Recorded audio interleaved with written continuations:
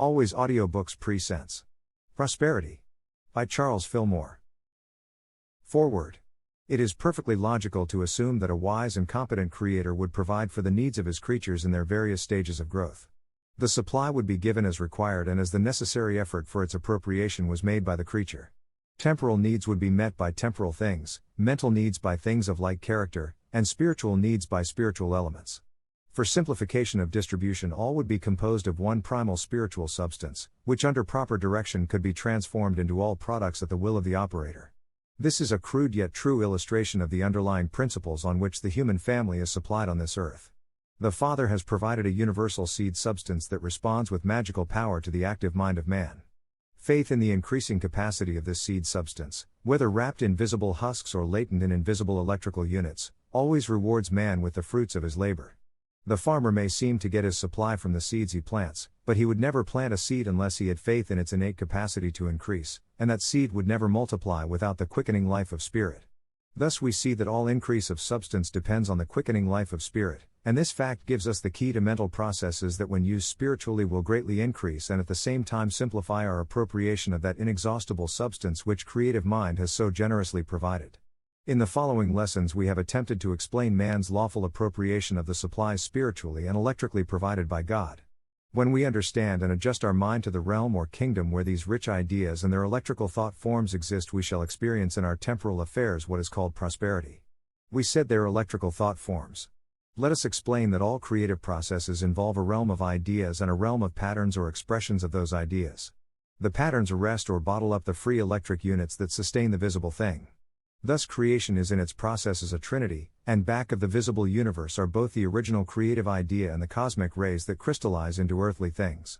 When we understand this trinity and its various activities, we shall be able to reconcile the discoveries of modern science with the fundamentals of religion. Modern science teaches us that space is heavily charged with energies that would transform the earth if they could be controlled. Sir Oliver Lodge says that a single inch 3 of the ether contains energy enough to run a 40 horsepower engine 40 million years. The divergence of opinion among physicists as to the reality of the ether does not nullify the existence in space of tremendous potentialities. Sir Arthur Eddington says that about half the leading physicists assert that the ether exists and the other half deny its existence, but, in his words, both parties mean exactly the same thing, and are divided only by words. Spiritual understanding says that the ether exists as an emanation of mind and should not be confused in its limitations with matter. Mathematical measurements applied to the ether work it out of existence because its reality is in the mind that conceived it and its being is governed and sustained by ideas, and ideas have no physical dimensions. So the ether will have existence and deposit matter only so long as mind has use for it. When infinite mind has completed the cycles of creation, both the invisible and the visible universes will be rolled up as a scroll and disappear and only mind remain. And all the host of heaven shall be dissolved, and the heavens shall be rolled together as a scroll, and all their hosts shall fade away. It adds greatly to the stability of a Christian's faith to know that Jesus anticipated the discoveries of modern science of the existence of that kingdom called the ether. He named it the kingdom of the heavens, and his illustrations of its possibilities are unsurpassed. He did not say it was a place the good would inherit after death but an estate we could have here and now. It is your Father's good pleasure to give you the kingdom. Jesus taught that we can incorporate life-giving rays into our mind, body, and affairs through faith. Where physicists merely describe the mechanical presence of life as energy, Jesus taught man how by the exercise of his mind he can make that life obey him. Instead of a universe of blind mechanical forces, Jesus showed the universe to be persuaded and directed by intelligence. What we need to realize above all else is that God has provided for the most minute needs of our daily life, and that if we lack anything it is because we have not used our mind in making the right contact with the supermind and the cosmic ray that automatically flows from it. Lesson 1: Spiritual Substance, the fundamental basis of the universe. Divine mind is the one and only reality. When we incorporate the ideas that form this mind into our mind and persevere in those ideas, a mighty strength wells up within us. Then we have a foundation for the spiritual body, the body not made with hands, eternal in the heavens. When the spiritual body is established in consciousness, its strength and power is transmitted to the visible body and to all the things that we touch in the world about us. Spiritual discernment reveals that we are now in the dawn of a new era, that the old methods of supply and support are fast passing away, and that new methods are waiting to be brought forth. In the coming commerce, man will not be a slave to money. Humanity's daily needs will be met in ways that are not now thought practical. We shall serve for the joy of serving, and prosperity will flow to us and through us in streams of plenty. The supply and support that love and zeal will set in motion are not as yet largely used by man, but those who have tested their providing power are loud in their praise. The dynamic power of the supermind in man has been sporadically displayed by men and women of every nation. It is usually connected with some religious rite in which mystery and priestly authority prevail. The so-called common herd are kept in darkness with respect to the source of the superhuman power of occult adepts and holy men. But we have seen a great light in the discovery by physical scientists that the atom conceals electronic energies whose mathematical arrangement determines the character of all the fundamental elements of nature. This discovery has disrupted the science based on the old mechanical atomic theory, but has also given Christian metaphysicians a new understanding of the dynamics back of spirit. Science now postulates space rather than matter as the source of life. It says that the very air is alive with dynamic forces that await man's grasp and utilization, and that these invisible, omnipresent energies possess potentialities far beyond our most exalted conception. What we have been taught about the glories of heaven pales into insignificance compared with the glories of the radiant rays popularly referred to as the ether. We are told by science that we have utilized very meagerly this mighty ocean of ether in producing from it the light and power of electricity. The seemingly tremendous force generated by the whirl of our dynamos is but a weak dribble from a universe of energy. The invisible waves that carry radio programs everywhere are but a mere hint of an intelligent power that penetrates and permeates every germ of life, visible and invisible. Scientific minds the world over have been tremendously moved by these revolutionary discoveries, and they have not found language adequate to explain their magnitude. Although a number of books have been written by scientists, setting forth guardedly the far-reaching effects that will inevitably follow man's appropriation of the easily accessible ether, none has dared to tell the whole story. The fact is that the greatest discovery of all ages is that of physical science, that all things apparently have their source in the invisible, intangible ether. What Jesus taught so profoundly in symbols about the riches of the kingdom of the heavens has now been proved true. According to the Greek, the language in which the New Testament has come down to us, Jesus did not use the word heaven but the word heavens in his teaching. He was not telling us of the glories of some faraway place called heaven, but was revealing the properties of the heavens all around us, called both space and ether by physicists. He taught not only its dynamic but also its intelligent character, and said that the entity that rules it is within man, the kingdom of God is within you. He not only described this kingdom of the heavens in numerous parables but made its attainment by man the greatest object of human existence. He not only set this as man's goal but attained it himself, thereby demonstrating that his teaching is practical as well as true. The scientists tell us that the ether is charged with electricity, magnetism, light rays, X-rays, cosmic rays, and other dynamic radiations, that it is the source of all life, light, heat, energy, gravitation, attraction, repulsion, in short, that it is the interpenetrating essence of everything that exists on the earth. In other words, science gives to the ether all the attractions of heaven without directly saying so. Jesus epitomized the subject when he told his followers that it was the kingdom from which God clothed and fed all his children. Seek ye first his kingdom, and his righteousness, and all these things shall be added unto you. Science says that the electrical particles that break into light in our Earth's atmosphere are also a source of all substance and matter. Jesus said that he was the substance and bread that came from the heavens. When will our civilization begin really to appropriate and use this mighty ocean of substance and life spiritually as well as physically? This inexhaustible mind substance is available at all times and in all places to those who have learned to lay hold of it in consciousness. The simplest, shortest, and most direct way of doing this was explained when Jesus said, "Whosoever shall not doubt in his heart, but shall believe that what he saith cometh to pass, he shall have it." When we know that certain potent ideas exist in the invisible mind expressions, named by science both ether and space, and that we have been provided with the mind to lay hold of them, it is easy to put the law into action through thought and word and deed. There is a tide in the affairs of men, which, taken at the flood, leads on to fortune, said Shakespeare. That flood tide awaits us in the cosmic spaces, the paradise of God. The spiritual substance from which comes all visible wealth is never depleted. It is right with you all the time and responds to your faith in it and your demands on it. It is not affected by our ignorant talk of hard times, though we are affected because our thoughts and words govern our demonstration. The unfailing resource is always ready to give. It has no choice in the matter, it must give, for that is its nature. Pour your living words of faith into the omnipresent substance, and you will be prospered though all the banks in the world close their doors. Turn the great energy of your thinking toward plenty ideas, and you will have plenty regardless of what men about you are saying or doing. God is substance, but if by this statement we mean that God is matter, a thing of time or condition, then we should say that God is substanceless. God is not confined to that form of substance which we term matter. God is the intangible essence of that which man has formed into and named matter. Matter is a mental limitation of that divine substance whose vital and inherent character is manifest in all life expression. God's substance may be conceived as God energy, or spirit light, and God said, "Let there be light," and there was light. This is in harmony with the conclusions of some of the most advanced physicists. Sir James Jeans says, in The Mysterious Universe, "The tendency of modern physics is to resolve the whole material universe into waves, and nothing but waves. These waves are of two kinds, bottled up waves, which we call matter, and unbottled waves, which we call radiation, or light. The process of annihilation of matter is merely unbottling imprisoned wave energy, and setting it free to travel through space. Spirit is not matter. Spirit is not person. In order to perceive the essence of being, we must drop from our mind all thought that God is in any way circumscribed or has any of the limitations that we associate with things or persons having form or shape. Thou shalt not make unto thee a graven image, nor any likeness of anything that is in heaven above, or that is in the earth beneath." God is substance, not matter, because matter is formed, while God is the formless. God's substance lies back of matter and form. It is the basis of all form, yet does not enter into any form as a finality. Substance cannot be seen, touched, tasted, or smelled, yet it is more substantial than matter, for it is the only substantiality in the universe. Its nature is to substand or stand under or behind matter as its support and only reality. Job says, "The Almighty shall be thy defense, and thou shalt have plenty of silver." This refers to universal substance, for silver and gold are manifestations of an everywhere present substance and are used as symbols for it. Lew Wallace, in Ben-Hur, refers to the kingdom as beaten gold.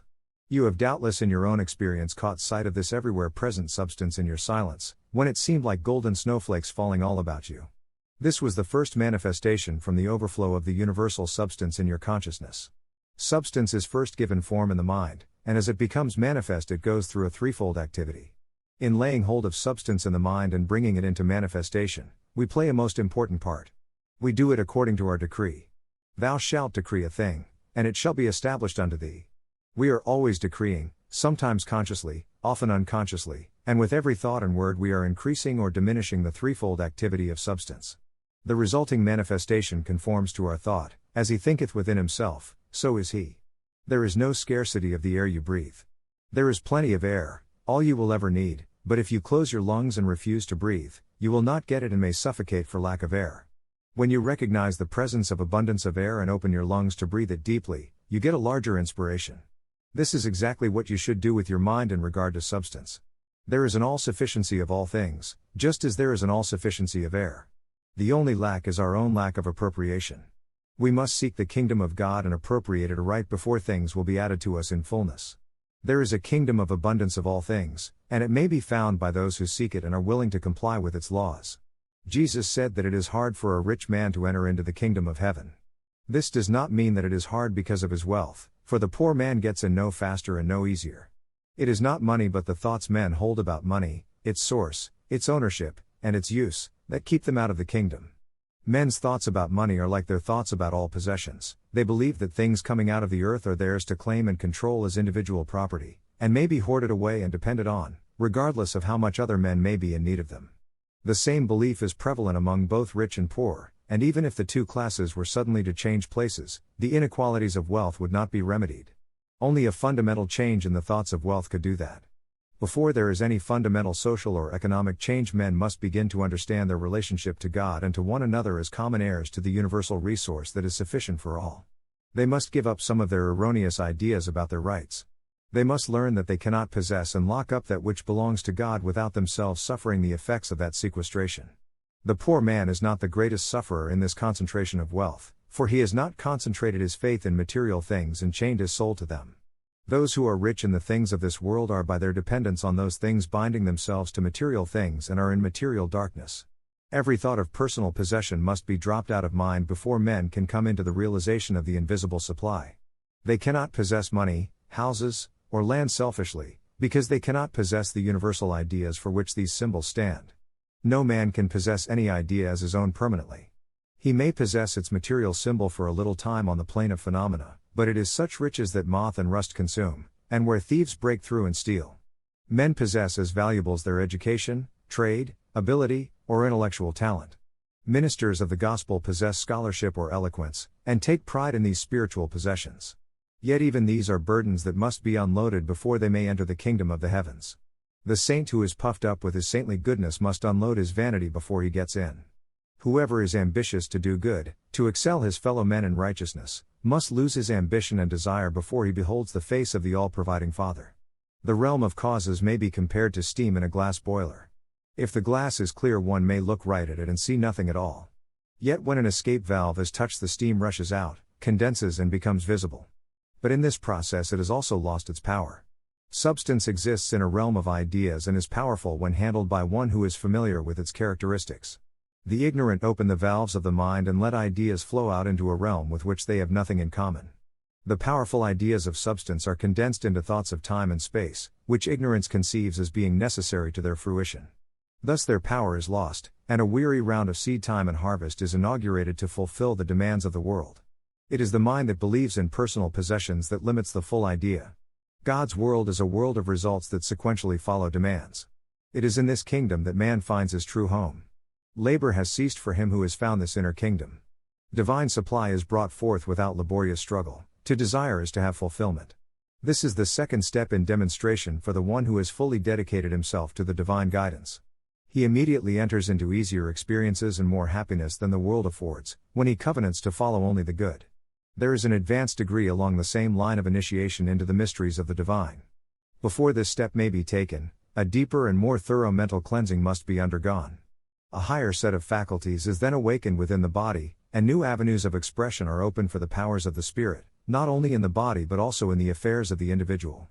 As he proceeds to exercise these faculties, he may find some of them clogged by the crystals of dead thought that some selfish ideas have deposited, which makes him go through a fresh cleansing.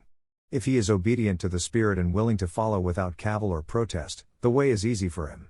If however he questions and argues, as did Job, he will meet many obstructions and his journey will be long and tedious.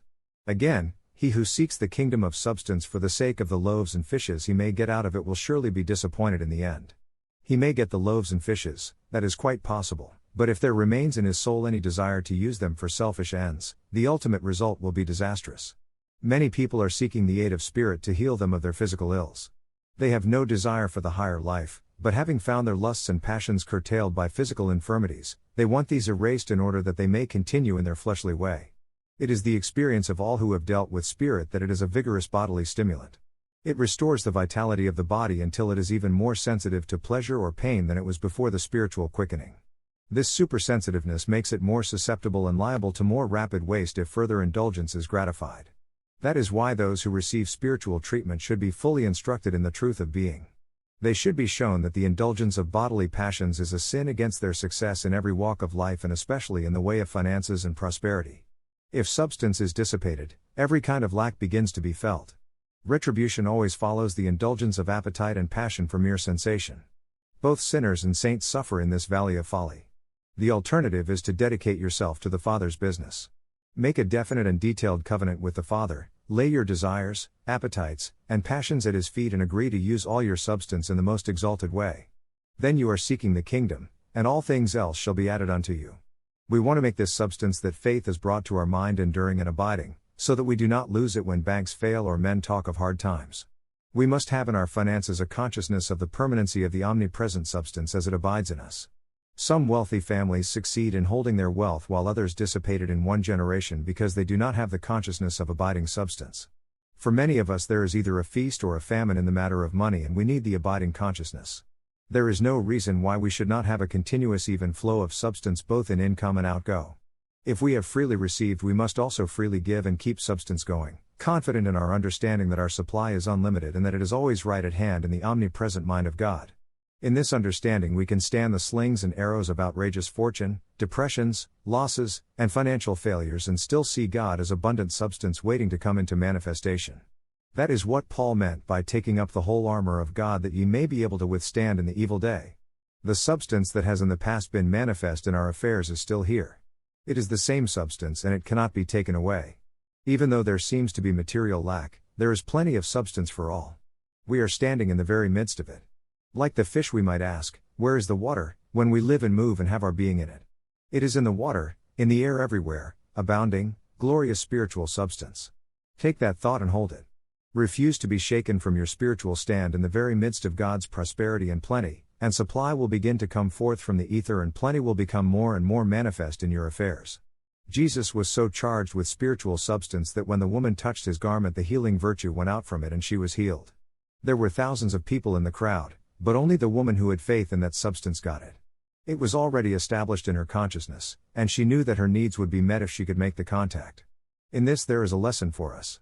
We know that strength is manifest everywhere, for we see it in the mechanical world. A great locomotive starts from the depot, moving slowly at first, but when it gains momentum it speeds down the track like a streak. Thus it is with spiritual strength.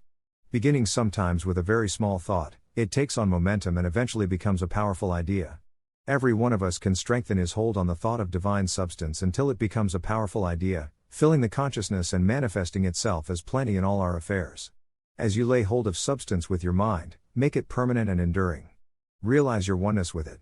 You are unified with the one living substance, which is God, your all-sufficiency. From this substance you were created, in it you live and move and have your being, by it you are fed and prospered.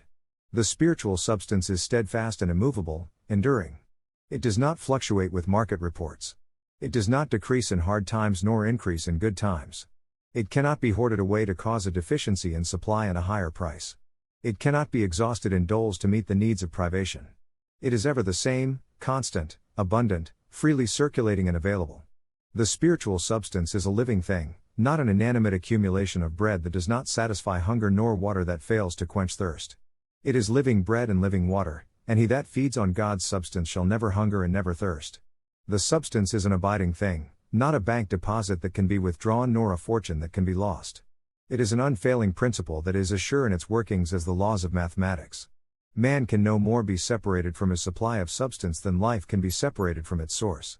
As God permeates the universe and life permeates every cell of the body, so does substance flow freely through man, free from all limit or qualification.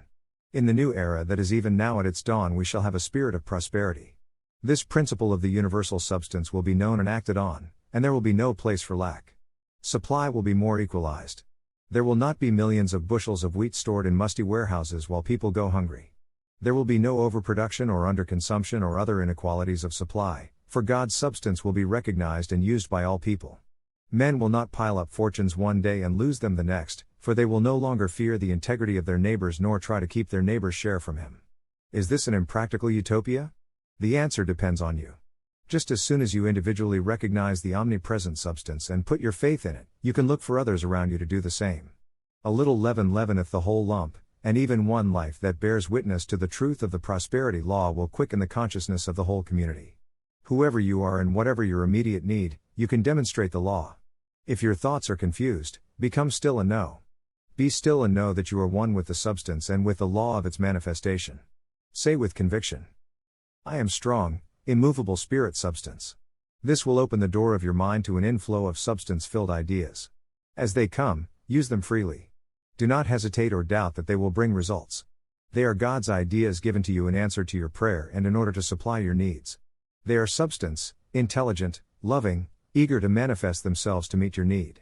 God is the source of a mighty stream of substance, and you are a tributary of that stream, a channel of expression.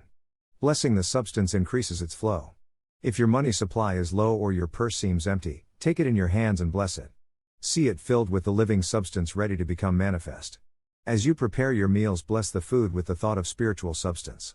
When you dress, bless your garments and realize that you are being constantly clothed with God's substance. Do not center your thought on yourself, your interests, your gains or losses, but realize the universal nature of substance.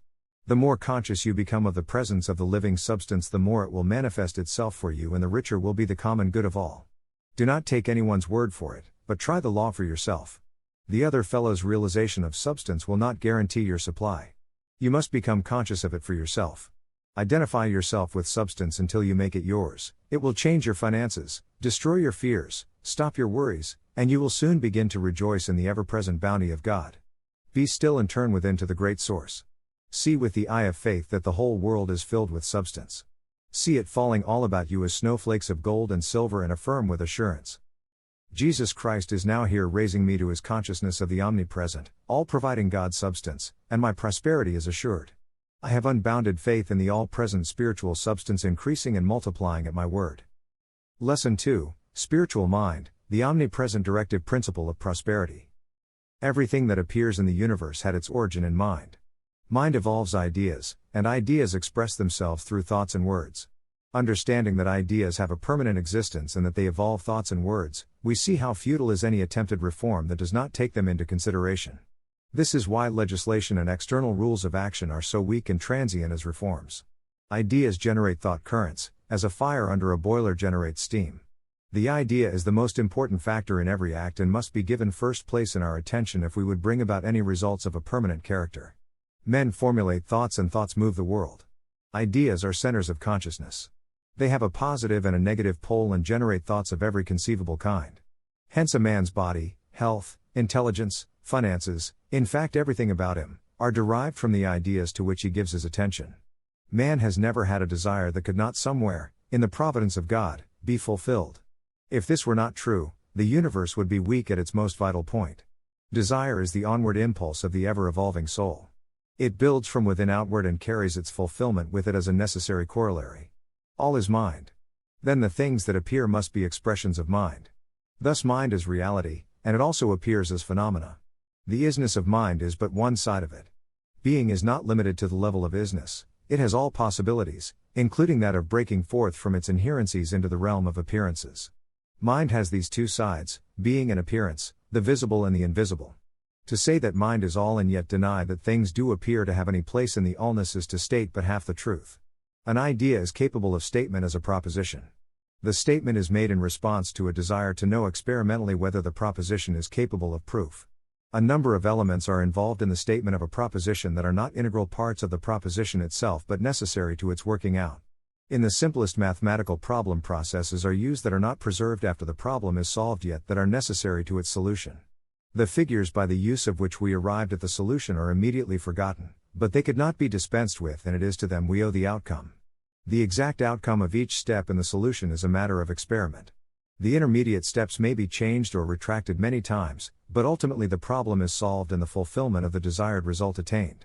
If this is true of the simplest problem in arithmetic, it is equally true of the creation of the universe. As above, so below.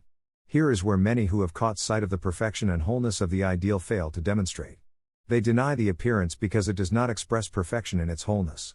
The student in the depths of a mathematical problem who should judge thus would erase all his figures because the answer was not at once apparent, though he may have already completed a good part of the process leading up to the desired answer. We would not say that a farmer is wise who cuts down his corn in the tassel because it does not show the ripened ears. Do not jump to conclusions. Study a situation carefully in its various aspects before you decide. Consider both sides, the visible and the invisible, the within and the without. The very fact that you have an ideal condition or world in your mind carries with it the possibility of its fulfillment and expression. Being cannot shirk expression. To think is to express yourself, and you are constantly thinking. You may deny that the things of the outer world have existence, yet as long as you live in contact with them you are recognizing them. When you affirm being and deny the expression of being, you are a house divided against itself. We have all wondered why we do not understand more truth than we do, or why it is necessary to understand at all, since God is all-wise and all-present. Understanding is one of the essential parts of your I am identity. Man is a focal point in God consciousness and expresses God. Therefore he must understand the processes that bring about that expression.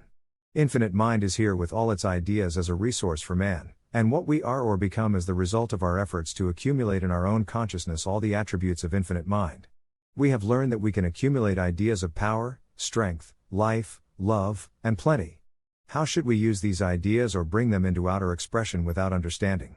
Where shall we get this understanding save from the source of all ideas, the one mind? But if any of you lacketh wisdom, let him ask of God, who giveth to all liberally and upbraideth not, and it shall be given him. In following the principles of mathematics we use rules. There is a rule of addition that we must observe when we add, other rules that must be followed when we subtract or multiply.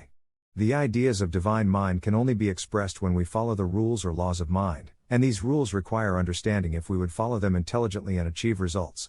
Man is given all power and authority over all the ideas of infinite mind, and the idea of wisdom is one of them.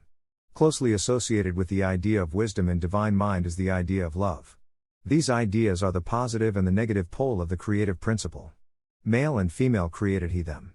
The ideas of God mind are expressed through the conjunction of wisdom and love. God commanded that these two ideas should be fruitful and multiply and replenish the whole earth with thoughts and expression. We have access to the divine realm from which all thoughts are projected into the world. We are constantly taking ideas from the spiritual world and forming them into our own conception of the things we desire. Sometimes the finished product does not satisfy or please us. That is because we have taken the idea away from its true parents, wisdom and love, and let it grow to maturity in an atmosphere of error and ignorance. In the matter of money or riches, we have taken the idea of pure substance from the spiritual realm, then have forgotten the substance idea and tried to work it out in a material atmosphere of thought. It was a wonderful idea, but when we took it away from its spiritual parents' wisdom and love, it became an unruly and disappointing child. Even if without love and understanding of substance you accumulate gold and silver, your store will not be stable or permanent. It will fluctuate and cause you worry and grief. There are many people who don't know the value of a dollar, with whom money comes and goes, who are rich today and poor tomorrow. They have no understanding of the substance that is the underlying reality of all wealth.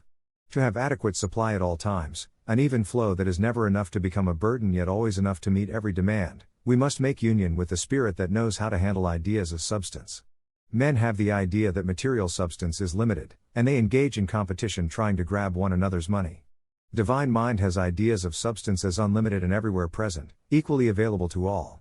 Since man's work is to express substance ideas in material form, we must find a way to connect ideas of substance with ideas of material expression, to adjust the ideas of man's mind with the ideas of divine mind. This is accomplished by faith through prayer.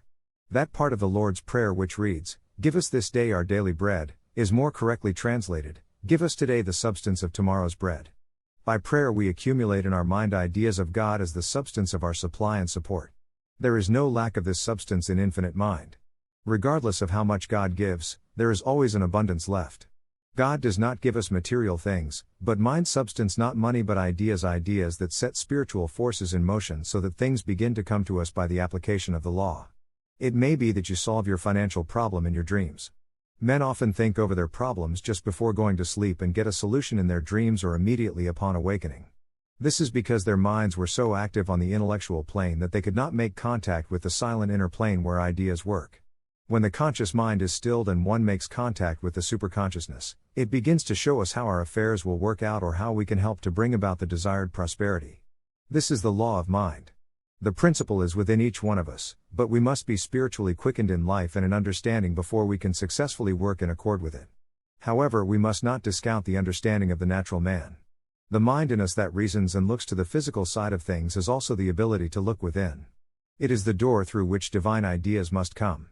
Jesus, the Son of Man, called himself the door and the way. It is the divine plan that all expression or demonstration shall come through this gateway of man's mind. But above all this are the ideas that exist in the primal state of being, and this is the truth of which we must become conscious. We must become aware of the source of our substance. Then we can diminish or increase the appearance of our supply or our finances, for their appearance depends entirely on our understanding and handling of the ideas of substance. The time is coming when we shall not have to work for things, for our physical needs in the way of food and clothing, because they will come to us through the accumulation of the right ideas in our mind. We will begin to understand that clothing represents one idea of substance, food another, and that every manifest thing is representative of an idea. In the second chapter of Genesis, this living substance is called dust of the ground in the Hebrew, and Adam was formed from it. We find that the elemental substance is in our body. The kingdom of the heavens or the kingdom of God is within man. It is a kingdom of substance and of mind. This mind interpenetrates our mind and our mind interpenetrates and pervades our body. Its substance pervades every atom of our body. Are you giving it your attention, or do you still look to outer sources for supply? Are you meditating and praying for an understanding of this omnipresent substance? If you are, it will come, and it will demonstrate prosperity for you. When it does, you are secure, for nothing can take that true prosperity from you. It is the law that does not and cannot fail to operate when once set in operation in the right way. This law of prosperity has been proved time and time again. All men who have prospered have used the law, for there is no other way. Perhaps they were not conscious of following definite spiritual methods, yet they have in some way set the law in operation and reaped the benefit of its unfailing action. Others have had to struggle to accomplish the same things. Remember that Elijah had to keep praying and affirming for a long time before he demonstrated the rain. He sent his servant out the first time, and there was no sign of a cloud. He prayed and sent him out again and again with the same result, but at last, after repeated efforts, the servant said he saw a little cloud. Then Elijah told them to prepare for rain, and the rain came. This shows a continuity of effort that is sometimes necessary. If your prosperity does not become manifest as soon as you pray and affirm God as your substance, your supply, and your support, refuse to give up. Show your faith by keeping up the work. You have plenty of scripture to back you up. Jesus taught it from the beginning to the end of his ministry and demonstrated it on many occasions. Many have done the same thing in his name. Jesus called the attention of his followers to the inner realm of mind, the kingdom of God's substance. He pointed out that the lilies of the field were gloriously clothed, even finer than Solomon in all his glory. We do not have to work laboriously in the outer to accomplish what the lily does so silently and beautifully. Most of us rush around trying to work out our problems for ourselves and in our own way, with one idea, one vision, the material thing we seek. We need to devote more time to silent meditation and, like the lilies of the field, simply be patient and grow into our demonstrations. We should remember always that these substance ideas with which we are working are eternal ideas that have always existed and will continue to exist, the same ideas that formed this planet in the first place and that sustain it now. A great German astronomer had worked the greater part of his life with a desire to know more about the stars. One night, quite suddenly and strangely enough, for he had given but little thought to the spiritual side of things, he broke right out into a prayer of thanksgiving because of the perfect order and harmony of the heavens. His prayer was, "O God, I am thinking thy thoughts after thee." The soul of this man had at that moment made the contact and union with infinite mind. But though this contact seemed to be made suddenly, it was the result of long study and the preparation of his mind and thought. Jesus expressed the same at one met with God at the moment of his supreme miracle, the raising of Lazarus. His words were, "Father, I thank thee that thou heardest me. And I knew that thou hearest me always." This gives us another side of the prosperity law. We open the way for great demonstrations by recognizing the presence and praising it, by thanking the Father for spiritual quickening. We quicken our life by affirming that we are alive with the life of Spirit, our intelligence by affirming our oneness with divine intelligence, and we quicken the indwelling, interpenetrating substance by recognizing and claiming it as our own. We should meditate in this understanding and give sincere thanks to the God of this omnipresent realm of ideas, because we can think his thoughts after him. We can thank the Father that his thoughts are our thoughts and that our natural mind is illumined by Spirit. We can illumine our mind any time by affirming this thought. I thank thee, Father, that I think thy thoughts after thee and that my understanding is illumined by Spirit. Spiritual thoughts are infinite in their potentiality, each one being measured by the life, intelligence, and substance with which it is expressed. The thought is brought into expression and activity by the word. Every word is a thought in activity, and when spoken it goes out as a vibratory force that is registered in the all-providing substance. The mightiest vibration is set up by speaking the name Jesus Christ. This is the name that is named far above all rule and authority, the name above all names, holding in itself all power in heaven and in earth. It is the name that has power to mold the universal substance. It is at one with the Father-Mother substance, and when spoken it sets forces into activity that bring results. Whatsoever ye shall ask of the Father in my name, he may give it to you. If ye shall ask anything in my name, that will I do. There could be nothing simpler, easier, or freer from conditions in demonstrating supply. Hitherto, before the name Jesus Christ was given to the world, have ye asked nothing in my name? Ask, and ye shall receive, that your joy may be made full. The sayings of Jesus were of tremendous power because of his consciousness of God. They raised the God ideal far above what had ever before been conceived. These ideas so far transcended the thought plane of the people that even some of the disciples of Jesus would not accept them, and they walked no more with him. Until fairly recent times most men have failed to grasp the lesson of the power of the spoken word expressing spiritual ideas. Jesus has never been taken literally, else men would have sought to overcome death by keeping his sayings. Few have taken his words in full faith, not only believing them but so saturating their minds with them that they become flesh of their flesh and bone of their bone, being incarnated in their very bodies, as Jesus intended. The secret of demonstration is to conceive what is true in being and to carry out the concept in thought, word, and act. If I can conceive a truth, there must be a way by which I can make that truth apparent. If I can conceive of an inexhaustible supply existing in the omnipresent ethers, then there is a way by which I can make that supply manifest. Once your mind accepts this as an axiomatic truth, it has arrived at the place where the question of processes begins to be considered. No one ever fully sees the steps that he must take in reaching a certain end. He may see in a general way that he must proceed from one point to another, but all the details are not definite unless he has gone over the same ground before. So in the demonstration of spiritual powers as they are expressed through man, we must be willing to follow the directions of someone who has proved his understanding of the law by his demonstrations.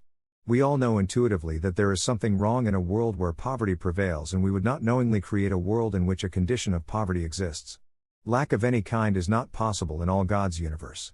So when there is an appearance of poverty anywhere, it is our duty to deny it.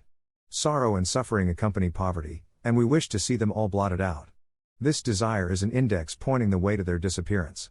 As the consciousness of the kingdom of heaven with its abundant life and substance becomes more and more common among men, these negative conditions will fade out of seeming existence. Jesus said that all things should be added to those who seek the kingdom of heaven. We do not have to wait until we have fully entered the kingdom or attained a complete understanding of spirit before prosperity begins to be manifest, but we do have to seek, to turn the attention in that direction. Then things begin to be added unto us. Thousands of people are proving the law in this age. They accept the promise of the scriptures and are looking to God to supply their every need. In the beginning of their seeking, they may have little to encourage them to believe that they will be provided for or helped along any particular line. But they carry out the command to seek and in faith act just as though they were receiving, and gradually there opens up to them new ways of making a living. Sometimes avenues are open to them to which they are strangers, but they find pleasant experience and are encouraged to continue seeking the kingdom of God and rejoicing in its ever-increasing bounty. Many such people today are wisely using their one talent. They may not have seen the Holy of Holies in the inner sanctuary, but they are getting closer to it. This is the step we must all take: begin to seek this kingdom of God's substance. Trust in the promise and see the result in the mental currents that are set in motion all about us.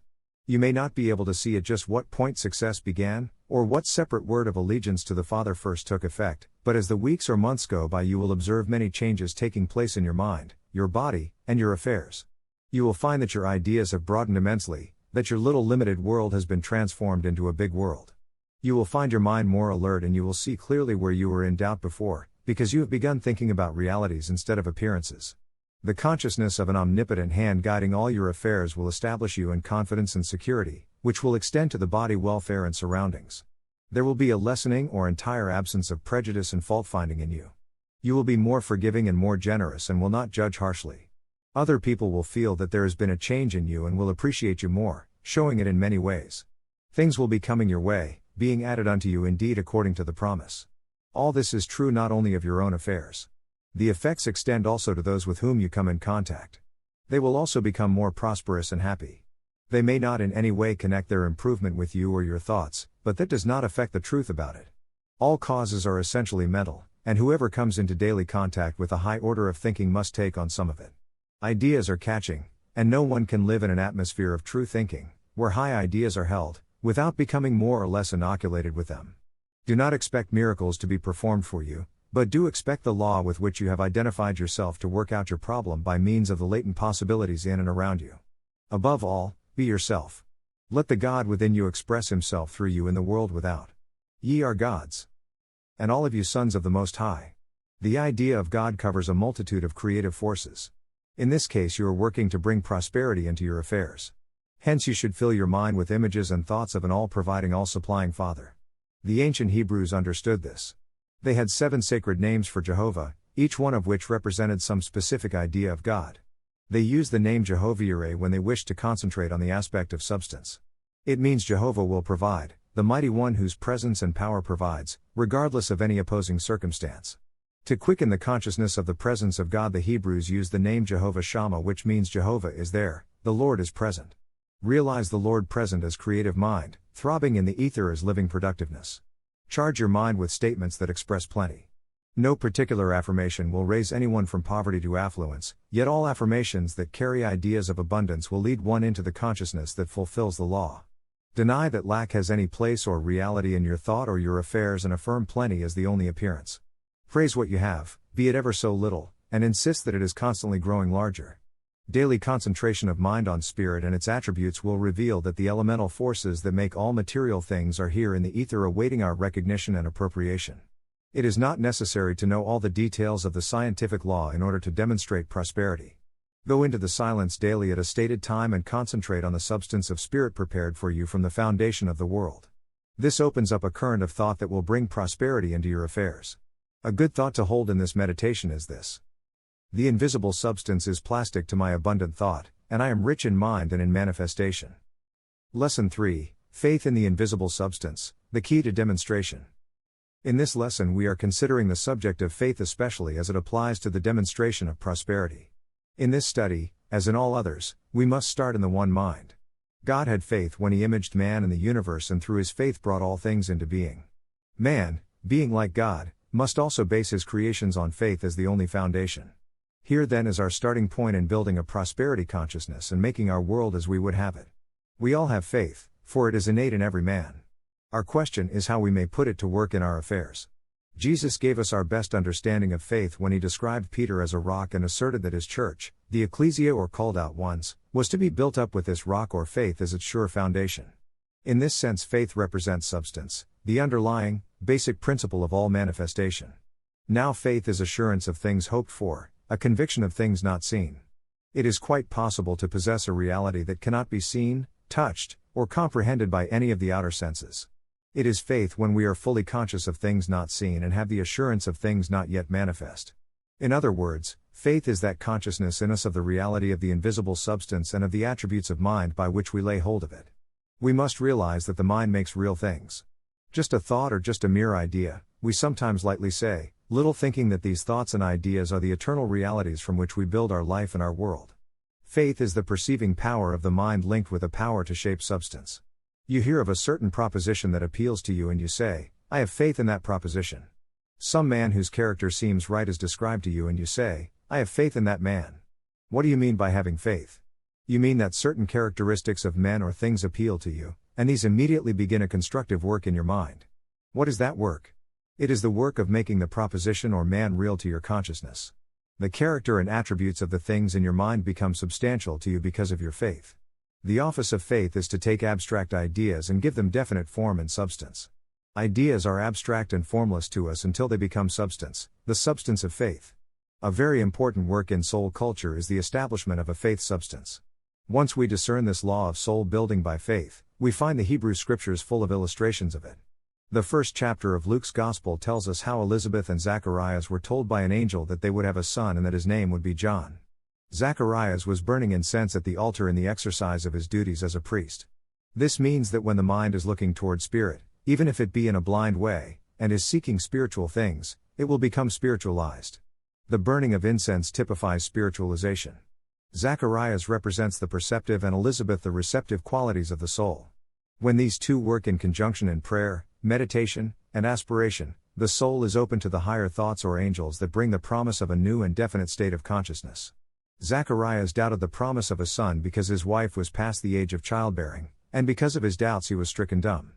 This means that when we perceive spiritual truth and doubt it, we retard its outer expression. It cannot be spoken into manifestation through us because of our doubt. All the growth is then thrown upon the soul. Elizabeth hid herself 5 months, but when the soul begins to feel the presence of the new ego or new state of consciousness, then we again come into faith expression. The speech of Zacharias is restored. It was the same way in the bringing forth of Jesus. A promise was first made to Mary, and Joseph was assured that the child was the offspring of the Holy Spirit. This represents a still higher step in the work of faith. The bringing forth of John the Baptist is the intellectual perception of truth. The intellect grasps truth first. The next step is the bringing forth of substance and life in the subconsciousness. When we have given ourselves entirely to Spirit, we may do things without knowing exactly why. That is because faith is at work in us, and even if we do not know the law and cannot explain faith to the outer consciousness, it continues to do its perfect work and eventually brings forth the demonstration. Do not fear the power that works out things in the invisible. When you get a strong perception of something that your inner mind tells you is true and good, act on it and your demonstration will come. That is the way a living faith works, and it is the law of your creative word. Faith can also have understanding added to it. We call our spiritual faculties out of our subconsciousness. When Jesus did some of his most remarkable works, he had with him Peter, James, and John. Peter represents faith, James wisdom or judgment, and John love. These three faculties when expressed together in mind accomplish apparent miracles.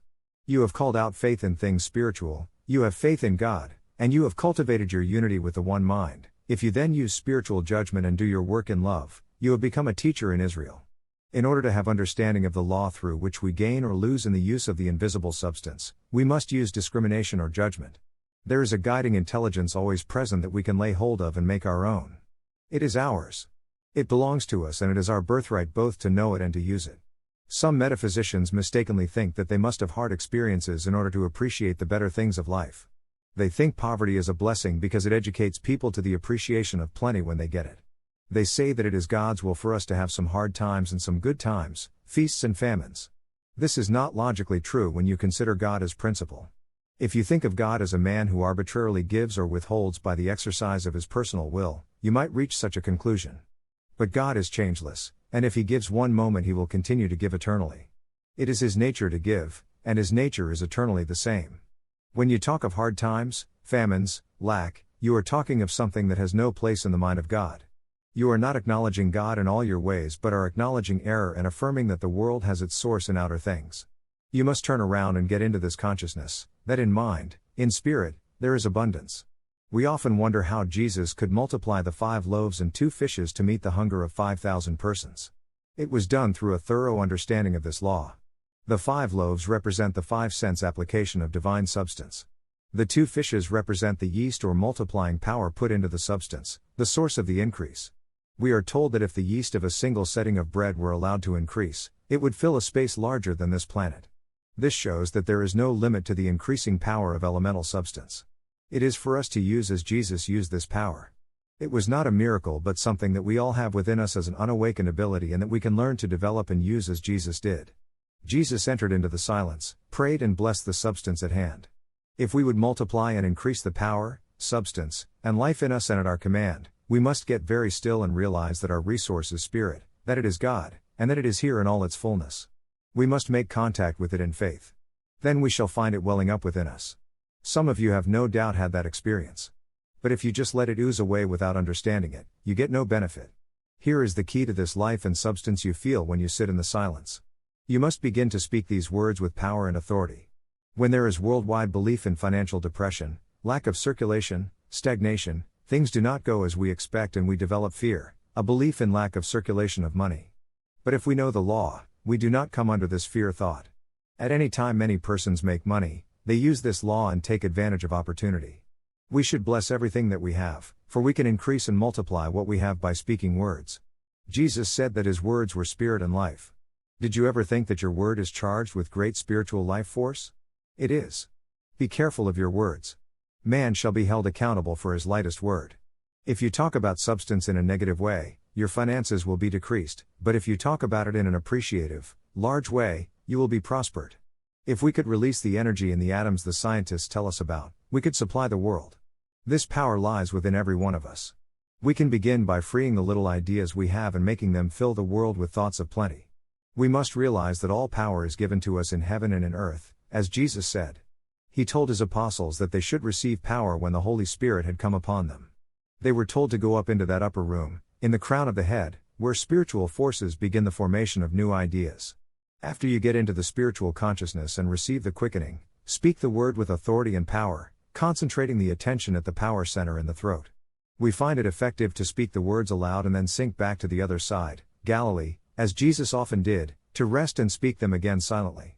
You can send forth this vibratory energy of spirit and break down the inertia caused by thoughts of fear and lack, carve out ways, open new avenues to the demonstration of your good. To bring forth these undeveloped spiritual qualities we must believe in them. For he that cometh to God must believe that he is. Lord, keep us from unbelief, from leaning on the things we see, from judging according to appearances. You can conjure up in your mind 1,000 imaginary things that will seem real to you.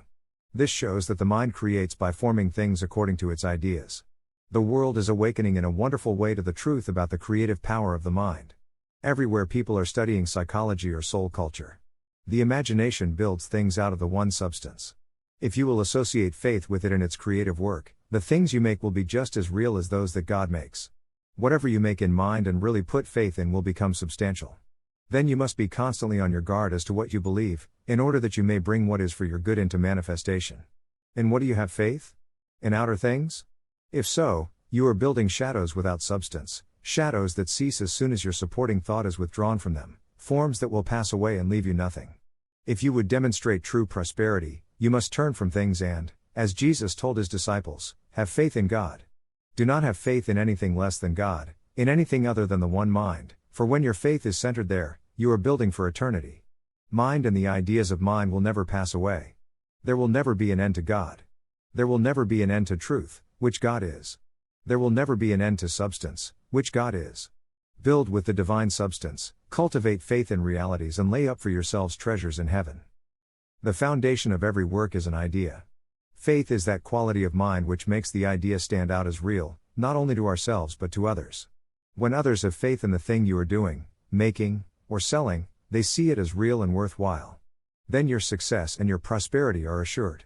Only that exists in whose becoming really visible or valuable you have great faith. If you say and believe, I have faith in the substance of God working in and through me to increase and bring abundance into my world, your faith will start to work mightily in the mind substance and make you prosperous.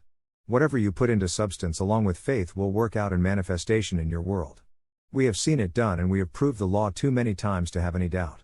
The scriptures are filled with illustrations of this activity of bringing things to pass through faith in substance. The characters of whom we read in the scriptures represent ideas carrying forward their work in human souls.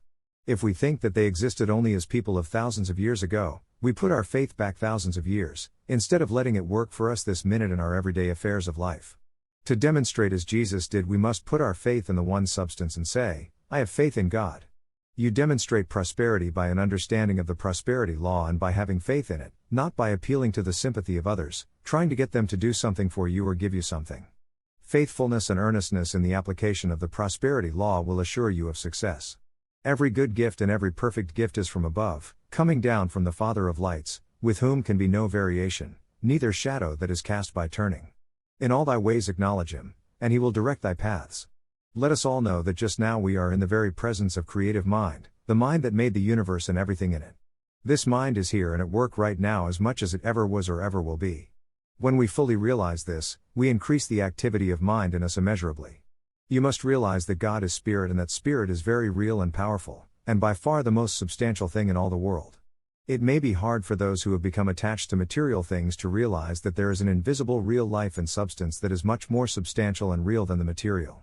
The men of science tell us that the invisible forces have a power that is millions of times more real and substantial than all the material world. When we read statements about some of the recent discoveries of science, which everyone accepts and talks about, we are truly amazed. Such statements made by religionists would be called preposterous and unbelievable. Yet religion has been making the same statements in different ways for thousands of years. Now science is helping religion by proving them. In comparing substance and matter as regards their relative reality, one scientific writer says that matter is merely a crack in the universal substance. It is universal substance that man is handling all the time with his spiritual mind.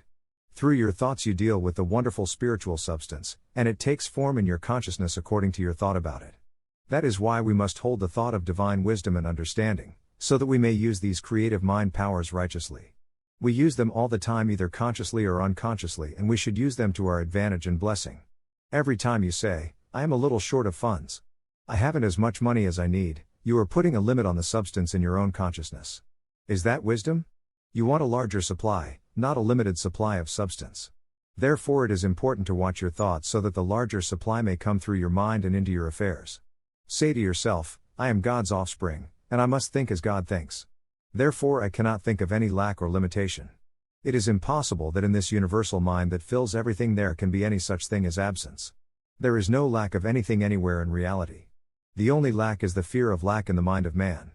We do not need to overcome any lack, but we must overcome the fear of lack. This fear of lack led men to speculate in order to accumulate substance and have a lot of it stored up. This caused a still greater fear of lack in other men, and the situation grew worse and worse until it became generally believed that we must pile up the material symbols of substance for a possible lack in the future. We have tried that system and found that it fails us every time. We must learn to understand the divine law of supply and the original plan, which is that we have each day our daily bread. That is all we really want, just the amount of things we need for today's use, plus the absolute assurance that the supply for tomorrow's needs will be there when tomorrow comes. This assurance cannot be found in hoarding or piling up, as we have learned by experience. It can be had if we have faith and understand the truth about omnipresent, always available substance. Anything less than today's needs is not enough. Anything more than we need for today is a burden. Let us start with the fundamental proposition that there is plenty for you and for me and that the substance is here all the time, supplying us with every needful thing, according to our thought and word. In the morning, immediately upon awakening, take a quiet meditative thought. A good foundation statement to hold in the silence is, let the words of my mouth and the meditation of my heart be acceptable in thy sight. O Jehovah, my rock, and my redeemer. Think of the meaning of these words as you meditate on them. The words of your mouth and the thoughts of your heart are now and always molding the spiritual substance and bringing it into manifestation. They will not be acceptable to the Lord unless they bring into manifestation things that are true, lovely, and altogether good. After your morning meditation, when you have declared the omnipresence and the allness of the good, receive it as true and go forth to the day's activities with faith that all things needful are provided and your good must come. The soil and substance omnipresent has many names. Jesus called it the kingdom of the heavens. Moses in Genesis named it the Garden of Eden. Science says it is the ether. We live in it as fishes live in the sea, and it lives in us and supplies us with all things according to our thoughts. When you start to your work, pause a moment and declare, I set God before me this day, to guide and guard, to protect and prosper me. Or, the Spirit of the Lord goes before me this day and makes my way successful and prosperous. Make this your proclamation for the day. Decree it to be so, and the Lord will bring it to pass. During the day, if a thought of lack or limitation should for a moment disturb you, banish it at once with the statement, Jehovah is my shepherd, I shall not want. When your mind comes around again to the subject of prosperity, realize most strongly that your prosperity comes from God. It came with you from God, from your contact with God mind in your silence, and your prosperity is right with you wherever you are. Supply may seem to come through outer channels, but your real success depends on your inner hold on the prosperity realization. Be thankful for supply that comes through outer channels, but do not limit God's giving to any one channel. Look unto Him and be prospered. Some prosperity prayers. I am always provided for because I have faith in Thee as my omnipresent abundance. I have faith in Thee as my almighty resource and I trust Thee to preserve me in my prosperity. I trust the universal spirit of prosperity in all my affairs. I come to God because I believe that He is and that He is a rewarder of them that seek alter Him. Lesson 4, Man, the inlet and outlet of divine mind. The possessions of the Father are not in stocks and bonds but in the divine possibilities implanted in the mind and soul of every man. Through the mind of man ideas are brought into being. Through the soul of man God's wealth of love finds its expression. It is well said that the mind is the crucible in which the ideal is transmuted into the real. This process of transformation is the spiritual chemistry we must learn before we are ready to work intelligently in the great laboratory of the Father's substance. There is no lack of material there to form what we will, and we can all draw on it as a resource according to our purpose. Wealth of consciousness will express itself in wealth of manifestation. One who knows principle has a certain inner security given him by the understanding of God mind. Our affirmations are for the purpose of establishing in our consciousness a broad understanding of the principles on which all life and existence depend. Our religion is based on a science in which ideas are related to principle and to other ideas in a great universal mind that works under mental laws. It is not a new religion nor a religious fad but points out the real and the true in any religion. If you know principle, you are able to know at once whether a religion is founded on facts or has a basis of man-made ideas. In order to demonstrate principle we must keep establishing ourselves in certain statements of the law. The more often you present to your mind a proposition that is logical and true the stronger becomes that inner feeling of security to you. The mind of man is built on truth and the clearer your understanding of truth is the more substantial your mind becomes. There is a definite and intimate relation between what we call truth and this universal substance of being. When the one mind is called into action in your mind by your thinking about it, it lays hold of the substance by the law of attraction or sympathy of thought. Thus the more you know about God the more successful you will be in handling your body and all your affairs. The more you know about God the healthier you will be, and of course the healthier you are the happier, more beautiful, and better you will be in every way. If you know how to take hold of the universal substance and mold it to your uses, you will be prosperous. Mind substance enters into every little detail of your daily life whether you realize the truth or not. However, to establish yourself in a certain security in the possession and use of universal life, love, intelligence, and substance, you must get a consciousness of it by first mentally seeing the truth. All true action is governed by law. Nothing just happens. There are no miracles. There is no such thing as luck. Nothing comes by chance. All happenings are the result of cause and can be explained under the law of cause and effect. This is a teaching that appeals to the innate logic of our mind, yet we sometimes feel like doubting it when we see things happen that have no apparent cause. These happenings that seem miraculous are controlled by laws that we have not yet learned and result from causes that we have not been able to understand. Man does not demonstrate according to the law but according to his knowledge of the law, and that is why we must seek to learn more of it. God is law and God is changeless. If we would bring forth the perfect creation, we must conform to law and unfold in our mind, body, and affairs as a flower unfolds by the principle of innate life, intelligence, and substance. The United States Congress establishes laws that rule the acts of all American citizens. Those who keep the laws are rewarded by the protection of the law. Congress does not see to it that men obey the laws. That is left to the executive department of the government. The same thing is true of the universal law. God has ordained the law but does not compel us to follow it. We have free will, and the manner of our doing is left entirely to us. When we know the law and work with it, we are rewarded by its protection and use it to our good. If we break the universal law, we suffer limitations, just as a convicted lawbreaker is limited to a cell or prison. The Holy Spirit is the executive official through whom divine mind enforces its laws. You can see from this consideration that God has bestowed the power of divine mind on every man. You are using your organism, body, mind, and soul, to carry out a law that God established as a guide for all creation. If you righteously fulfill this mission, you cannot fail to get the righteous results. If you fail to live in accordance with the law, well, that is your affair. God cannot help it if you are not following the law and by it demonstrating health, happiness, prosperity, and all good. Blackstone said that law is a rule of action. So with God's law, if you follow the rules of action, you will demonstrate truth. You will have all that God has prepared for you from the foundation of the world. What are the rules of the law? First, God is good and all His creations are good. When you get that firmly fixed in your mind, you are bound to demonstrate good and nothing but good can come into your world. If you let in the thought that there is such a thing as evil and that you are as liable to evil as to good, then you may have conditions that conform to your idea of evil. But remember, evil and evil conditions are not recognized by divine mind. If you have thought of evil as a reality or as having any power over you, change your thought at once and begin to build up good brain cells that never heard about anything but good. Pray thus: I am a child of the absolute good. God is good, and I am good. Everything that comes into my life is good, and I am going to have only the good. Establish this consciousness and only the good will be attracted to you and your life will be a perpetual joy. I cannot tell you why this is true, but I know that it is and that you can prove it for yourself to your satisfaction. If you will start right now with the idea of universal and eternal goodness uppermost in your mind, talk only about the good, and see with the mind's eye everything and everybody is good, then you will soon be demonstrating all kinds of good.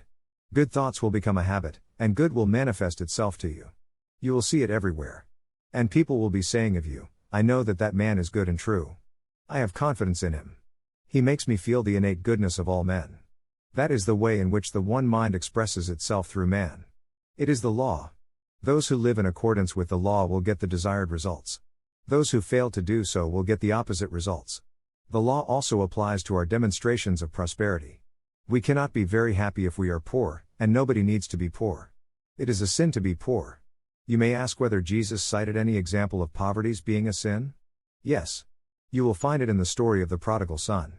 That is often used as a text to preach to moral sinners, but a close study of it shows that Jesus was teaching the sin of lack and how to gain plenty. It is a wonderful prosperity lesson. The prodigal son took his inheritance and went into a far country, where he spent it in riotous living and came to want. When he returned to his father's house, he was not accused of moral shortcoming, as we should expect. Instead, the father said, "Bring forth quickly the best robe and put it on him." That was a lesson in good apparel. It is a sin to wear poor clothes. This may seem to some to be rather a sordid way of looking at the teaching of Jesus, but we must be honest. We must interpret it as he gave it, not as we think it ought to be. The next act of the father was to put a gold ring on the prodigal's finger, another evidence of prosperity. The Father's desire for us is unlimited good, not merely the means of a meager existence. The ring symbolizes the unlimited, that to which there is no end. It also represents omnipresence and omnipotence in the manifest world. When the Father gave that ring to the Son, He gave him the key to all life activity. It was the symbol of his being a son and heir to all that the Father had. All that is mine is thine. The Father gives us all that He has and is, omnipotence, omniscience, all love, and all substance when we return to the consciousness of His house of plenty. Put shoes on His feet was the Father's next command to the servants. Feet represent that part of our understanding that comes into contact with earthly conditions. In the head or upper room we have the understanding that contacts spiritual conditions, but when we read in Scripture anything about the feet, we may know that it refers to our understanding of things of the material world. The next thing the Father did for His returned Son was to proclaim a feast for him. That is not the way we treat moral sinners. We decree punishment for them, we send them to jail. But the Father gives a feast to those who come to Him for supply. He does not dole out only a necessary ration but serves the fatted calf, universal substance and life in its fullness and richness. The parable is a great lesson on prosperity, for it shows us that people who are dissipating their substance in sense ways are sinners and eventually fall into a consciousness of lack. It also proves that they may become lawful and prosperous again by returning to the Father mind. When there are so many lessons in the Bible for moral delinquents, There is no need to twist the meaning of this parable to that purpose. It is so plainly a lesson on the cause of lack and want. Jesus expressly states that the youth wasted his substance in a far country, a place where the divine law of plenty was not realized. There is a very close relation between riotous living and want. Persons who waste their substance in sensation come to one in both physical and financial ways. If we would make the right use of the divine substance and the divine law, we must come back to the consciousness of the Father and conserve our body substance. Then health and prosperity will become naturally manifest. If we are not resourceful or secure in our use of the one divine substance, we are not secure in anything. Substance is a very important thing in our world, in fact the foundation of it. Therefore we should be secure in our understanding of it and use it according to God's law. Then let us enter into the very truth of being and observe the divine law. Let us realize that our Father is always here and that we are in a far country only when we forget His presence. He is constantly giving us just what we will acknowledge and accept under His law. We can take our inheritance and divorce ourselves in consciousness from the Father, but we shall suffer the results, for then we shall not do things in divine wisdom and divine order, and there will be a famine in that land. Let us rather seek the divine wisdom to know how to handle our substance, and the law of prosperity will be revealed to us. To come into this realization, declare with faith and all assurance, the all-providing mind is my resource, and I am secure in my prosperity. Primitive men did not contend for the products of nature so long as they could easily pick the fruits from the trees and sleep beneath the branches. When they began to live in caves, contention arose over the best places, and the strongest were usually the victors. Success leads to success. Those who were able to take the best did so and proved the law that whosoever hath, to him shall be given, and he shall have abundance. This seems at first thought to be an unjust law, but it has always prevailed in the affairs of the world. Jesus, the greatest of metaphysicians, taught it as a divine law and gave it his commendation. He could not have done otherwise, for it is a righteous law that man shall have what he earns, that industry, effort, and ability be rewarded and laziness discouraged. This law operates in every department of being. Those who seek the things that the material realm has to offer usually find them. Those who strive for moral excellence usually attain that goal. Those who aspire to spiritual rewards are also rewarded. The law is that we get what we want and work for, and all experience and history have proved it a good law. If this law were removed, world progress would cease and the race become extinct. Where there is no reward for effort, there will be no effort and society will degenerate. We may talk wisely about the inner urge, but when it has no outer field of action it eventually becomes discouraged and ceases to act. When men evolve spiritually to a certain degree, they open up inner faculties that connect them with cosmic mind, and attain results that are sometimes so startling that they seem to be miracle workers. What seems miraculous is the action of forces on planes of consciousness not previously understood. When a man releases the powers of his soul, he does marvels in the sight of the material-minded, but he has not departed from the law. He is merely functioning in a consciousness that has been sporadically manifested by great men in all ages. Man is greater than all the other creations of God-mind because he has the ability to perceive and to lay hold of the ideas inherent in God-mind and through faith bring them into manifestation. Thus evolution proceeds by man's laying hold of primal spiritual ideas and expressing them in and through his consciousness. In the exercise of his I am identity, man needs to develop certain stabilizing ideas. One of them is continuity or loyalty to truth. In the scriptures and in life we have many examples of how love sticks to the thing on which it has set its mind. Nothing so tends to stabilize and unify all the other faculties of mind as love. That is why Jesus gave as the greatest commandment that we love God. When you first begin to think of God as everywhere present substance, your mind will not adhere continuously to the idea. You will drop your attention after a while and think, I haven't enough to meet all our bills. There you have made a break and have lost momentum in your ongoing, and you must patch it up quickly. Affirm, I am not going to be led astray. The old ideas are error and they are nothing. They have no power over me. I am going to stick to this proposition. God is love, the substance of my supply. Ruth, the Moabitish woman, became so attached to Naomi, spiritual thought, that she would not leave her but accompanied her back to Palestine. She was loyal and steadfast because of her love. What was the result of her stick-to-itiveness?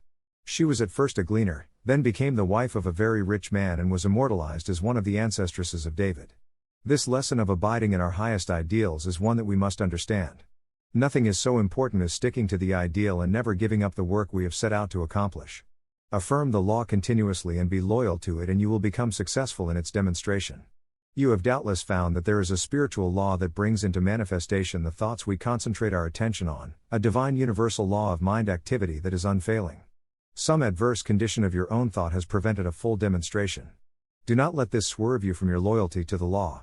You may seem to attain results very slowly, but that is the best reason for sticking closely to your ideal and not changing your mind. Be loyal to principle and the adverse condition will break up. Then the true light will come and the invisible substance you have been faithfully affirming will begin to reveal itself to you in all its fullness of good. Jesus stressed the idea that God has made abundant provision for all his children, even to the birds of the air and the lilies of the field. The Lord has clothed you with soul substance as gloriously as he did Solomon. But you must have faith in this all-providing substance of good and by your continuity of imagination set it to forming the things you desire. If you are persistent in working this idea in your conscious mind, it will eventually drop down into your subconscious mind and continue to work there where things take form and become manifest. Invisible substance, when your subconsciousness becomes filled with it to the overflowing point, will ooze out, as it were, into all your affairs. You will become more prosperous and successful so gradually, simply, and naturally that you will not realize that it derives from a divine source and an answer to your prayers. We must realize all the while, however, that whatever we put as seed into the subconscious soil will eventually bring forth after its kind, and we must exercise the greatest caution so that we do not think or talk about insufficiency or allow others to talk to us about it. As we sow in mind, so shall we reap in manifestation. Some of our well-meaning friends have a way of loading us up with hard times ideas that disperse this prosperity substance that we have accumulated. Sometimes even one adverse thought will cause it to escape, then we must go back and patch up the broken reservoir of substance thinking. We have to hold it in our mind in all its fullness, and we should not let go of it for a minute lest the work of demonstration be delayed. When you retire at night, let your last thought be about the abundance of spiritual substance. See it filling all the house and the minds of all the people in the house. That potent thought will then sink into your subconsciousness and continue to work whether you are asleep or awake. The law of supply is a divine law. This means that it is a law of mind and must work through mind. God will not go to the grocery and bring food to your table. But when you continue to think about God as your real supply, everything in your mind begins to awaken and to contact the divine substance, and as you mold it in your consciousness, ideas begin to come which will connect you with the visible manifestation. You first get the ideas and consciousness direct from their divine source, and then you begin to demonstrate in the outer. It is an exact law and it is scientific and unfailing. First the blade, then the ear, then the full grain in the ear. When you work in harmony with this universal law, every needed thing is abundantly supplied. Your part is simply to fulfill the law, that is, to keep your mind filled with mind substance, to store up spiritual substance until the mind is filled with it and it cannot help but manifest in your affairs in obedience to the law. Whosoever hath, to him shall be given. But you are not fulfilling the law when you allow poverty-stricken thoughts to dwell in your mind. They draw other like thoughts, and your consciousness will have no room for the truth that prosperity is for you. Poverty or prosperity, it all depends on you. All that the Father has is yours, but you alone are responsible for the relationship of the Father's good to your life.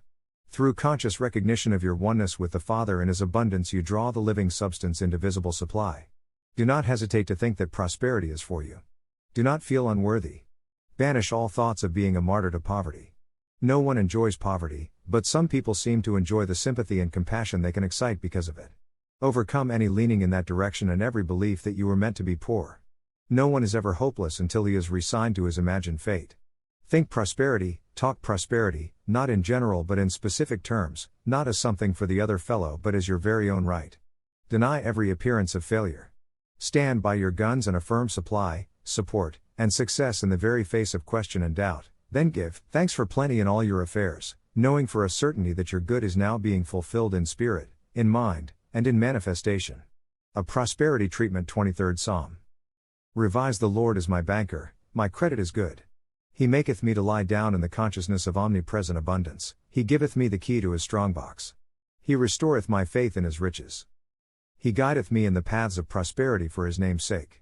Yea, though I walk in the very shadow of death, I shall fear no evil, for thou art with me, thy silver and thy gold, they secure me. Thou preparest a way for me in the presence of the collector, thou fillest my wallet with plenty, my measure runneth over. Surely goodness and plenty will follow me all the days of my life, and I shall do business in the name of the Lord forever. Lesson 5, the law that governs the manifestation of supply. It is safe to say that all men are striving to fulfill the law of their being, but few have understood the law. The law is one of the most important things we can study, because only as we come to understand it and in proportion as we understand it can we comply with its requirements and demonstrate our divine possibilities through it. In reading the scriptures, we gradually raise our consciousness of them as mere history and begin to apprehend them as setting forth the principle or law of life. We find the great Bible characters fitting into the pattern of our own consciousness, where they represent ideas. This makes the Bible a divine book of life rather than merely the history of a people. The idea of the law is symbolized by Moses. In our individual consciousness, he is denial, the negative side of the law that precedes its affirmative expression. Moses gave the law as thou shalt not. Jesus represents the law in its affirmative expression, thou shalt love the Lord thy God. Moses could not go into the promised land, the four-dimensional state of consciousness, for there can be no negation there. Joshua, whose name has the same meaning as that of Jesus, entered the promised land and opened the way for the children of Israel. He represents the first step in mind toward that full consciousness of the omnipresence and omnipotence of God that was attained in Jesus. Moses was the lawgiver, and Jesus was, in his own words, the fulfillment of the law. We must begin to see this four-dimensional world within, with its innate capacity for all things. Everything is right here, all that ever was or ever could be, simply waiting to be brought forth into manifestation. The Lord has prepared a great feast and invited all of us to it, just as Jesus explained in parable. We have right here within and all around us this substance ready for our appropriation or eating. Eating is the outer symbol of mental appropriation. We begin to break bread by breaking the substance of mind, everywhere abundantly provided. We have discovered that there is within us a life force that can be quickened into greater activity by thinking. Everyone has at some time demonstrated that he could overcome the negative condition of weakness by holding the thought of strength. Sometimes the strength follows the thought immediately, sometimes the thought must be persistently held for days or weeks. In demonstrating the law of ever-present abundance, we should and do expect the same results. If the demonstration seems slow in coming, patience and persistence will win. That may be because the poverty consciousness has a tenacious hold and takes effort to be got rid of. There is a law that governs the manifestation of supply, and we may learn that law and apply it by mental determination and faith in the logical sequences of spiritual realities. We have thought that the laws of God were mysterious and sacred, far removed from the ordinary individual, and that we had better try first to learn the laws of food, of medicine, of 1,000 other secondary things. A strict metaphysician looks on all these temporal laws as secondary to the one law of God. That one law, we are told, is to be written in our heart, our inward parts. Then there is something within us that naturally responds to the law of God. If we accept this as true, that we know the one law by an inner intelligence and that all other laws are secondary to it, we are in a position to get results, to demonstrate prosperity. In the natural world about us, we see that everything is governed by law. We are told that the whole animal kingdom is guided by instinct. Many theories have been advanced to explain instinct in terms of material thought. Some philosophers have stated that it is something handed down from one generation to the next, incorporated in germ cells. Whether this is true or not, there is every evidence that there is a law either in or around the cells that controls their formation and duplicates the pattern laid down ages ago in Mother Eve and Father Adam. This is the law written in our inward parts, which is not a figure of speech but a recognized fact. We must look within for the law and not without. The laws we find in the outer are the secondary laws. The infinite, creative mind has given to every one of us a key to the workings of this unfailing inner law. It is that everything we touch mentally or physically represents substance and that it is limited only by ourselves in our thought capacity. We cannot ask God for more substance, for the universe is full of it. We can and should ask for understanding to lay hold of it with our mind, that is, for an increase in our capacity. Back of the substance is the substance idea, and man is related to the cause side of this idea through his oneness with God. You may think that you could live better and do more good if you had lots of money. Things would not be a bit better with you if you had $1 million, unless you also had the understanding to use it for the good of yourself and others. Would you give a child $1 million to go buy candy and ice cream for himself? We must evolve with our possessions until we get the ability to handle them. Then the law is fulfilled. The supply unfolds at the same rate as the need or ability to use substance is developed. Let us realize this law of unfolding substance and get busy to fulfill it in ourselves by developing our understanding and appreciation of it. We should pray for just as much each day as we need or can handle. Give us this day our daily bread is a prayer that conforms to the divine law and answers itself. Infinite mind has a lawful way for providing its children with supply for all their needs. Nothing is left to chance. God feeds the birds of the air and clothes the lilies of the field, and He will feed and clothe us unless we make it impossible by our refusal to accept His bounty. Paul said that the fulfilling of the law is love. That is exactly what we must do, love the Lord and love our neighbor as ourselves, and love our work. The law is there, in our inward parts, in our very heart. We know what to do. We don't have to pray or beg for God to give us anything. All we need do is to meditate quietly and affirm the presence and power of the great giver of all, and then accept the gifts. To be true to the law is to stop looking to the without and to look within for supply. Looking to the within means fixing the mind on God as an ever-present spirit that is also substance and power. Wrapped up within each of us is a great richness of thoughts. These thoughts are prisoners in the subconsciousness only waiting to be set free to go to work for us. They are waiting for the coming of the Son of God, who releases the prisoners and sets the captives free. This Son is now seeking expression in you, is you. Release your rich thoughts, set free your innate powers, and take from the rich substance of the Father what you will. Through faith in the overcoming power of Jesus Christ, the sense mind will be overcome and the spiritual mind brought into control of your life and affairs.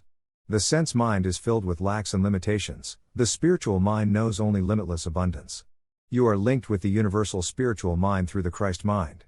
It is through the Christ mind that all things come to you, it is the channel to the all mind of the Father. Make the unity of wholeness with the Christ mind. Hold that you are master with the Master, one with the all-providing substance, and that your prosperity runneth over. As you begin this process of unifying yourself consciously with the inner life and substance, it will begin to well up within you and to overflow into your affairs, so that you will be prosperous. Remain true to this inner life no matter what the outer appearance may be, and you cannot help but bring the good things of life into manifestation. All manifest substance flows from a realm of light waves, according to the findings of modern physical science. James says, "Every good gift and every perfect gift is from above, coming down from the Father of lights." This is an exact statement of a scientific law, even to the use of the plural form of the word lights, for as science states, one or more light particles, electrons, form the atom that is the basis of all material manifestation. God ideas then are the source of all that appears. Accept this as an absolute truth, an all-productive truth, and consciously connect your mind with the Father mind. Then you will begin to realize a never-failing prosperity that comes from being itself. The German philosopher and poet Goethe says, "The highest and most excellent thing in man is formless, and we should guard against giving it shape in anything less than noble dress." This is a recognition of the truth that man has the capacity within himself to give form to the formless substance. Jesus expressed the law by saying, "Whatsoever thou shalt bind on earth shall be bound in heaven, and whatsoever thou shalt loose on earth shall be loosed in heaven." This heaven is the realm of pure ideas and mind. We are constantly incorporating these ideas into our mind and giving them form and shape according to our loyalty to truth. To every metaphysician this is a very important and very delicate process, because it is through this that we develop our soul. This soul development is often compared to the development of a photographic plate. The light puts the image on the sensitive plate in the first place, or as James says, it is a gift from the Father of lights. There is then an image on the plate, but it is invisible and unmanifest until it goes through a developing process. Infinite mind has imaged all its attributes in the soul of every man. But man must develop this image into the clear picture, and much of that work must be done in the dark with perfect faith in the law of manifestation. The photographer works in the darkroom, putting the plate through many processes. Sometimes the developer may make an error in some of the operations and the plate will come out with an imperfect image.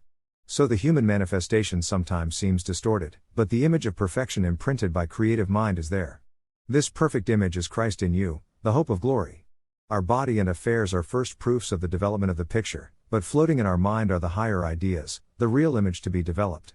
Our mind is engaged more or less in a chemical process. It is hard to find a line of demarcation between physical and mental chemistry, for they follow the same law. However, what has been imaged can be brought out by the proper method of development. Whatever you image yourself as doing, you can do. In our human understanding we have divorced this imaging power of the mind from the executive power. Now let us bring them together and unify them, for when imagination and will work together all things are possible to man. The will is symbolized in Scripture by the king. King Solomon was probably the world's richest man, and in so far as the world is concerned he was a great success. He demonstrated prosperity. He did not ask God for riches. Let us note that carefully. He asked God for wisdom, for ideas. God is mind and his gifts are not material but spiritual, not things but ideas. Solomon asked for and received the ideas and then developed them himself. Because he was wise all the world came to his court seeking wisdom and bringing riches in exchange for it. The king of Tyre brought the material he needed to build the temple.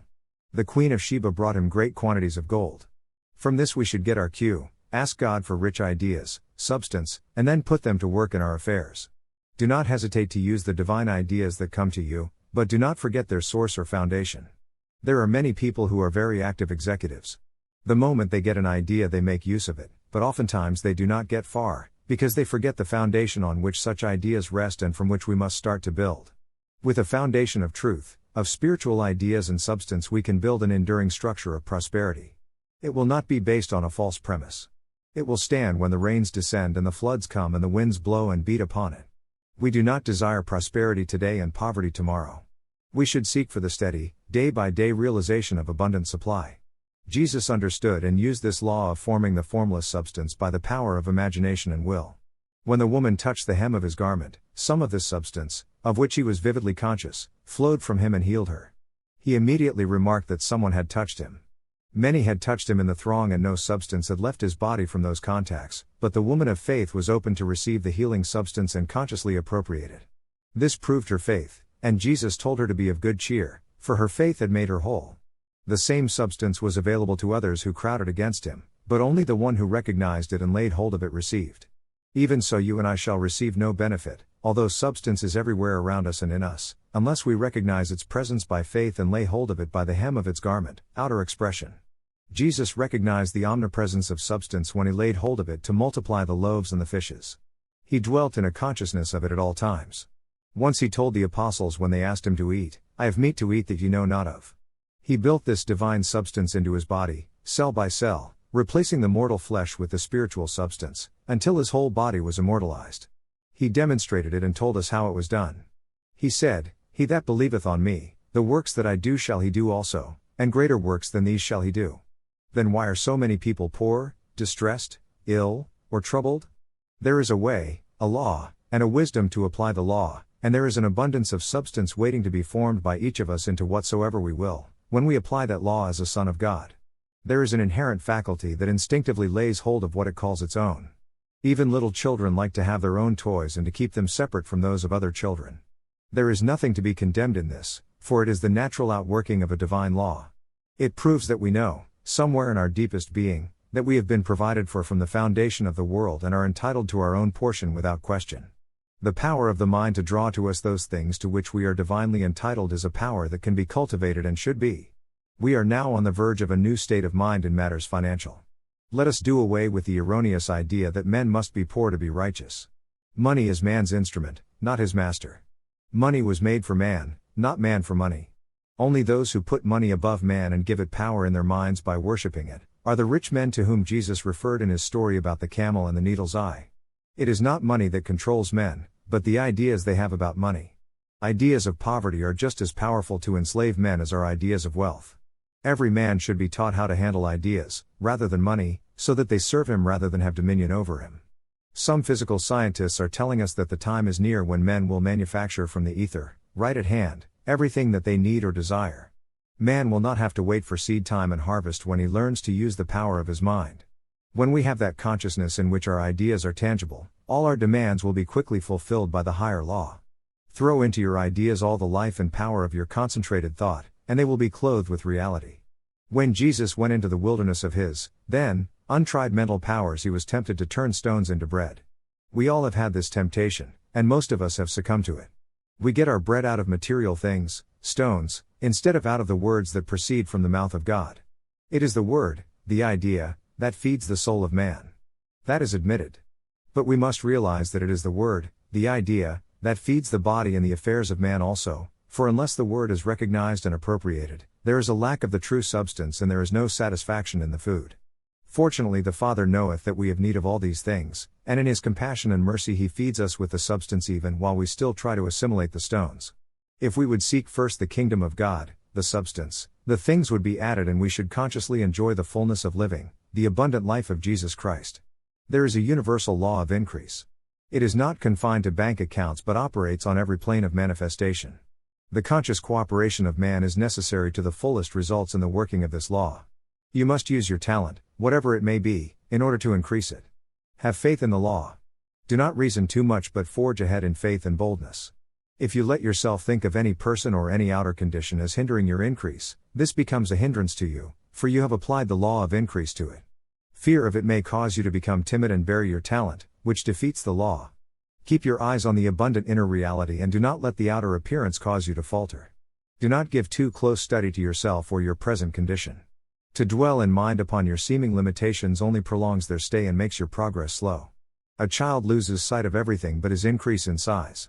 The boy sees himself as a larger boy, even as a man. It is the childlike mind that finds the kingdom. Then look ahead to the perfect man you are to be in the Spirit and behold yourself as the beloved Son in whom the Father is well pleased. God gives the increase, we are told in the Scripture. This is to be remembered, for we so often think that increase is the result of our personal efforts. Increase comes by the operation of a universal law, and our part is to keep that law. Use the talent of life, and it will expand wonderfully. You do this by talking about life, praising it, and giving God thanks for it. Act as though you were alive and glad to be alive, and you will gain a new realization of life, an increase in life itself. Never allow yourself to come under the control of the I can't man. He believes in limitations, wraps his talent in them, and hides it away in the negative earth, and no increase is possible to him. Be positive in spirit and you will succeed. All the negative talents that are buried away in the depths of material thought can be resurrected by spirit and made positive, put to the right use, contributing to the increase of your good. Appetite and passion, which are decreasing and destructive in the material, can be made increasing and constructive when directed to the things of spirit. Blessed are they that hunger and thirst after righteousness, for they shall be filled. If there is any lack apparent in man's world, it is because the requirements of the law of manifestation have not been met. This law is based on mind and its operation through thoughts and words. The key to the operation of mind is symbolically set forth in the Genesis account of the 6 days of creation. Man's mind goes through the identical steps in bringing an idea into manifestation. Between the perception of an idea and its manifestation there are 6 definite, positive movements, followed by a 7th day of rest, in which the mind relaxes and sees its work in process of fulfillment. In bringing forth a manifestation of God's abundant supply, take the first step by saying, "Let there be light," that is, let there be understanding. You must have a clear perception of the principle back of the proposition God will provide. The one universal, eternal, substance of God, which is the source of all, must be discerned and relied on, while dependence on material things must be eliminated from thought. So long as you depend on money alone, you are worshipping a false god and have not discerned the light. You must first enter into the understanding that God, omnipresent, omnipotent, and omniscient, is the source, and that you can draw on this source without limit. If you have established that light, you have begun your demonstration and can go to the second step. A firmament must be established, that is, a firm place in the mind, a dividing of the true from the apparent. This is done through affirmation. As you affirm God as your supply and support, your words will in due season become substance to you, the substance of faith. The third step is the forming of this substance into tangibility. Let the dry land appear. Out of the omnipresent substance your mind forms whatever it wants by the power of imagination. If it is food you need, see yourself as bountifully supplied with food. If you have already taken the other steps, you can picture in mind the things you desire and bring them into your manifest world. If the other steps of understanding and faith have not been taken first, there will of course be no demonstration, for above all the creative law is orderly and works by progressive steps. Many people have tried to demonstrate by visualizing and concentrating and have failed because they have put the third step first. They have not developed understanding or faith. If you work according to the law, conforming to its orderly operation as revealed in the degrees of creation, you cannot fail, because when you have fulfilled the law you have found the kingdom. Jesus recognized order as a fundamental factor in the law of increase. When he fed the multitude he made them sit down in companies. If you study the story carefully you will see that there was a great deal of preliminary preparation before the demonstration was made. There was a recognition of the seed ideas, the loaves and fishes carried by the small boy. There was a prayer of, "Thanks for that supply," and then it was blessed. All this preceded the actual appearing and appropriation of the supply. Every demonstration is based on the same law of increase and goes through the same orderly steps. Pray, but let your prayer be affirmative, for that is the prayer of faith. A begging prayer filled with ifs is a prayer of doubt. Keep praying until affirmations become a habit of mind. The race thought of lack must be penetrated and so charged with the truth of God's omnipresent abundance that all consciousness of lack and poverty disappears from the face of the earth. The more we trust to the simplicity and infallibility of the law, the better will be our individual demonstration, and the more we shall contribute to the transformation of the race thought that causes lack and famine.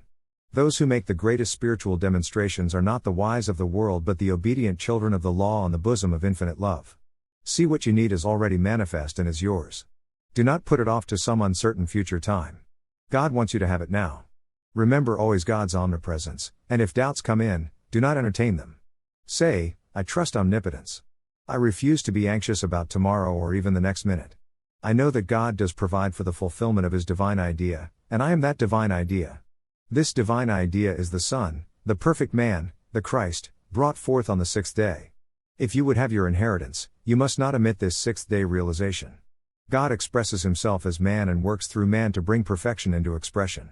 To give up all anxiety and trust in the Lord does not mean to sit down and do nothing. My Father worketh even until now, and I work. We are to work as God works, to work with God, as a son follows the occupation of his father. We are to form what God has created. In the first chapter of Genesis we see how the Father works. The various steps in his method are clearly pointed out, and we shall have results only as we faithfully follow them.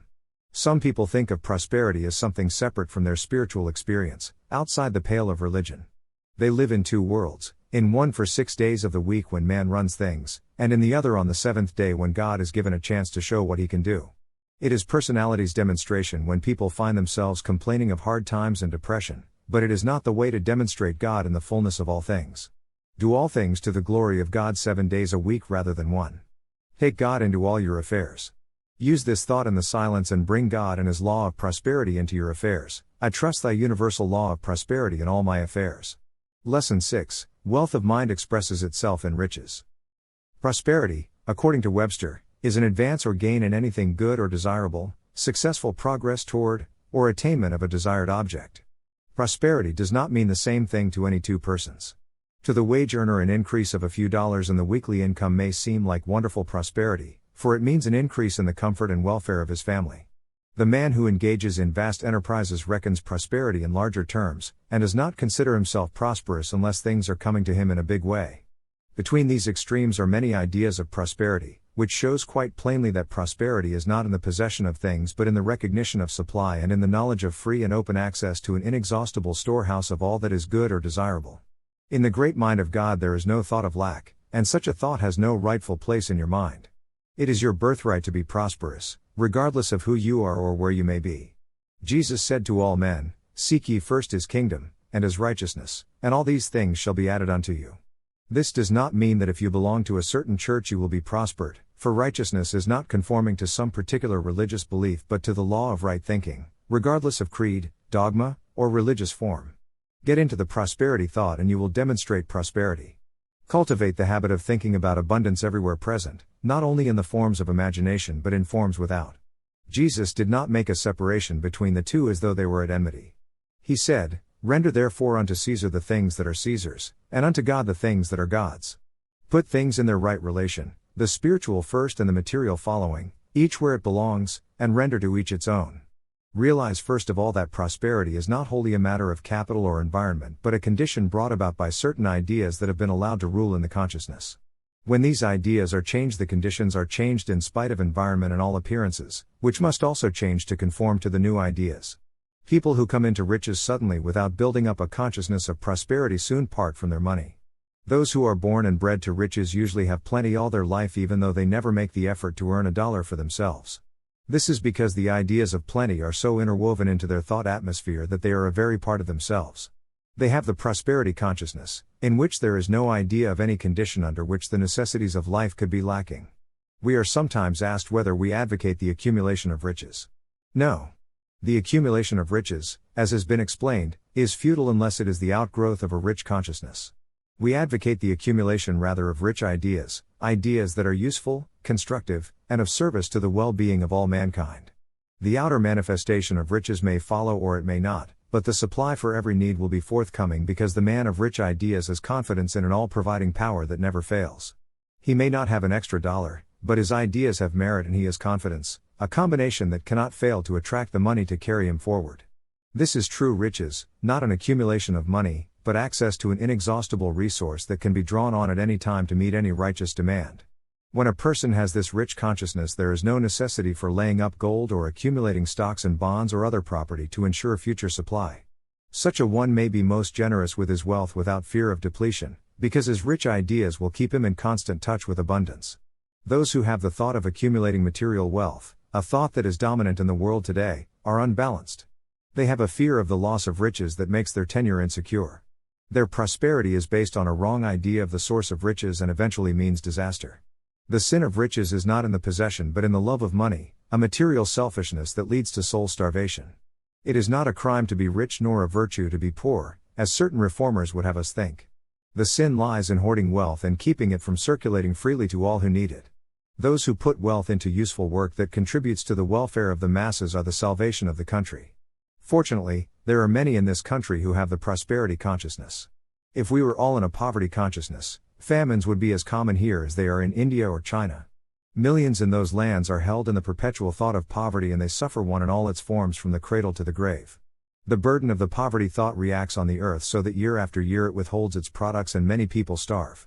Universal mind controls all nature and is in possession of all its products. The earth is the Lord's, and the fullness thereof is a great truth. Puny, personal man uses all his craft to get control of the products of nature but is always defeated in the end. Only the universal man of spirit is in indisputed possession, and to him the Father says, "All that is mine is thine." Jesus did not have title to a foot of land and evidently had no money, for the apostles carried whatever funds the company had. He did not even burden himself with a tub, as did Diogenes, and had not where to lay his head. Yet he was always provided with entertainment of the best. He took it for granted that whatever he needed was his. The fish carried his pocketbook, and the invisible ethers furnished the sideboard from which he handed out food for thousands. He was rich in every way, for he had the prosperity consciousness and proved that the earth with all its fullness does belong to the Lord, whose righteous sons are heirs to and in possession of all things. The anxious thought must be eliminated and the perfect abandon of the child of nature assumed, and when to this attitude you add the realization of unlimited resources, you have fulfilled the divine law of prosperity. The imagination is a wonderful creative power. It builds all things out of the one substance. When you associate it with faith, you make things just as real as those that God makes, for man is a co-creator with God. Whatever you form in the mind and have faith in will become substantial. Then you should be on guard as regards what you put your faith in. If it is material forms, shadows that cease to be as soon as your supporting thought is withdrawn from them, you are building temporary substance that will pass away and leave you nothing. Put your faith in the real, or, as Jesus told his disciples, have faith in God. The real search of all people is for God. They may think they are looking for other things, but they must eventually admit that it is God they seek. Having once felt his presence within them, they are keenly conscious that only God can satisfy. The place where we meet God should be made so sure and so pure that we can never mistake his voice or be hidden from his face. This place we know as the mind, the inmost recess of the soul, the kingdom of the heavens within us. It is not sufficient, however, to sit down and hold thoughts of abundance without further effort. That is limiting the law to thought alone, and we want it to be fulfilled in manifestation as well. Cultivating ideas of abundance is the first step in the process. The ideas that come must be used. Be alert in doing whatever comes to you to do, cheerful and competent in the doing, sure of the results, for it is the second step in the fulfilling of the law. You can do anything with the thoughts of your mind. They are yours and under your control. You can direct them, coerce them, hush them, or crush them. You can dissolve one thought and put another in its stead. There is no other place in the universe where you are the absolute master. The dominion given you as your divine right is over your own thoughts only. When you fully apprehend this and begin to exercise your God-given dominion, you begin to find the way to God, the only door to God, the door of mind and thought. If you are fearful that you will not be provided with the necessities of life for tomorrow, next week, or next year, or for your old age, or that your children will be left in want, deny the thought. Do not allow yourself for a moment to think of something that must be outside the realm of all careful, all providing good. You know even from your outer experience that the universe is self-sustaining and that its equilibrium is established by law. The same law that sustains all sustains you as a part. Claim your identity under that law, your oneness with the all, and rest in the everlasting arms of cause, which knows nothing of lack. If you are in a condition of poverty, this attitude of mind will attract to you opportunities to better your condition. Insulate your mind from the destructive thoughts of all those who labor under the belief in hard times. If your associates talk about the financial stringency, affirm all the more persistently your dependence on the abundance of God. By doing this you place yourself under a divine law of demand and supply that is never influenced by the fluctuations of the market or the opinions of men. Every time you send out a thought of wholehearted faith in the I am part of yourself, you set in motion a chain of causes that must bring the results you seek. Ask whatsoever you will in the name of the Christ, the I am, the divine within, and your demands will be fulfilled, both heaven and earth will hasten to do your bidding. But when you have asked for something, be on the alert to receive it when it comes. People complain that their prayers are not answered when, if we knew the truth, they are not awake to receive the answer when it comes. If you ask for money, do not look for an angel from the skies to bring it on a golden platter, but keep your eyes open for some fresh opportunity to make money, an opportunity that will come as sure as you live. These are some tangible steps along the way to the larger manifestation you desire. No one is ever given the keys to the Father's storehouse of wealth until he has proved his faith and his reliability. Then he may go in and pass out the goods freely. If the men of the world, with their selfish ideas of mine and thine, were given the power, without a thorough mental cleansing, of instantly producing whatever they desire, they would undoubtedly practice still greater oppressions on their fellows, and existing conditions would not be improved. A stonecutter sees a block of marble as so many hours' work, while Michelangelo sees it as an angel that it is his privilege to bring forth. This is the difference between those who see the material world as so much matter and those who look on it with the eyes of mind and the imagination that works toward perfection.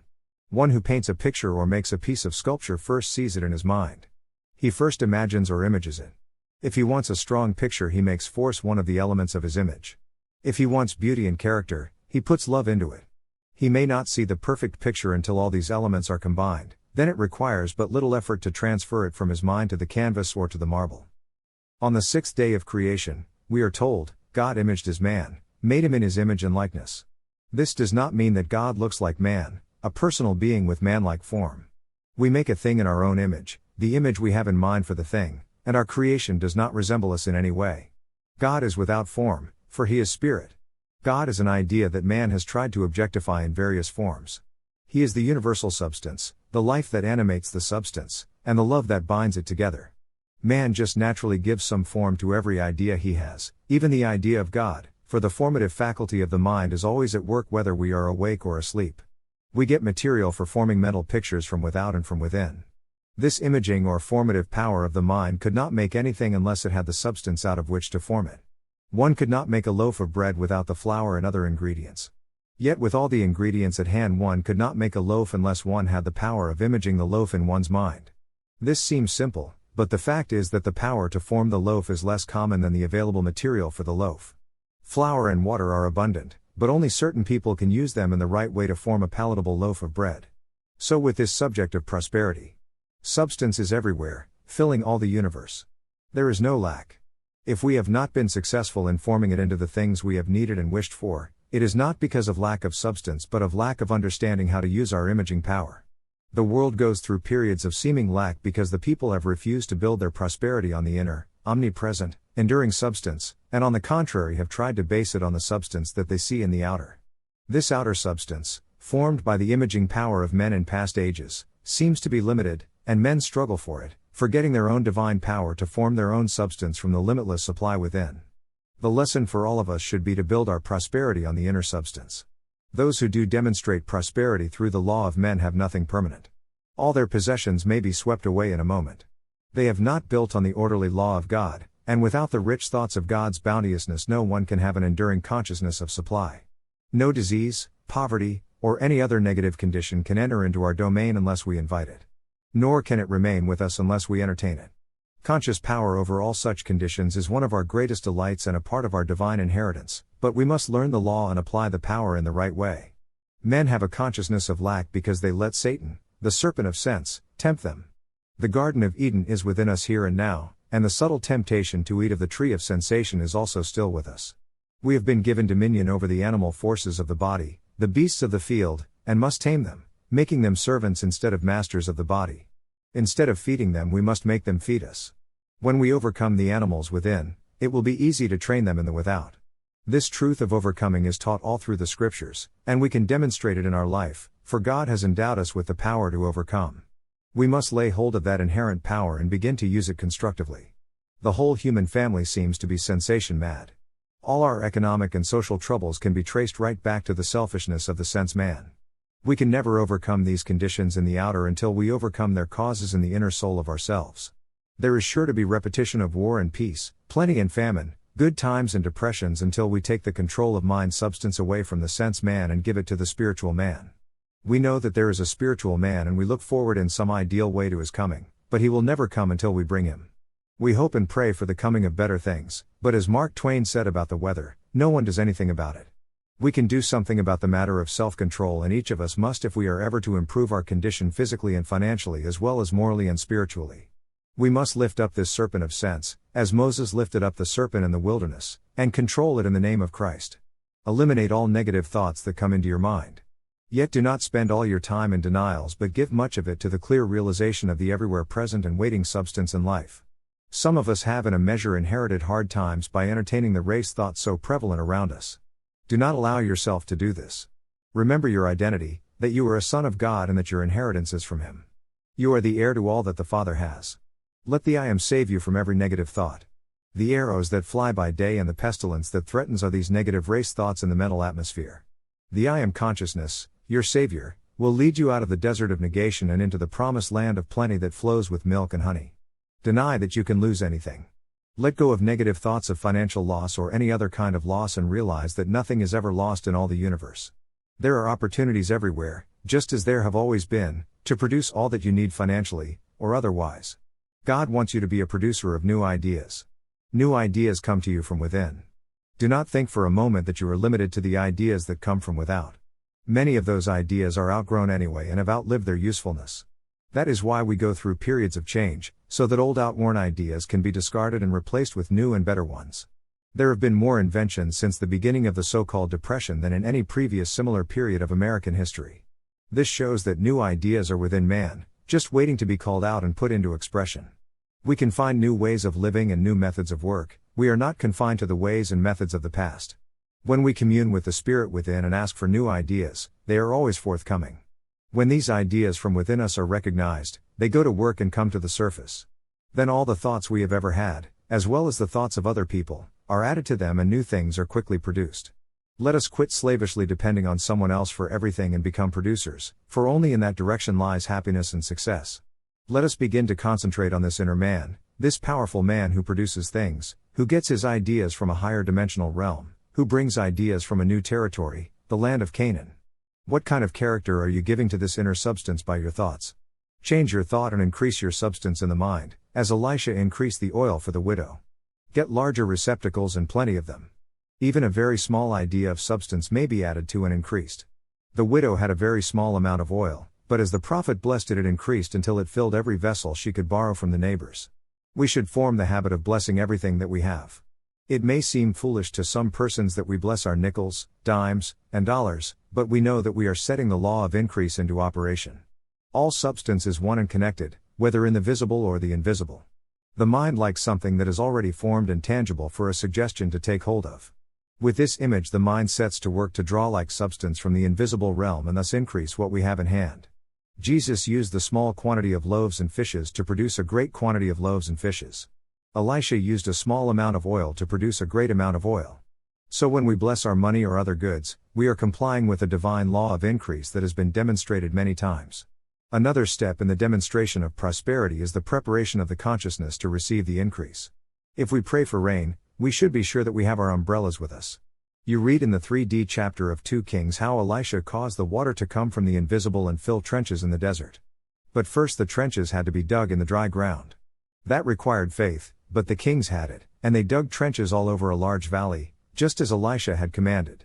It was through the understanding of Elisha, who knew the truth about the invisible substance, that this seeming miracle was accomplished. Yet the trenches had to be prepared, and you must prepare your consciousness for the inflow of the universal substance. It obeys the law of nature, just as does water or any other visible thing, and flows into the place prepared for it. It fills everything you hold in your mind, whether vessels, trenches, or your purse. It is not advisable to hold for too specific a demand. You might visualize $100 and get it when 1,000 was coming your way. Do not limit the substance to what you think you need or want, rather broaden your consciousness and give infinite mind freedom to work, and every good and needful thing will be provided you. Make your statements broad and comprehensive so that your mind may expand to the infinite rather than trying to cram the infinite into your mind. Statements to broaden the mind and fill it with the richness of substance. Infinite wisdom guides me, divine love prospers me, and I am successful in everything I undertake. In quietness and confidence I affirm the drawing power of divine love as my magnet of constantly increasing supply. I have unbounded faith in the omnipresent substance increasing and multiplying at my word of plenty, plenty, plenty. Father, I thank Thee for unlimited increase in mind, money, and affairs. Lesson 7. God has provided prosperity for every home. The home is the heart of the nation. The heart is the love center. Love is the world's greatest attractive power. The electromagnet that lifts the ingots of steel must first be charged with the electric current, for without the current it is powerless. So the heart of man, or the home that is the heart of the nation, must be aglow with God's love, then it becomes a magnet drawing all good from every direction. God has amply provided for every home, but the provision is in universal substance, which responds only to law. Through the application of the law, the substance is drawn to us and begins to work for us. It is the law of love that we have whatsoever we desire. As a father gives his children gifts, so the Lord gives to us, because of love. When we desire aright, we put our thoughts into the supermind realm, we contact God mind, and from it draw the invisible substance that is manifest in temporal things. The substance thus becomes a part of our mind, and through it of our affairs. We draw spiritual substance to ourselves just as the magnet draws the iron. When we think about the love of God drawing to us the substance necessary for support and supply, that substance begins to accumulate all around us, and as we abide in the consciousness of it, it begins to manifest itself in all our affairs. Perfect love casteth out fear. Fear is a great breeder of poverty, for it breaks down positive thoughts. Negative thoughts bring negative conditions in their train. The first thing to do in making a demonstration of prosperity in the home is to discard all negative thoughts and words. Build up a positive thought atmosphere in the home, an atmosphere that is free from fear and filled with love. Do not allow any words of poverty or lack to limit the attractive power of love in the home.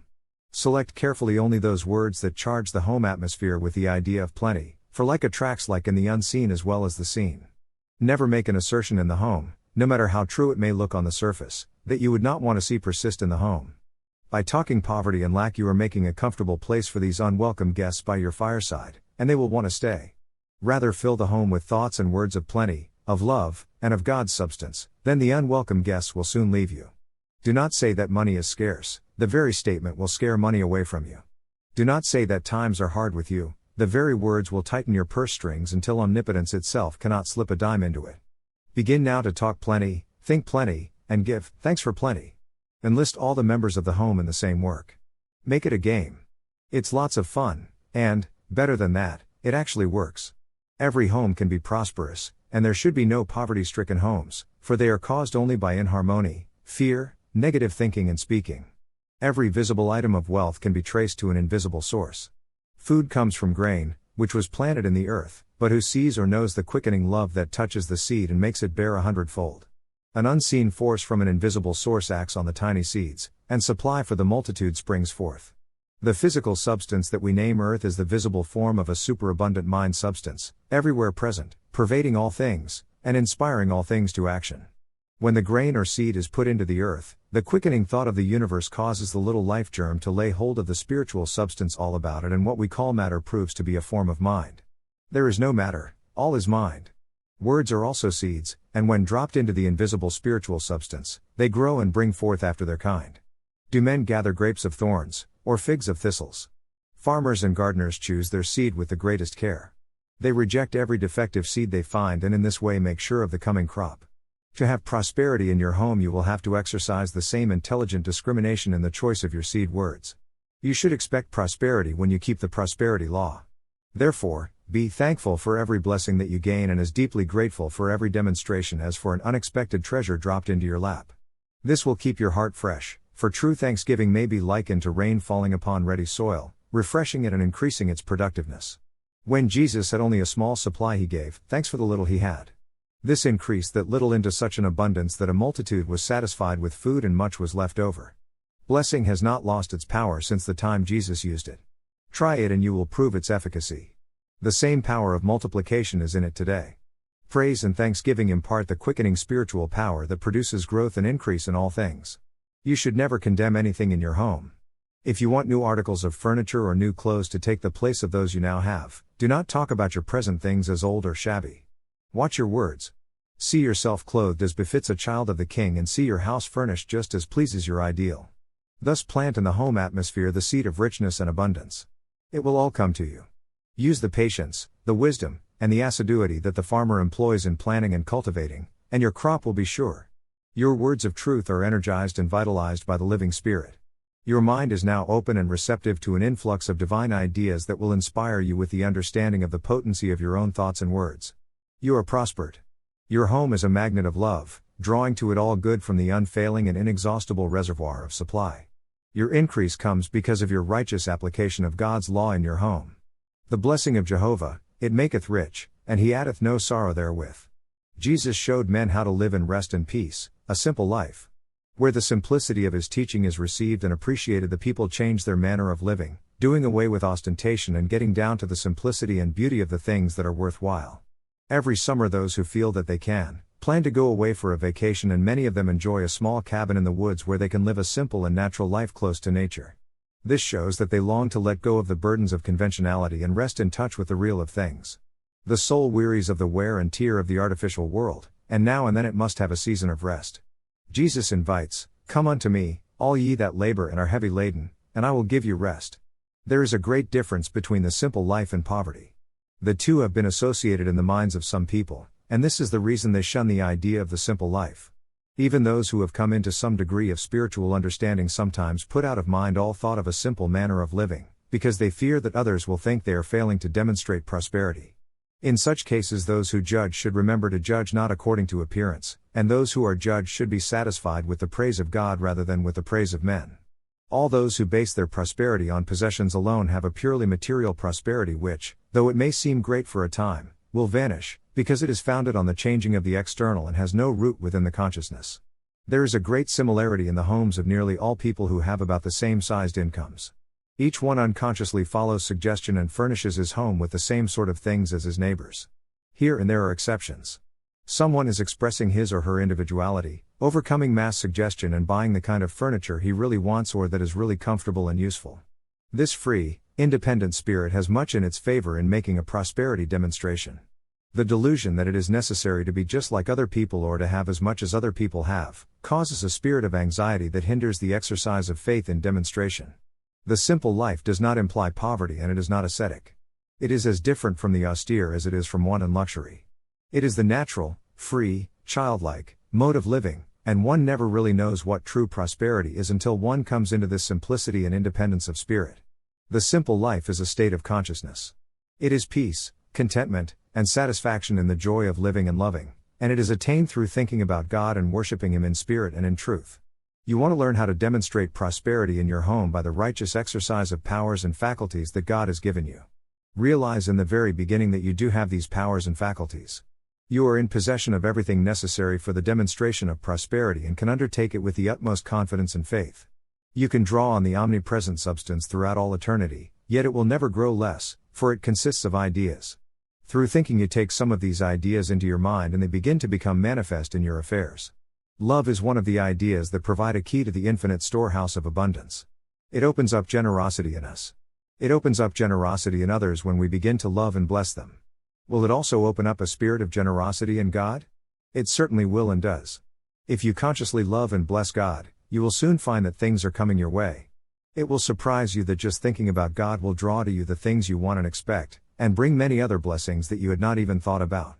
Thousands of persons have proved this law to their entire satisfaction, and we have many records that illustrate how people have demonstrated abundance in the very face of apparent lack, simply by thinking about the love of God and thanking Him for what they have.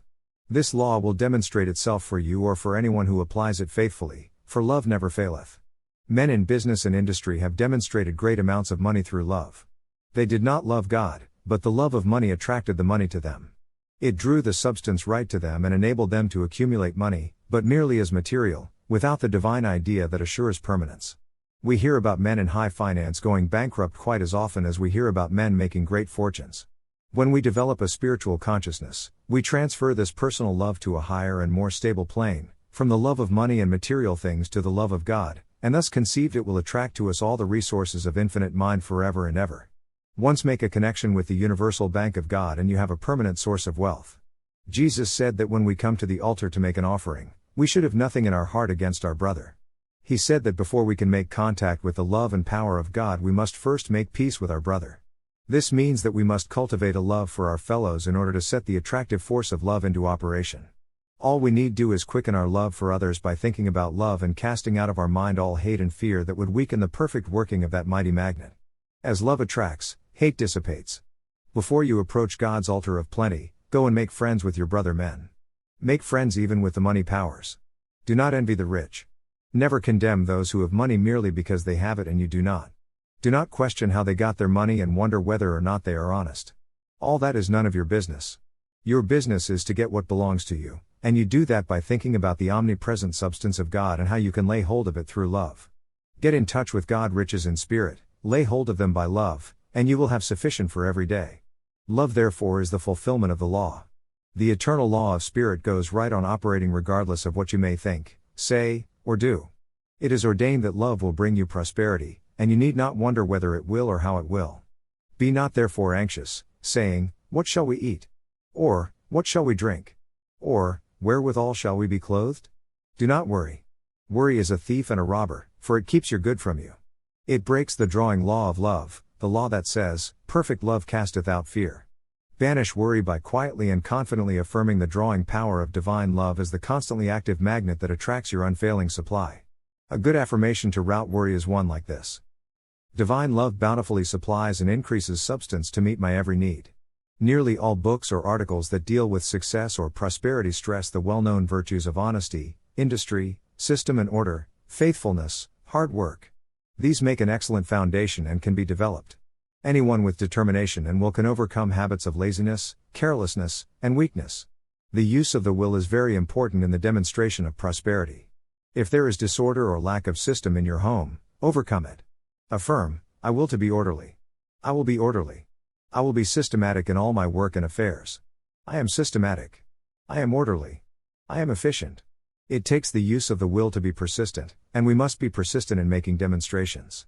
Spasmodic efforts count for little, and many people give up too easily.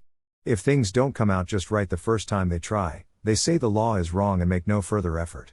Anything so much worthwhile as prosperity in the home, and especially a permanent and unfailing supply that continues to meet the daily needs year after year, is worth any effort that we can make. Then be patient but be persistent. Declare, I am not discouraged. I am persistent. I go forward. When success fails to crown our very first efforts, we become discouraged and quit. Then we try to console ourselves with the old thought that it is God's will for us to be poor. Poverty is not God's will, but man lays it to the charge of God to excuse his own feeling of inadequacy and defeat. God's will is health, happiness, and prosperity for every man, and to have all that is good and beautiful in the home is to express God's will for us. God's will is not expressed in a hovel, nor in any home where discord, lack, and unhappiness are entertained. Even a human guest would not stay long in such a home. To have a prosperous home, prepare it as the abiding place of God, who gives prosperity to all his children and adds no sorrow therewith. Determine to know God's will and do it. Affirm, I am determined to achieve success through doing God's will. That sums up the whole law. God is more willing to give than we are to receive. What we need to do is to determine what is his will, what he is trying to give, and open ourselves to receive his bounty. We do that by willing to do his will. You can be and have anything that you will to be and to have. Will to be healthy. Will to be happy. Will to be prosperous. There are many persons who will to be prosperous and who have made up their minds, as they think, very determinedly. But they have not overcome all doubts, and when their demonstration is delayed, as it is in such cases, the doubt increases until they lose faith altogether. What they need is more persistence and determination. The word determined is a good word, a strong, substantial word with power in it. Jesus said that his words were spirit and life and would never pass away. Emerson says that words are alive and if you cut one it will bleed. Use the word determined and emphasize it in your affirmations. If things do not seem to come fast enough, determine that you will be patient. If negative thoughts creep in, determine to be positive. If you feel worried about the results, determine to be optimistic. In response to every thought of lack or need, determine to be prosperous. The Lord has prosperity to give, and those who are determined go after their share. Jesus was quite positive and very determined in all his affirmations. He made big claims for God, and demonstrated them. Without the slightest doubt that the money would be there, he told Peter to put his hand into the fish's mouth and take out the wanted money. His prayers were made of one strong affirmation after another. The Lord's Prayer is a series of determined affirmations. We claim the will of God is for us to be rich, prosperous, and successful. Make up your mind that such is God's will for you and your home, and you will make your demonstration. In the Old Testament, in the 4th chapter of 2 Kings, there is a fine prosperity lesson for any home. The widow represents one who has lost his consciousness of God's supply and support. That divine idea of God as all abundance is our true support. The 2 children of this home represent the thoughts of debt, what the family owes, and what someone owes the family. The prophet is divine understanding. The house is the body consciousness. The pot of oil is faith in spiritual substance. The neighbors are outside thoughts, and their empty vessels are thoughts of lack. To go in and shut the door, as the widow was told to do, is to enter the inner consciousness and shut out the thoughts of lack. This is followed by strong words of affirmation, pouring the substance into all the places that seem to be empty or to lack, until all are full. In conclusion, it is affirmed that every obligation is met, every debt paid, and there is so much left over that there are no vessels left to hold it. This compares with the promise of God, I will open you the windows of heaven, and pour you out a blessing, that there shall not be room enough to receive it. Heaven represents the mind. All this is done in the mind, and you can do it. Carry each step forward in your imagination exactly as if it were occurring in the without. Form your prosperity demonstration in your mind, then hold to the divine law of fulfillment. And, having done all, stand. You may not be able to fill all the vessels with oil on your first attempt, but as you practice the method day by day, your faith will increase and your results will be in proportion to your increasing faith. Work at the problem until you prove it. Apply the principle and the solution is sure. If it does not come at once, check over your methods carefully and see wherein your work has not been true. Do not allow one empty thought to exist in your mind, but fill every nook and corner of it with the word plenty, plenty, plenty. If your purse seems empty, deny the lack and say, you are filled even now, with the bounty of God, my Father, who supplies all my wants.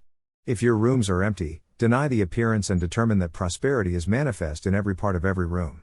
Never think of yourself as poor or needy. Do not talk about hard times or the necessity for strict economy. Even the walls have ears and, unfortunately, memories too. Do not think how little you have but how much you have. Turn the telescope of your imagination around and look through the other end. Revile not the king, no, not in thy thought, and revile not the rich in thy bedchamber, for a bird of the heavens shall carry the voice, and that which hath wings shall tell the matter. Blessed is the man that walketh not in the counsel of the wicked, nor standeth in the way of sinners, nor sitteth in the seat of scoffers. But his delight is in the law of Jehovah. And on his law doth he meditate day and night. And he shall be like a tree planted by the streams of water, that bringeth forth its fruit in its season, whose leaf also doth not wither. And whatsoever he doeth shall prosper. Through wisdom is a house builded, and by understanding it is established, and by knowledge are the chambers filled with all precious and pleasant riches. Jehovah will open unto thee his good treasure. And the Almighty will be thy treasure. And precious silver unto thee. Jehovah is my shepherd, I shall not want. Trust in Jehovah, and do good. Dwell in the land, and feed on his faithfulness. Jehovah will give grace and glory. No good thing will he withhold from them that walk uprightly. That I may cause those that love me to inherit substance. And that I may fill their treasuries. If ye be willing and obedient, ye shall eat the good of the land. Lesson 8, God will pay your debts. Forgive us our debts, as we also have forgiven our debtors. In these words Jesus expressed an infallible law of mind, the law that one idea must be dissolved before another can take its place. If you have in your mind any thought that someone has wronged you, you cannot let in the cleansing power of spirit and the richness of spiritual substance until you have cast out the thought of the wrong, have forgiven it fully. You may be wondering why you have failed to get spiritual illumination or to find the consciousness of spiritual substance. Perhaps the reason is here, a lack of room for the true thoughts because other thoughts fill your mind. If you are not receiving the spiritual understanding you feel you should have, you should search your mind carefully for unforgiving thoughts. Thoughts are things and occupy space in the mind realm. They have substance and form and may easily be taken as permanent by one not endowed with spiritual discernment. They bring forth fruit according to the seed planted in the mind, but they are not enduring unless founded in spirit. Thoughts are alive and are endowed by the thinker with a secondary thinking power, that is, the thought entity that the I am forms assumes an ego and begins to think on its own account. Thoughts also think, but only with the power you give to them. Tell me what kind of thoughts you are holding about yourself and your neighbors, and I can tell you just what you may expect in the way of health, finances, and harmony in your home. Are you suspicious of your neighbors? You cannot love and trust in God if you hate and distrust men. The two ideas love and hate, or trust and mistrust, simply cannot both be present in your mind at one time, and when you are entertaining one, you may be sure the other is absent. Trust other people and use the power that you accumulate from that act to trust God. There is magic in it, it works wonders. Love and trust are dynamic, vital powers. Are you accusing men of being thieves, and fear that they are going to take away from you something that is your own? With such a thought generating fear and even terror in your mind and filling your consciousness with darkness, where is there room for the Father's light of protection? Rather build walls of love and substance around yourself. Send out swift, invisible messengers of love and trust for your protection. They are better guards than policemen or detectives. Do not judge others as regards their guilt or innocence. Consider yourself and how you stand in the sight of the Father for having thoughts about another's guilt. Begin your reform with yourself. That means much to one who enjoys an understanding of mind and its laws, though it may mean little to the ordinary individual. He who knows himself superficially, just his external personality, thinks he is reformed when he has conformed to the moral and governmental laws. He may even be filled with his own self-righteousness and daily lift up his voice to praise God that he is not as other men are, that he has forgiven men their transgressions. He looks on all men who do not conform to his ideas of morality and religion as being sinners and transgressors and thanks God for his own insight and keenness. But he is not at peace. Something seems lacking. God does not talk to him face to face, because the mind, where God and man meet, is darkened by the murky thought that other men are sinners. Our first work in any demonstration is to contact God, therefore we must forgive all men their transgressions. Through this forgiveness we cleanse our mind so that the Father can forgive us our own transgressions. Our forgiving all men includes ourselves. You must also forgive yourself. Let the finger of denial erase every sin or falling short that you have charged up against yourself. Pay your debt by saying to that part of yourself which you think has fallen short, "Thou art made whole, sin no more, lest a worse thing befall thee." Then loose him, and let him go. Treat sin as a mental transgression, instead of considering it as a moral deflection. Deny in thought all tendency to the error way and hold yourself firmly to the Christ Spirit, which is your divine self. Part company forever with accusing conscience. Those who have resolved to sin no more have nothing in common with guilt. Shall I be in debt as long as I hold debts against others? We find this to be the law of mind. A thought of debt will produce debt. So long as you believe in debt you will go into debt and accumulate the burdens that follow that thought. Whoever has not forgiven all men their debts is likely to fall into debt himself. Does this mean that you should give receipted bills to all those who owe you? No. That would not be erasing the thought of debt from your mind. First deny in mind that any man or woman owes you anything. If necessary, go over your list of names separately and sincerely forgive the thought of debt which you have been attaching to each person named. More bills may be collected in this way than in any other, for many of these people will pay what they owe when you send them this forgiving thought. Debt is a contradiction of the universal equilibrium, and there is no such thing as lack of equilibrium in all the universe. Therefore in spirit and in truth there is no debt. However, men hold on to a thought of debt, and this thought is responsible for a great deal of sorrow and hardship. The true disciple realizes his supply in the consciousness of omnipresent, universally possessed abundance. Spirit substance is impartial and owned in common, and no thought of debt can enter into it. Debts exist in the mind, and in the mind is the proper place to begin liquidating them. These thought entities must be abolished in mind before their outer manifestations will pass away and stay away. The world can never be free from the bondage of financial obligations until men erase from their minds the thoughts of mine and thine that generates debts and interest. Analyze the thought of debt and you will see that it involves a thought of lack. Debt is a thought of lack with absence at both ends. The creditor thinks he lacks what is owed him and the debtor thinks he lacks what is necessary to pay it, else he would discharge the obligation rather than continue it. There is error at both ends of the proposition and nothing in the middle. This being true, it should be easy to dissolve the whole thought that anyone owes us or that we owe anyone anything. We should fill our mind with thoughts of all sufficiency, and where there is no lack there can be no debts. Thus we find that the way to pay our debts is by filling our mind with the substance of ideas that are the direct opposite of the thoughts of lack that cause the debts. Ideas of abundance will more quickly and surely bring what is yours to you than any thoughts you can hold about debtors discharging their obligations to you. See substance everywhere and affirm it, not only for yourself but for everyone else. Especially affirm abundance for those whom you have held in the thought of owing you. Thus you will help them pay their debts more easily than if you merely erase their names from your book of accounts receivable. Help pay the other fellow's debts by forgiving him his debts and declaring for him the abundance that is his already in spirit. The idea of abundance will also bring its fruits into your own life. Let the law of plenty work itself out in you and in your affairs. This is the way the Father forgives your debts, not by canceling them on his books but by erasing them from his mind. He remembers them no more against you when you deny their reality. The Father is the everywhere present Spirit in which all that appears has its origin. God's love sees you always well, happy, and abundantly provided for, but God's wisdom demands that order and right relation exist in your mind before it may become manifest in your affairs as abundance. His love would give you your every desire, but his wisdom ordains that you forgive your debtors before your debts are forgiven. To remedy any state of limited finances or ill health that has been brought about by worry, one must begin by eliminating the worry that is the original cause. One must free one's mind from the burden of debt before the debt can be paid. Many people have found that the statement "I owe no man anything but love" has helped them greatly to counteract this thought of debt. As they used the words, their minds were open to an inflow of divine love and they faithfully cooperated with the divine law of forgiveness in thought, word, and deed.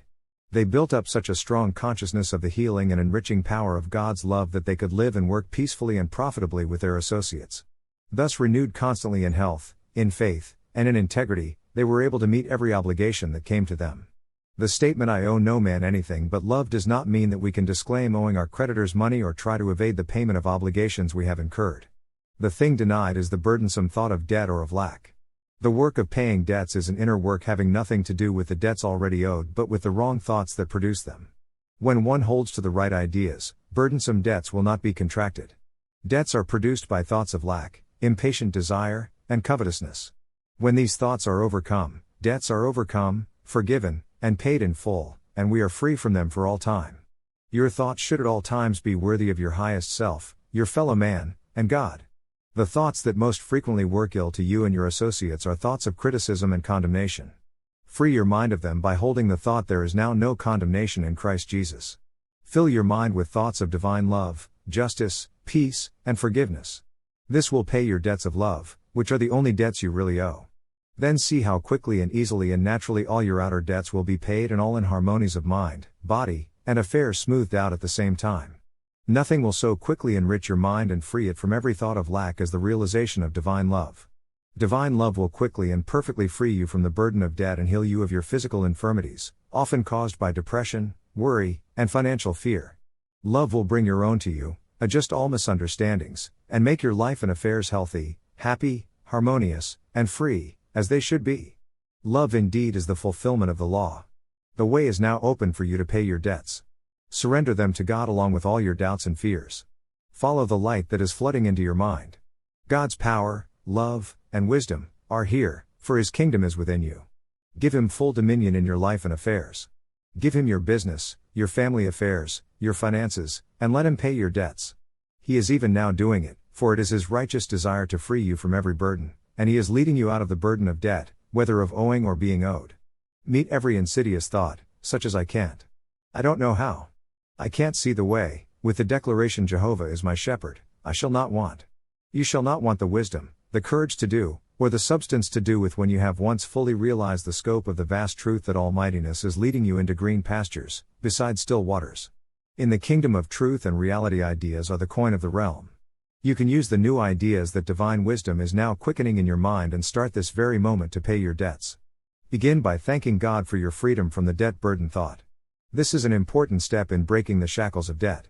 The funds to pay all your bills may not suddenly appear in a lump sum, but as you watch and work and pray, holding yourself in the consciousness of God's leadership and His abundance, you will notice your funds beginning to grow here a little, there a little, and increasing more and more rapidly as your faith increases and your anxious thoughts are stilled. For with the increase will come added good judgment and wisdom in the management of your affairs. Debt is soon vanquished when wisdom and good judgment are in control. Do not yield to the temptation of easy payment plans. Any payment that drains your pay envelope before you receive it is not an easy payment. Do not allow false pride to tempt you to put on a $1,000 front on a $100 salary.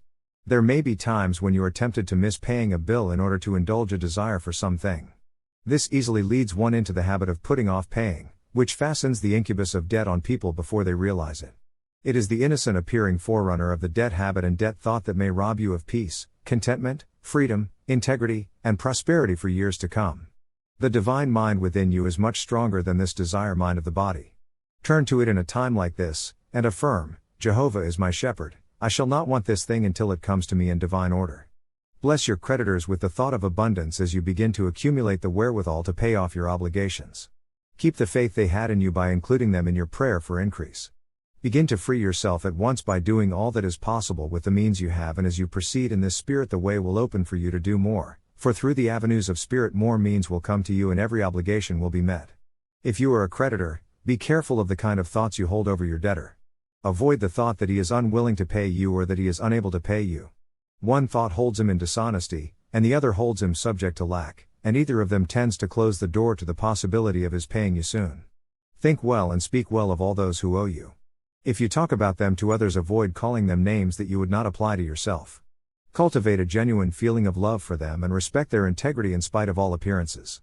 Declare abundant supply for them and thus help them to prosper. Pray and work for their good as well as for your own, for yours is inseparable from theirs. You owe your debtor quite as much as he owes you, and yours is a debt of love. Pay your debt to him and he will pay his to you. This rule of action never fails. Far-seeing Christians look forward to an early resumption of the economic system inaugurated by the early followers of Jesus. They had all things in common, and no man lacked anything. But before we can have a truly Christian community founded on a spiritual basis, we must be educated into a right way of thinking about finances. If we should all get together and divide all our possessions, it would be but a short time until those who have the prevailing financial ideas would manipulate our finances, and plethora on one hand and lack on the other would again be established. The world cannot be free from the bondage of debt and interest until men start to work in their minds to erase those things from consciousness. If the United States forgave the nations of Europe all their debts and wiped the slate clean, the law would not necessarily be fulfilled, for there would probably remain a thought that they still owed us and that we had made a sacrifice in canceling the obligations. We should not feel very friendly about it and would not truly forgive them, and in that case the error thought would be carried on. We must first forgive the error thought that they owe us money and that we would be losing money by canceling the debts. The man who is forced to forgive a debt does not forgive it. Above all, we should fill our mind with the consciousness of that divine abundance which is so manifest everywhere in the world today. There is as much substance as there ever was, but its free flow has been interfered with through selfishness. We must rid our mind of the selfish acquisitiveness that is so dominant in the race thought, and in that way do our part in the great work of freeing the world from avarice. It is the duty of every Christian metaphysician to help in the solution of this problem by affirming that the universal spirit of supply is now becoming manifest as a distributing energy the world over, that all stored up, hoarded, vicious thoughts are being dissolved, that all people have things in common, that no one anywhere lacks anything, and that the divine law of distribution of infinite supply that Jesus demonstrated is now being made manifest throughout the world. The earth is the Lord's, and the fullness thereof. There is a legitimate commerce that is carried on by means of what is called credit. Credit is a convenience to be used by those who appreciate its value and are careful not to abuse it, for to do so would be to ruin it. However, many persons are not equipped to use the credit system to advantage and are likely to abuse it. In the first place, few individuals are familiar with the intricacies of sound credit systems and often assume obligations without being certain of their ability to meet them, especially should some unforeseen complication arise. Frequently an individual loses all that he invests and finds himself involved in a burden of debt in addition. Such things are not in divine order and are largely responsible for retarding prosperity. No one should assume an obligation unless he is prepared to meet it promptly and willingly when it comes due. One who knows God as his unfailing resource can be assured of his supply when it is needed. Then why should he plunge into debt when he is confident of his daily supply without debt? There are no creditors or debtors in God's kingdom. If you are in that kingdom, you need no longer be burdened with the thought of debt either as debtor or creditor. Under divine law there is no reaching out for things that are beyond one's present means. There is an ever-increasing richness of consciousness coming from the certain knowledge that God is infinite and unfailing supply. Outer things conform to the inner pattern, and riches are attracted to the one who lives close to the unselfish heart of God. His environment is made beautiful by the glory of the presence, and there is satisfying and lasting prosperity in his affairs. There is but one way to be free from debt. That is the desire to be free, followed by the realization that debt has no legitimate place in God's kingdom and that you are determined to erase it entirely from your mind. As you work toward your freedom, you will find it helpful to have daily periods for meditation and prayer. Do not concentrate on debts or spoil your prayers by constantly thinking of debts. Think of that which you want to demonstrate, not that from which you seek freedom. When you pray, thank the Father for his care and guidance, for his provision and plenty, for his love and wisdom, for his infinite abundance and your privilege to enjoy it. Here are a few prosperity prayers that may help establish you in the truth of plenty and erase the error thought of debt. They are offered as suggestions for forming your own prayers but may be used as given with excellent results. I am no longer anxious about finances, thou art my all-sufficiency in all things. The spirit of honesty, promptness, efficiency, and order is now expressed in me and in all that I do. I am free from all limitations of mortal thought about quantities and values. The superabundance of riches of the Christ mind are now mine, and I am prospered in all my ways. The 23rd Psalm. A treatment to free the mind of the dead idea. Jehovah is my shepherd, I shall not want. He maketh me to lie down in green pastures. He leadeth me beside still waters. He restoreth my soul. He guideth me in the paths of righteousness for his name's sake. Yea, though I walk through the valley of the shadow of death, I will fear no evil, for thou art with me, thy rod and thy staff, they comfort me. Thou preparest a table before me in the presence of mine enemies, thou hast anointed my head with oil. My cup runneth over. Surely goodness and lovingkindness shall follow me all the days of my life, and I shall dwell in the house of Jehovah forever. Lesson 9, Tithing, the Road to Prosperity. As ye abound in everything, in faith, and utterance, and knowledge, and in all earnestness, and in your love to us, see that ye abound in this grace also. Honor Jehovah with thy substance, and with the first fruits of all thine increase. So shall thy barns be filled with plenty, and thy vats shall overflow with new wine. Under the Mosaic law a tithe, or tenth, was required as the Lord's portion. Throughout the Old Testament the tithe or tenth is mentioned as a reasonable and just return to the Lord by way of acknowledging Him as the source of supply. After Jacob had seen the vision of the ladder with angels ascending and descending on it, he set up a pillar and made a vow to the Lord, saying, Of all that thou shalt give me I will surely give the tenth unto thee. In the 3d chapter of Malachi we find God's blessing directly connected with faithfulness and giving to the Lord's treasury, but gifts should be made because it is right and because one loves to give, not from a sense of duty or for the sake of reward. That there will be a reward following the giving we are also assured by Jesus in a direct promise: give, and it shall be given unto you. Good measure, pressed down, shaken together, running over, shall they give unto your bosom. For with what measure ye mete it shall be measured to you again. Promises of spiritual benefits and increase of God's bounty through the keeping of this divine law of giving and receiving, abound in all the Scriptures. There is that scattereth, and increaseth yet more. And there is that withholdeth more than is meet, but it tendeth only to want. The liberal soul shall be made fat. And he that watereth shall be watered also himself. He that hath a bountiful eye shall be blessed. For he giveth of his bread to the poor. He that soweth bountifully shall reap also bountifully. Blessed are ye that sow beside all waters. We are living now under larger and fuller blessings from God than man has ever known. It is meet therefore that we give accordingly and remember the law of the tithe, for if a tenth was required under the law in those olden times, it is certainly no less fitting that we should give it cheerfully now. One of the greatest incentives to generous giving is a keen appreciation of the blessings secured to us through the redemptive work of Jesus Christ. He that spared not his own Son, but delivered him up for us all, how shall he not also with him freely give us all things? Freely ye received, freely give. True giving is the love and generosity of the Spirit-quickened heart responding to the love and generosity of the Father's heart. In his second letter Paul made a stirring appeal to the Corinthians for a generous gift to their poorer brethren in Jerusalem. He suggests some principles of giving that are always applicable, for giving is a grace that adds to the spiritual growth of all men in all times. Without giving the soul shrivels, but when giving is practiced as a part of Christian living, the soul expands and becomes godlike in the grace of liberality and generosity.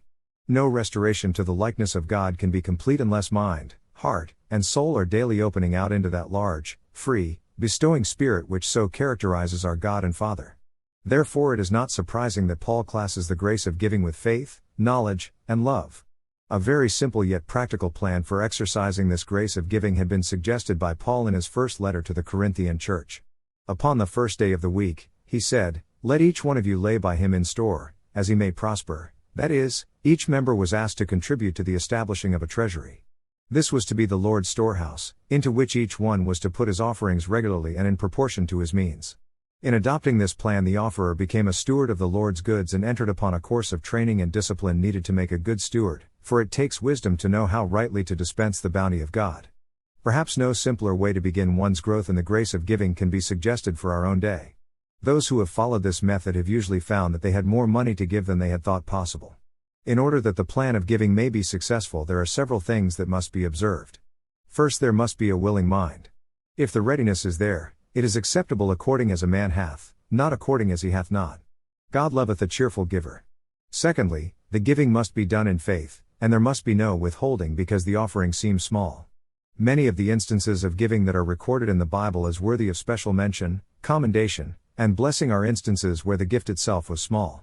The widow who fed Elijah in his time of famine gave him a cake made with her last handful of meal.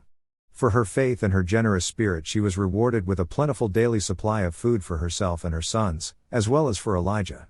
The jar of meal shall not waste, neither shall the cruse of oil fail. This same truth is set forth beautifully in the New Testament, where it is clearly shown that not the amount of the offering but the spirit in which it is given determines its value and power. And he, Jesus, sat down over against the treasury, and beheld how the multitude cast money into the treasury, and many that were rich cast in much. And there came a poor widow, and she cast in 2 mites, which make a farthing. And he called unto him his disciples, and said unto them, Verily I say unto you, this poor widow cast in more than all they that are casting into the treasury, for they all did cast in of their superfluity, but she of her want did cast in all that she had, even all her living. This poor widow exemplified what it is to give in faith, and wherever two might sow great a gift as when they brought forth such praise from the Master himself. The results of giving in faith are just as sure in this age as in the time of Jesus, for the law is unfailing in all ages. A third requisite for keeping the law of giving and receiving is that the offering shall be a just and fair proportion of all that one receives. The amount was settled by Paul, and the measure he gave was, as he may prosper. There is a certain definiteness about this, and yet it admits of freedom for the giver to exercise his individual faith, judgment, and will. The question of wise distribution is closely related to the matter of filling God's treasury. To whom shall we give and when are questions quite important. There are several truths that may be considered in this connection, but then each individual finds it necessary to trust to the spirit of wisdom manifest in his own heart, since there are no rules or precedents that one can follow in detail. This is as it should be, for it keeps the individual judgment, faith, love, sympathy, and will alive and active. Yet a careful study of the underlying laws of spiritual giving will help one to exercise these divine faculties as they should be exercised. If we follow the spirit of wisdom, we shall not give to anything that is contrary to the teaching of Jesus, but spend every penny in the furtherance of the good news of life that he proclaims and in the promotion of the brotherhood of man that it is his mission to establish on earth among all those who become sons through him. True spiritual giving rewards with a double joy, first that which comes with the laying of the gift upon the altar or in the Lord's treasury, then the joy of sharing our part of God's bounty with others. One of the blessings is the satisfying knowledge that we are meeting the law and paying our debt of love and justice to the Lord. The other is the joy of sharing the Lord's bounty. Justice comes first, then generosity. Even the so-called heathen recognize giving as a part of worship, for we find them coming with offerings when they worship their idols. All ages and all religious dispensations have stressed giving as a vital part of their worship. In this age, when we have so much, more is required of us, even to the giving of ourselves with all that we are and have. This privilege carries immeasurable benefits with it, for it looses us from the personal life, unifies us with the universal, and so opens our inner and outer life to the inflow and the outflow of the life, love, bounty and grace of God. This is the blessed result of faithful obedience to the law and exercise of the grace of giving. The people were amazed when the prophet Malachi told them that they had been robbing God and desired to know wherein they had failed when they thought they had been serving the Lord so faithfully. People are as much amazed today to learn that they have been untrue to God's law, for the message of Malachi is for us quite as much as for the ancients. The Spirit of God gave this message through the prophet: "Bring ye the whole tithe into the storehouse, that there may be food in my house, and prove me now herewith, saith Jehovah of hosts, if I will not open you the windows of heaven, and pour you out a blessing, that there shall not be room enough to receive it. And I will rebuke the devourer for your sakes, and he shall not destroy the fruits of your ground, neither shall your vine cast its fruit before the time in the field, saith Jehovah of hosts. And all nations shall call you happy, for ye shall be a delightsome land, saith Jehovah of hosts." Study this 3D chapter of Malachi carefully if you would know the happy solution of the problem of giving and receiving. See how practical it is for people in every walk of life and for nations as well. It offers the solution to the problems of the farmer. It sets forth clearly a law of prosperity for all classes of people, for those who need protection for their crops from frosts, droughts, floods, for those who would escape the plagues, pestilences, and manifold things that would destroy their supply and support. It is a simple law but so effective: simply give a tithe or tenth or the first fruits or their equivalent to the Lord. God should not be expected to meet all man's requirements in the matter of giving this protection and increase unless man fulfills the requirements of God. The act of giving complies with the divine law, because it involves the recognition of God as the giver of all increase, and unless we have a recognition of the source of our supply, we have no assurance of continuing in its use. Many people have doubts as to whether it will really do any good to ask the Lord for protection and for plenty in regard to crops or other supply. Many who are employed in cities or who are in business think it strange that they should believe in omnipresent prosperity. Thus unbelief is present with them at the very time when an unwavering faith is most necessary. There is a psychological reason why people should obey spiritual law. When a person obeys the law of God along any line, his faith immediately becomes strengthened in proportion and his doubts disappear. When anyone puts God first in his finances, not only in thought but in every act, by releasing his first fruits, a tenth part of his increase or income, to the Lord, his faith in omnipresent supply becomes 100-fold stronger and he prospers accordingly. Obeying this law gives him an inner knowing that he is building his finances on a sure foundation that will not fail him. Everything in the universe belongs to God, and though all things are for the use and enjoyment of man, he can possess nothing selfishly. When man learns that a higher law than human custom and desire is working in the earth to bring about justice, righteousness, and equalization, he will begin to obey that law by tithing, loving his neighbor, and doing unto others as he would have them do unto him. Then man will reach the end of all the troubles brought upon himself by his selfishness and greed, and will become healthy, prosperous, and happy. The pastor of a small church in Georgia suggested to his congregation, composed largely of cotton farmers, that they dedicate a tenth part of their land to the Lord and ask Him for protection against the ravages of the boll weevil, which had devastated the crops in that vicinity for several years. 7 farmers in the congregation decided to do this. They took no measures to protect their crop on these dedicated acres, yet the pest did not attack the cotton there. The quality of the fiber was better on those acres than on any that adjoined them. The experiment was so successful in fact that practically all the farmers in that community have decided to follow the plan in the future. Many experiences such as this are awakening men to respect our relation to the infinite principle of life, everywhere present, that we know as God. This divine element of life that manifests itself as growth and substance resides within the factors that combine to produce cotton, wheat, and all other forms of vegetation. Then certainly if the farmer works in acknowledged sympathy with this life principle, it will work in sympathy with him and for his good. Each contributing in love and understanding to the other, a larger crop will be the result, and a larger measure of prosperity for the farmer. Not only the farmer but the banker, the tradesman, the professional man can work in sympathy and harmony with this principle of growth and increase. The infinite life principle is as responsive in one field as another, and it is everywhere present. Even so-called inanimate objects are filled to the full with this infinite life, and even coined gold is tense with the desire to expand and to grow. The materials handled by the tradesmen are made of the same substance that makes the universe and contain within themselves the germ of growth and increase. All men are therefore daily associated with life, and through rendering it the reverent acknowledgement that is its due and through witnessing this acknowledgement by dedicating a part of their increase they are prospered. The tithe is the equivalent of the increased fertility of the land. If by acknowledging God as the giver of all life the farmer raises 2 or 6 or 20 bushels more on his field, that extra portion, which he would not have had otherwise, is the Lord's portion. In trade the tithe is the equivalent of the increased quality of goods. In professional life the tithe is the increased ability or the increased appreciation. The tithing principle can be applied in all of our industrial and social relationships. In every case where it has been applied and followed for a time, the tither has been remarkably blessed, quite as much so as in the case of the cotton farmers and their tithe acres. There are many people who wish to give but seem at a loss as to how to go about it or where to begin. They do not know how much they should give, or when or how often to offer their gifts, and there are a host of related questions. To answer these questions there must be found a definite basis for their giving, a rule to which they can conform. This is where the law of tithing fits beautifully, for it is a basis and a sound one, tested and proved for thousands of years. The tithe may be a tenth part of one's salary, wage, or allowance, of the net profits of business, or of money received from the sale of goods. It is based on every form of supply, no matter through what channel it may come, for there are many channels through which man is prospered. The tenth should be set apart for the upkeep of some spiritual work or workers. It should be set apart first even before one's personal expenses are taken out, for in the right relation of things God comes first always. Then everything else follows in divine order and falls into its proper place. The great promise of prosperity is that if men seek God and His righteousness first, then all shall be added unto them. One of the most practical and sensible ways of seeking God's kingdom first is to be a tither, to put God first in finances. It is the promise of God, the logical thing to do, and the experience of all who have tried it, that all things necessary to their comfort, welfare, and happiness have been added to them in an overflowing measure. Tithing establishes method in giving and brings into the consciousness a sense of order and fitness that will be manifested in one's outer life and affairs as increased efficiency and greater prosperity. Another blessing that follows the practice of tithing is the continual letting go of what one receives, which keeps one's mind open to the good and free from covetousness. Making an occasional large gift and then permitting a lapse of time before another is made will not give this lasting benefit, for one's mind channel may in the meantime become clogged with material thoughts of fear, lack, or selfishness.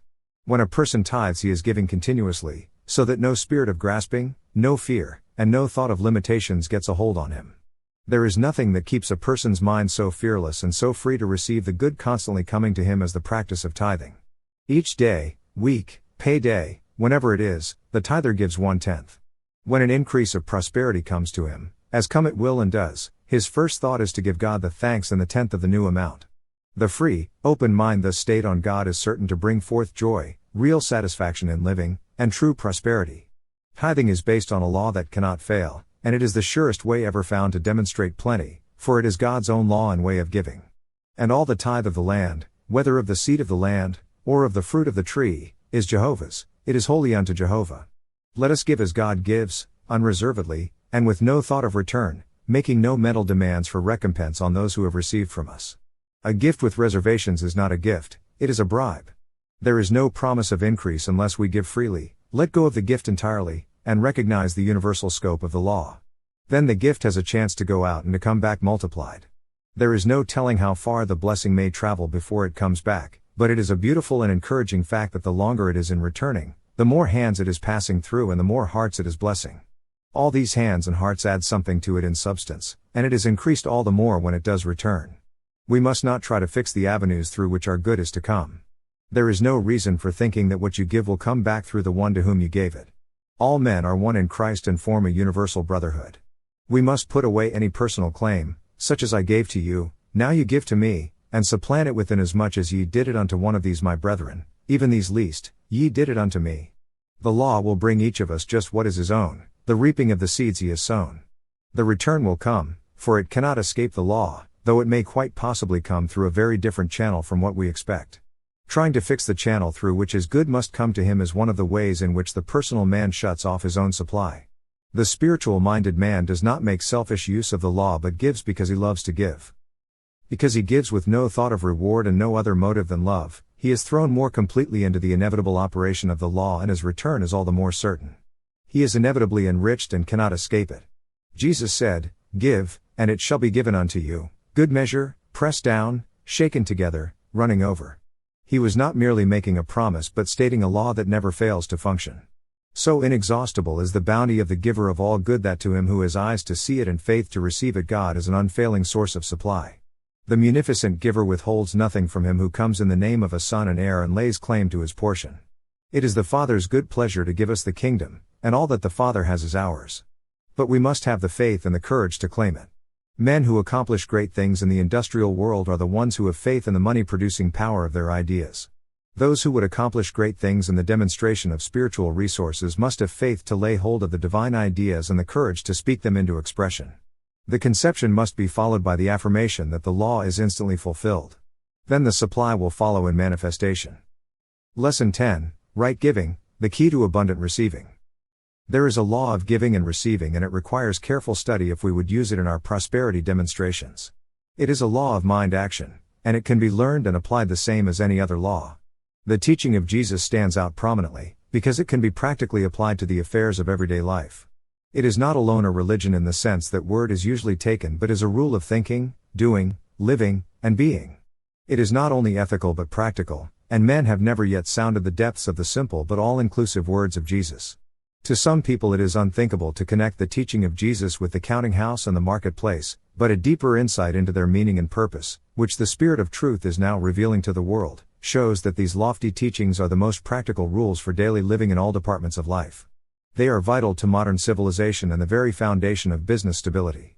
The law of giving and receiving that Jesus taught, "Give, and it shall be given unto you," is found to be applicable to all our commercial as well as our social relationships. We have not been more successful in making this doctrine of Jesus a practical standard for everyday guidance because we have not understood the law on which it is based. Jesus would not have put forth a doctrine that was not true and not based on unchanging law, and we can be sure that this doctrine of giving and receiving is powerful enough to support all the affairs of civilization. We have not gone deeply enough into the teaching but have thought we understood it from a mere surface study. Ye look at the things that are before your face, says Paul, and Jesus also warned us to judge not according to appearance. We should form no conclusions until we have gone thoroughly into the causes and the underlying laws. The things we see outwardly are the effects that have arisen from causes that are invisible to us. There is an inner and an outer to everything. Both the mental and the material conditions pervade the universe. Man slides at will up and down the whole gamut of cause and effect. The whole race slides into an effect almost unconsciously and so identifies the senses with the effect that the causes are lost sight of for thousands of years. An awakening comes in time and the cause side of existence is again brought to the attention of men, as set forth, for example, in the doctrine of Jesus Christ. But men cannot grasp the great truth in a moment and cling to what is plainly visible to them, the effect side. The truth that things have a spiritual as well as a material identity and that the spiritual is the cause side and of greatest value, is a revelation that may be slow in coming to most people. In this instance it is the material side that they cling to, thinking it to be all and refusing to let go. Men have taken the letter or appearance side of the Jesus Christ doctrine and materialized it to fit their beliefs and customs. That is the reason why the Christ message has not purified commerce, society, and government. But it should be made spiritually operative in those fields. It will easily do the work desired when its mental side is studied and when it is understood and applied from the spiritual viewpoint. There is need for reform in economics more than in any other department of everyday life. Money has been manipulated by greed until greed itself is sick and secretly asks for a panacea. But it does not look to the religion of Jesus Christ for healing. In fact, that is the very last place it would apply for aid, because many of the advocates of the Jesus Christ doctrine are themselves economic dependents and have no solution for the economic problem, not understanding the power of their own religion. Yet no permanent remedy will ever be found for the economic ills of the world outside a practical application of the laws on which the doctrine of Jesus Christ is based. The correctness of the solution of any problem is assured by the right relation of its elements. All true reform begins with the individual. Jesus began there. He did not clamor for legislation to control men or their actions. He called his 12 apostles and through them individually instituted that reform which has as its basis an appeal to the innate intelligence, honesty, and goodness in every man. He told them, "Go ye into all the world, and preach the gospel to the whole creation." As people learn more definitely about the dynamic effect of thought and how ideas pass from mind to mind, they see more and more the wisdom of the Christ teaching. They are beginning to understand that there is one undeviating law of mind action and that all thinking and all speaking is amenable to it. Thus when Jesus said, "By thy words thou shalt be justified, and by thy words thou shalt be condemned," he taught the power of thoughts and words to bring results in accordance with the ideas back of them. Following the metaphysical side of the teaching of Jesus, we have found that certain thoughts held in the minds of the people are causing widespread misery, disease, and death. We have also found that these thoughts can be dissolved or transformed and the whole man made over through his conscious volition. Paul well understood this process. He said, "Be ye transformed by the renewing of your mind." Among the destructive thoughts that men indulge in and exercise are those forms of selfishness which we know as avarice, covetousness, money-getting, the desire for financial gain and for possessing the things of the world. These thoughts threaten seriously to disturb the civilization of the world and the stability of the whole race. The sole thought of money-getting is being allowed by men and women to generate its cold vapor in their souls until it shuts out all the sunlight of love and even of life. The remedy for the misery caused by destructive thoughts is not far to seek. It lies in constructive thinking along the lines that Jesus laid down. Indeed, the remedy for all the ills to which flesh is heir lies in conformity to the divine law that Jesus revealed to his true followers. It is said of these true followers, Acts 4:32, that they were of one heart and soul. And not one of them said that aught of the things which he possessed was his own, but they had all things common. Many true Christians have observed this righteous law and sought to conform to it in community life. Such efforts have not always been successful, because there was not the necessary recognition of the mental factor and the discipline of ideas. So long as the idea of covetousness is lodged in the human mind as its dominant generating factor, there can be no successful community life. That idea must be eliminated from the mental plane first. The next step, the outer practice, will then be safe and successful. Everywhere true metaphysicians are preparing themselves to be members in the great colony that Jesus is to set up, by working to eliminate from their mind all selfish ideas, along with all other discordant vibrations that produce inharmony among members of the same group. A step in this direction is the gradual introduction of the free will offering plan to replace the world's commercial standard of reward for services. We are striving to educate the people on this question of giving and receiving and to let their own experience prove to them that there is a divine law of equilibrium in financial matters that corresponds to the law of balance and poise that holds the suns and the planets in place. In order to make a success of this great effort, we must have the loving cooperation of everyone to whom we minister. The law is based on love and justice, and it equitably and harmoniously adjusts all the affairs of men. It goes even further, for it restores a harmony and balance in both mind and body that results in happiness and health as well as prosperity. Love and justice are mighty powers, and all things must eventually come under their influence, because even a few men and women of right motive can, by right thinking and consequent just action, introduce these ideas into the race consciousness and pave the way for their universal adoption. The movement has already begun and is rapidly gaining headway. Every student and reader is asked to give it impetus by resolving to be unselfish and just without compulsion. The race consciousness is formed of thought currents and the dominant beliefs of all the people. A few men and women rise above these currents of thought and become independent thinkers. The dominating race idea of money getting as the goal of success is now being replaced by the idea of usefulness and good works. This idea must be carried out by individuals who have resolved to think and to act in the Jesus Christ way. To be one of these individuals and to contribute to the change in the race consciousness, first dedicate yourself in spirit to the ministry of Jesus and resolve to carry forward the great work he has commissioned you to do. This does not mean that you must preach like Paul or necessarily carry on any extensive work in the outer. In the silence of your inner chamber you can do a mighty work of power by daily denying the beliefs in avarice and covetousness and affirming the universal sway of divine love and justice. You can make the idea of exact equity and justice between man and man the central theme of all your saying and doing. When you see examples of greed and avarice or when thoughts of these seek a place in your mind, remember the words of the Master, "What is that to thee? Follow thou me." Never for a moment allow yourself to entertain any scheme for getting the better of your fellows in any trade or bargain. Hold steadily to the law of equity and justice that is working in and through you, knowing for a certainty that you are supplied with everything necessary to fulfill all your requirements. Give full value for everything you get. Demand the same for everything you give, but do not try to enforce that demand by human methods. There is a better way. Think of yourself as spirit working with powerful spiritual forces, and know that the demands of spirit must and will be met. Do not plan to lay up for the future, let the future take care of itself. To entertain any fears or doubts on that point saps your strength and depletes your spiritual power. Hold steadily to the thought of the omnipresence of universal supply, its perfect equilibrium and its swift action in filling every apparent vacuum or place of lack. If you have been in the habit of hoarding or of practicing stringent economy, change your thought currents to generosity. Practice giving, even though it may be in a small way.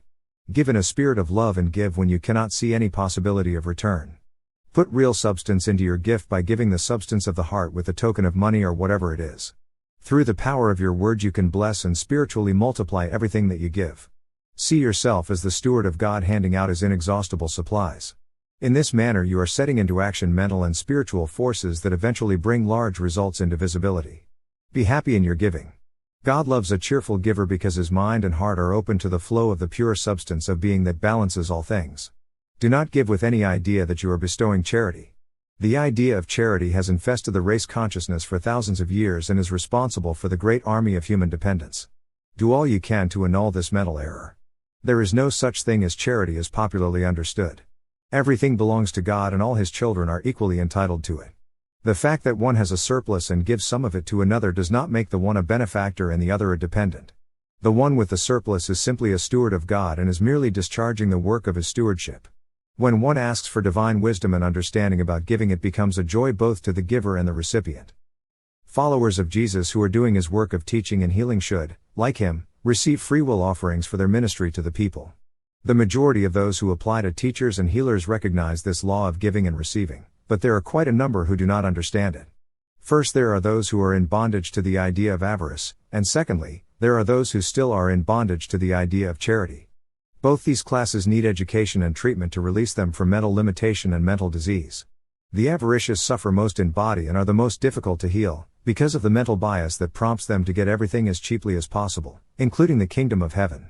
They must be patiently educated to be just because it is right, and to learn to let go of the acquisitive spirit and replace it with the spirit of generosity. They will do this readily enough as a mental drill but are not so willing to let go of the money symbol. However, continued treatments in the silence, supplemented with oral and written instruction, will eventually prevail and heal them. There are many examples that could be given to prove the outworking of the law. The covetous idea has a great power over the body. It would avail little to treat the outer manifestation before first removing the inner cause from the mind. The salvation of such people is to learn to give generously and freely, not from compulsion or for the sake of reward but from a love of the giving. Some metaphysicians think to cure their patients of the hold of avaricious thoughts by charging them a good round price for their treatments. By the same token, the medical doctor who charges the most is surest to heal his patients, and any service for which an exorbitant price is charged is the best. Surely this would be a foolish idea. Metaphysical healing has become so popular that hundreds have gone into it as a business and are making of it an industry founded on the old commercial idea, just as cold and calculating, as hard and unyielding as the idea is in the ranks of the money changers of mammon. Surely there is a more excellent way, one more in harmony with divine law, a way that permits the heart as well as the head and hand to be used in the grace of giving and receiving. Those who are using the free will offering method meet with some criticism and opposition from those who hold to the commercial method and say that charging a definite sum is the legitimate way. They accuse unity of fostering charity and poverty and keeping alive the spirit of getting something for nothing that is manifested by so many people. Our reply is that we are pursuing the only course that could ever effectually eradicate these erroneous states of consciousness and bring people into an understanding of the spiritual law of prosperity through giving and love. Everyone should give as he receives. In fact, it is only through giving that he can receive. Until the heart is quickened at the center and the mind is opened up to truth, there is no permanent healing. Everyone can make a fair return for everything he gets. We aim to show moneyless paupers that they can give something in return for the good that has been done them. It may be to pass the true word to some other needy one, or merely to lift up their voice in thanksgiving and praise where before they were dumb. We recognize the necessity of some action of the mammon-bound mind. It must be made to let go somewhere before it can receive the light and the power of spirit. Our work is to bring men and women to the place of true and lasting dominion where they are superior to both riches and poverty. We can do this by showing them that they are spiritual beings, that they live in a spiritual world here and now, and that through the apprehension of the truth of their being and their relation to God, this dominion is to be realized. The central and most vital fact that they must come to realize is that an idea has the power of building thought structures, which in turn materialize in the outer environment and affairs and determine every detail of their existence. Every man is a king ruling his own subjects. These subjects are the ideas existing in his mind, the subjects of his thought. Each man's ideas are as varied and show as many traits of character as the inhabitants of any empire. But they can all be brought into subjection and made to obey through the I Am power that is the ruler of the kingdom. In your domain of mind there may be colonies of alien ideas, the Philistines, Canaanites, and other foreign tribes, that the children of Israel found in their promised land when they attempted to take possession of it. The story of the children of Israel and how they gained the possession of that land is a symbolical representation of the experience of everyone who seeks to reclaim his own consciousness in the name of the Lord. The meaning in Hebrew of the name Canaanite is merchant or trader, in other words, a set of ideas that has to do with the commercial phase of life. Study the children of Israel, spiritual ideas, in their experiences with these Canaanites, and you will get many valuable hints on subduing and handling your own money-getting ideas. You may allow avariciousness and stinginess to develop in your mind domain until the very blood in your body starts to dry up and your nerves are shaken and palsied with the fear of future poverty. If so, it is time these ideas were driven out and a new set of ideas settled in your domain to become active in building up a new state of consciousness, nation. Begin at once to let go of your all-consuming thoughts of gain. Think about generosity and begin to be generous for your own sake. It is more blessed to give than to receive will prove itself to you as the law, for you will be blessed by a new influx of ideas of life, health, and prosperity when you start giving. Instead of being grasping and avaricious, perhaps you have gone to the other extreme and have cultivated ideas of small things financially. You may have been fostering poverty by holding ideas of pennies instead of dollars or of hundreds instead of thousands. You may be thinking that you cannot give because your income is small or your supply is limited. Your remedy is to cultivate ideas of abundance. Claim God as your inexhaustible resource, that all things are yours. But in order to set in motion the accumulated energy of your thought, you must also begin to give. You may be able to give only pennies at first, but give them in the name and the spirit of your opulent God. Send them forth with all the love of your heart and say to them as they go, "Divine love through me blesses and multiplies you." Your consciousness is like a stream of water. If the stream is in any way dammed up, the water settles in all the low places and becomes stagnant. The quickest way to purify and reclaim the low, swampy places in your consciousness is to let in the flood from above by opening the dam. Many people try to demonstrate God as their supply by repeating affirmations of abundance now present, but fail to deny and thus to let go of the old condition and old belief in lack by beginning to give as generously as possible. It is not the amount you give measured by standards of the world, it is the goodwill you send forth with the gift, which can be measured only by spiritual standards. God loveth a cheerful giver. The Greek word here translated cheerful is hilarion, which means really hilarious, joyful. The gift may be measured in dollars and cents, but God looks not on such standards, He looks on and loves the joyful giver. We read in Deuteronomy 28:47, 48, "Because thou servedst not Jehovah thy God with joyfulness, and with gladness of heart, by reason of the abundance of all things, therefore shalt thou serve thine enemies, in hunger, and in thirst, and in nakedness, and in want of all things." This shows that there is a definite relation between the cheerfulness or joyfulness of our giving and our prosperity. Whether we make a large or a small gift, let us make it with largeness of cheer and joy, even of hilarity, remembering that God loveth a hilarious giver. Keep therefore the words of this covenant, and do them, that ye may prosper in all that ye do. Blessings that may be placed on our gifts. Divine love, through me, blesses and multiplies this offering. The Father gives abundantly, I receive, thankfully, and give again generously. This is the bounty of God, and I send it forth with wisdom and joy. Divine love bountifully supplies and increases this offering. I give freely and fearlessly, fulfilling the law of giving and receiving. Lesson 11, Laying up treasures.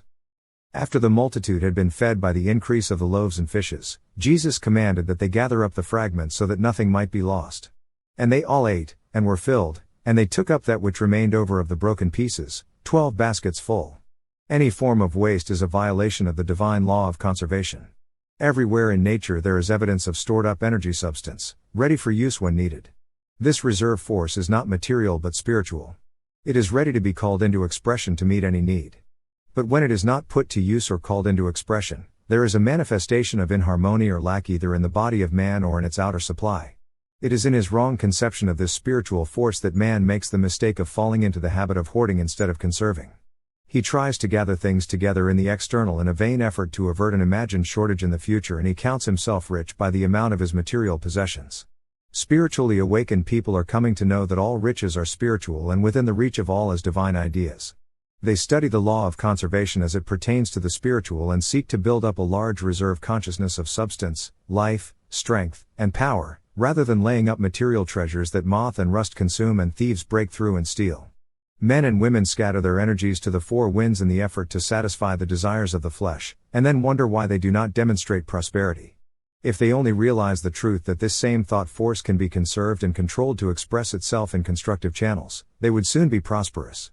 Spirit must have substance to work on, and there must be substance in the ideas of your mind. If your substance is going here, there, and everywhere, being spent in riotous thinking, how can it accumulate to the point of demonstration? Such a waste of substance is a violation of the law of conservation, a law that all should know. When you overcome your desire for dissipation, not the overt acts only but the inner desire, then you will begin to accumulate substance that must manifest itself as prosperity according to the law. One of the fundamental principles in the study of Christianity is that God's great objective is the making of a perfect man. Man is the apex of creation, made in God's image and likeness, and endowed with full authority and dominion over his elemental thoughts. We sometimes think that we must succeed in some business or occupation before we can become rich or famous. This is a missing of the mark of the high calling of God in Christ Jesus, which is to demonstrate the divine idea of a perfect man. The real object of life is not making money or becoming famous but the building of character, the bringing forth of the potentialities that exist in every one of us. A part of the divine plan is substantial provision by the Creator for all the mental and physical needs of His creation. We are not studying prosperity to become rich but to bring out those characteristics that are fundamental to prosperity. We must learn to develop the faculty that will bring prosperity and the character that is not spoiled by prosperity. Faith is the faculty of mind that deals with the universal substance idea. Faith is the substance of things hoped for. Everything in God is ideal, without form or shape but with all possibilities. He is omnipresent in our mind and in our body. It is in our body that we bring God into visible manifestation. Faith is the faculty that does this. It lays hold of the substance idea and makes it visible. The scramble for wealth seems to be the only object of existence for certain minds. Writers of biblical times were incessantly preaching against the evils of money. Yet Jehovah was always promising riches and honor to all those who kept His commandments. The gold and silver that God promised were spiritual rather than material. God is mind, and mind can give only ideas. These ideas can be translated into terms of gold or of anything else we desire, according to our thought. The only treasures that are worth saving are those we lay up in the heavens of the mind. The only gold that can be trusted to bring happiness is the gold of spirit. Jesus says, I counsel thee to buy of me gold refined by fire, that thou mayest become rich, and white garments, that thou mayest clothe thyself, that the shame of thy nakedness be not made manifest. Paul tells us that the love of money is a root of all kinds of evil. That means of course that by loving money man has in some way limited it. He has not loved the true source of money but has loved the thing rather than the spirit that it expresses. He has broken the law by trying to grasp the thing and failing to acknowledge the idea that lies back of it. We must know this law, observing it in the handling of money, and make love the magnet of supply instead of becoming entangled in that selfishness and greed which is causing so much inharmony and suffering in the world today. We should know that there is a universal money substance and that it belongs to all of us in all its fullness. In the parable of the sower, Jesus uses a most striking phrase. Part of the good seed was choked out by thorns, and the thorns represent the deceitfulness of riches. Money is indeed a cheat. It promises ease and brings cares, it promises pleasures and pays with pain, it promises influence and returns envy and jealousy, it promises happiness and gives sorrow, it promises permanence and then flies away. Metaphysically, it is better or at least safer to be poor than to be rich. Jesus taught this in the parable of the rich man and Lazarus. The rich man is pictured in torment, crying for the poor man to give him a drink of water. But if the rich are miserable, the poor who greatly desire to be rich are equally so. Poverty and riches are the two poles of a magnet whose pivot is a belief that the possession of matter will bring joy to the possessor. This belief is a delusion, and those who are attracted by this belief and allow their minds to be hypnotized by the desire for material possessions are to be pitied whether their desire is realized or not. The real possessor of wealth is the one who feels that all things are his to use and to enjoy, yet does not burden himself with the personal possession of anything. Diogenes was a most happy man, though he lived in a tub. His philosophy has outlived the influence of the rich and powerful people who were his contemporaries. He walked around with a lantern at midday looking for an honest man, so they seem to have been as rare in his day as in ours.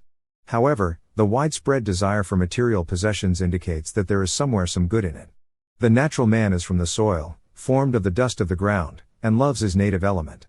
The spiritual man is from above, originating in the heavens of the mind. He is given first place and like Jacob supplants the natural man. Men should not condemn the earth because of this, yet they should not love it to the exclusion of the heavens. They should understand that substance is the day from which the Father makes the body of his people. Your heavenly Father knoweth that ye have need of all these things, but seek ye first his kingdom, and his righteousness, and all these things shall be added unto you. The divine law holds that the earth is the Lord's and the fullness thereof. If this truth were thoroughly understood, men would begin at once to make all property public, available for the use and enjoyment of all the people. The early disciples of Jesus understood this, and their religion required them to bring all their possessions and lay them at the feet of their leaders, to be distributed and used according to the needs of all. Paul's companion Barnabas gave his field. Ananias and Sapphira sold their land and brought part of the price to Peter but held back part of it. They had not overcome the fear of future lack and had not put their faith fully in the teaching and promises of the Master. When we have recognized the truth of the omnipresence of God as substance and supply for every need, there will be no occasion for holding back part as Ananias and Sapphira did. We cannot hoard money in its material phase without breaking the law, which is that we have all the substance necessary for our supply.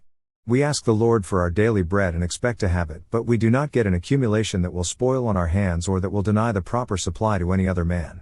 The metaphysical idea of this part of the Lord's Prayer is, give us this day the substance of tomorrow's bread. We ask not for bread but for the substance that Spirit arranges to manifest as bread, clothing, shelter, or the supply for any need we may have.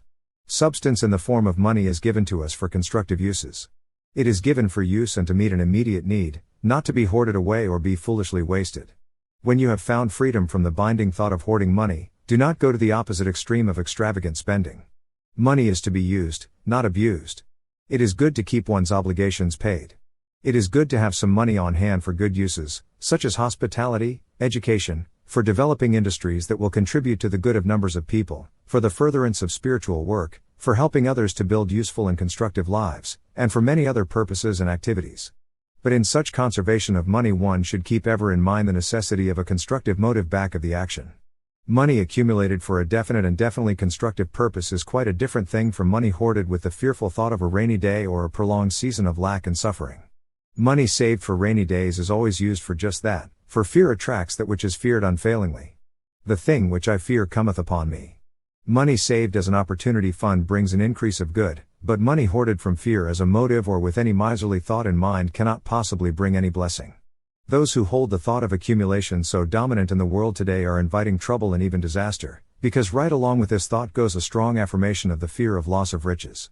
Their actions bespeak fear, and the loss they dread is certain to be manifested sooner or later. The worldly idea of prosperity is based on the wrong idea of supply. One may have the right idea about the source of riches as spiritual and yet have the wrong idea about the constancy of supply as an ever-present, freely flowing spiritual substance. God does not clothe the lilies in a moment and then leave them to the mercy of lack. He gives them the continuous supply necessary to their growth. We can rest assured that He will much more clothe us and keep us clothed from day to day according to our need. When we doubt this and place our dependence on stored up money instead, we shut off the stream of divine supply. Then when our little accumulation is spent, stolen, or lost, we are like the prodigal son and we begin to be in want. Jesus did not own a foot of land. Yet never did He lack for anything needed. Without laying up treasures on earth He was rich in His consciousness of the treasures of heaven within Himself, treasures ready to be manifested in the outer whenever He needed them. We know perfectly well that sooner or later we shall have to let go of our earthly possessions. Does this bring the thought of death and of leaving the world behind? Then it shows what a powerful hold this race belief of worldly wealth has taken in your mind. Men can think of letting go of their material possessions only in connection with death. They seem to prefer death to giving up their idea of wealth. When they make such a choice they decree what shall come to pass for them. That is why it is hard for a rich man to enter into the kingdom of heaven. He has laid up treasures on earth and not enough in heaven. He has not made it possible for his mind to lay hold of the positive pole of wealth, the true idea of wealth. He is holding to the negative side of the wealth idea, and that side is always changing. Material things pass away unless they are firmly connected with the unchanging, positive source. True riches and real prosperity are in the understanding that there is an omnipresent substance from which all things come, and that by the action of our mind we can unify ourselves with that substance so that the manifestations that come from it will be in line with our desires and needs. Instead of realizing the inexhaustible, eternal, and omnipresent nature of that substance, we have limited it in our thought. We have thought that there is only about so much of it and that we had better hurry to get our share. We have thought that we must be careful how we spend it and put some of it away for a time when there won't be any more. In building up this consciousness of a limited supply, we have concluded that it is necessary to be economical and more saving. We begin to pinch in our mind, and then our money becomes pinched, for as we think in our mind, so we manifest in our affairs. This attitude pinches the channel through which our substance comes to manifestation and slows down the even flow of our supply. Then comes depression, hard times, shortage, and we wonder why, looking for some way to lay the blame on the government, or on war, or on industry, or even on the Lord, but never by any chance do we put the blame where it belongs, on ourselves. The pinching attitude of mind is even worse than bring people into want. If people would relax in mind, they would loosen up the nerves and muscles of the body. They must learn the cause of their strained, pinching mental attitude and let go of that first. Then the relief of the outer condition will become manifest as the condition itself did. Nearly all of us have been brought up in the belief that economy is an important thing, even a virtue. We should save our money and have a bank account. Saving money is the recipe for success given by many of our wealthy men. It is not a bad idea. There must be money available in banks to carry on business and industry. By having a bank account we contribute to the welfare of the community, if we have the right idea, which is that the Lord is our banker.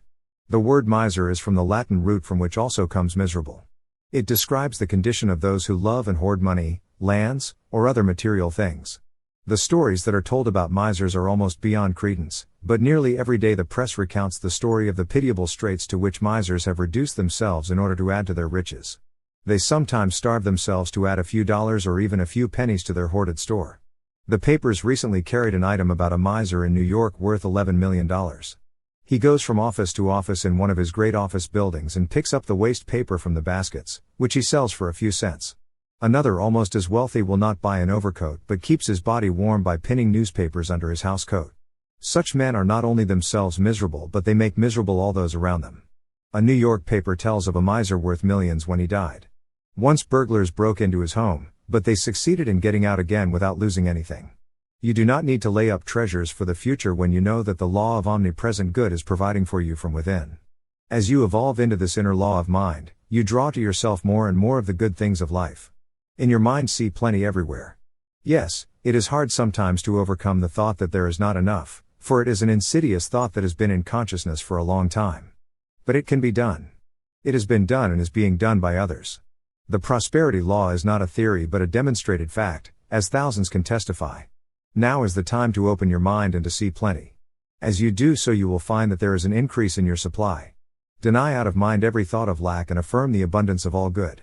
The infinite substance that infinite mind has given to you is all about you now, but you must lay hold of it.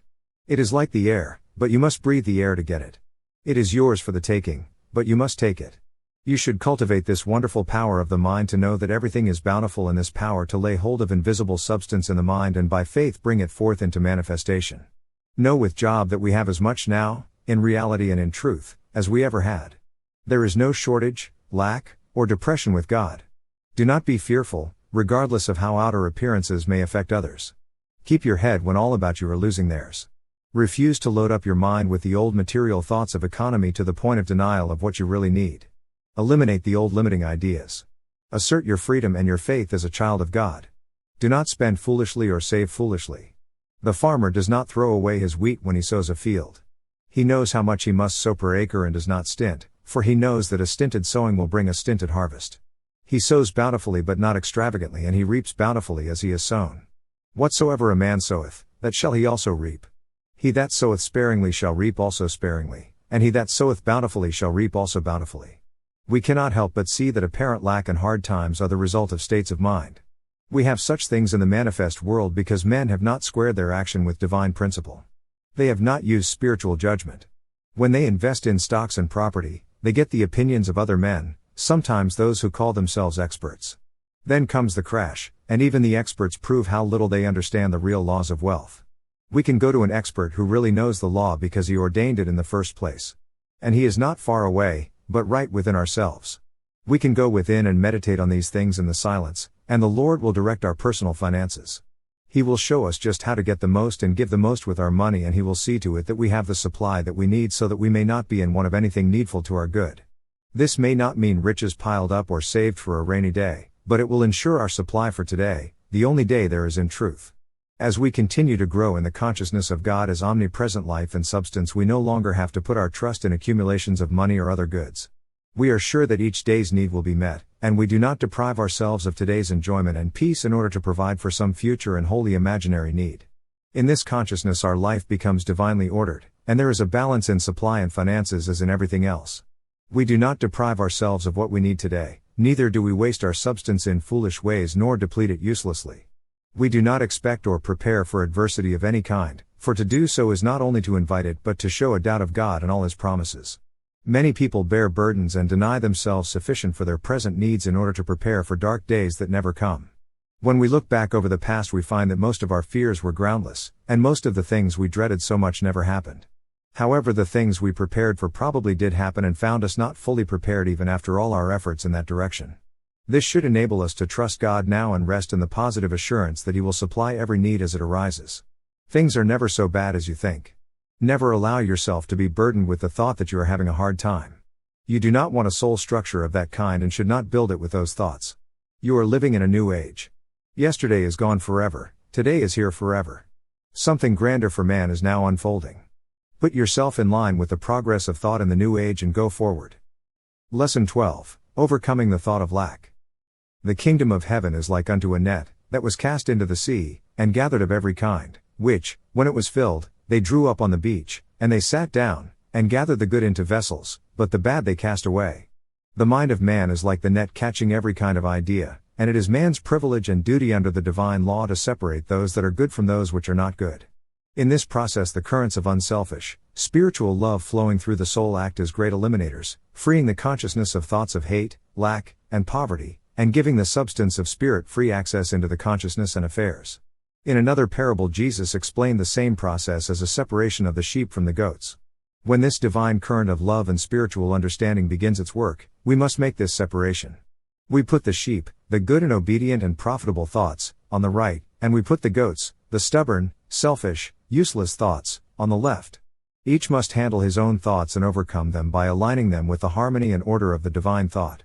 There is an infinite, omnipresent wisdom within us that will deal with these thoughts and guide us in making the discrimination between the right and the wrong when we trust ourselves fully to its intelligence. We can establish a connection between the conscious mind and the superconscious mind within us by meditation, by silence, and by speaking the word. The superconscious mind within you discriminates among the kinds of food you assimilate, controls your digestion, your breathing, and the beating of your heart. It doeth all things well, and it will help you do this important work of directing you in the thoughts you should hold and the ones you should cast out. As you develop this mind within yourself, you will find that you can gradually turn over more and more of your affairs to its perfect discrimination. Nothing is too great for it to accomplish, nor is anything too trivial for it to handle with perfection and dispatch. This mind of the Spirit will guide you in perfect ways, even in the minute details of your life, if you will let it do so. But you must will to do its will and trust it in all your ways. It will lead you unfailingly into health, happiness, and prosperity, as it has done and is doing for thousands, if and when you follow it. It is just as necessary that one should let go of old thoughts and conditions after they have served their purpose as it is that one should lay hold of new ideas and create new conditions to meet one's requirements. In fact, we cannot lay hold of the new ideas and make the new conditions until we have made room for them by eliminating the old. If we feel that we cannot part with the goats, we shall have to do with fewer sheep. If we insist on filling the vessels with the bad fish, we shall have to do without the good. We are learning that thoughts are things and occupy space in mind. We cannot have new or better ones in a place already crowded with old, weak, inefficient thoughts. A mental house cleaning is even more necessary than a material one, for the without is but a reflection of the within. Clean the inside of the platter, where the food is kept, as well as the outside that people see, taught Jesus. Old thoughts must be denied and the mind cleansed in preparation before the affirmative Christ consciousness can come in. Our mind and even our body is loaded with error thoughts. Every cell is clothed with thought, every cell has a mind of its own. By the use of denial we break through the outer crust, the material thought that has enveloped the cells, and get down into the substance and the life within them. Then we make contact with that substance and life which our denials have exposed, and by it express the positive, constructive side of the law. When we consistently deny the limitations of the material, we begin to reveal the spiritual law that waits within ourselves to be fulfilled. When this law is revealed to our consciousness, we begin to use it to demonstrate all things that are good. That is the state of consciousness that Jesus had, the Christ consciousness. Every man has a definite work to do in the carrying forward of the divine law of spiritual evolution. The law is set into action by our thinking and is continually supported by our thought as it develops our soul. Within us are the great potentialities of spirit that, put into action, enable us to be, do, or have anything we will. Science tells us that each of us has enough energy within himself to run a universe, if we knew how to release and control it. We do this releasing by a process of letting go and taking hold, letting go of the old or that which has done its part and is no longer useful, and taking hold of the new ideas and inspirations that come from the superconscious mind. Jesus told Peter that what he should bind in earth would be bound in heaven and what he should loose in earth would be loosed in heaven. He was not talking about a geographical earth or a definite place in the skies called heaven. He was explaining to Peter the law of mind. The conscious mind is but the negative pole of a very positive realm of thought. That positive realm of thought, Jesus called the kingdom of the heavens. It is not a place at all but is the free activity of the superconscious mind of man. Whatever we bind or limit in earth, in the conscious mind, shall be bound or limited in the ideal or heavenly realm, and whatever we loose and set free in the conscious mind, earth, shall be loosed and set free in the ideal, the heavenly. In other words, whatever you affirm or deny in your conscious mind determines the character of the supermind activities. All power is given unto you both in heaven and in earth through your thought. We must carefully choose what thoughts we are going to loose in the mind and what thoughts we are going to bind, for they will come into manifestation in our affairs.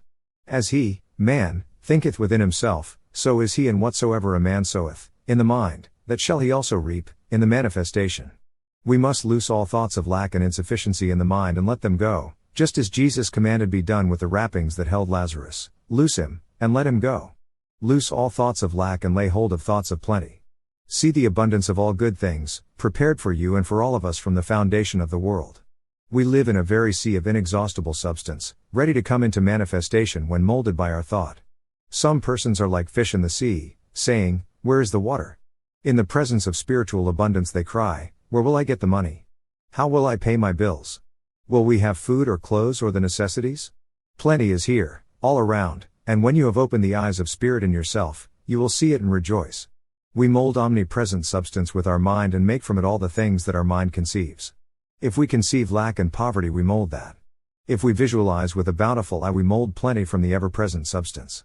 There is perhaps no step in spiritual unfoldment more important than the one we are taking here.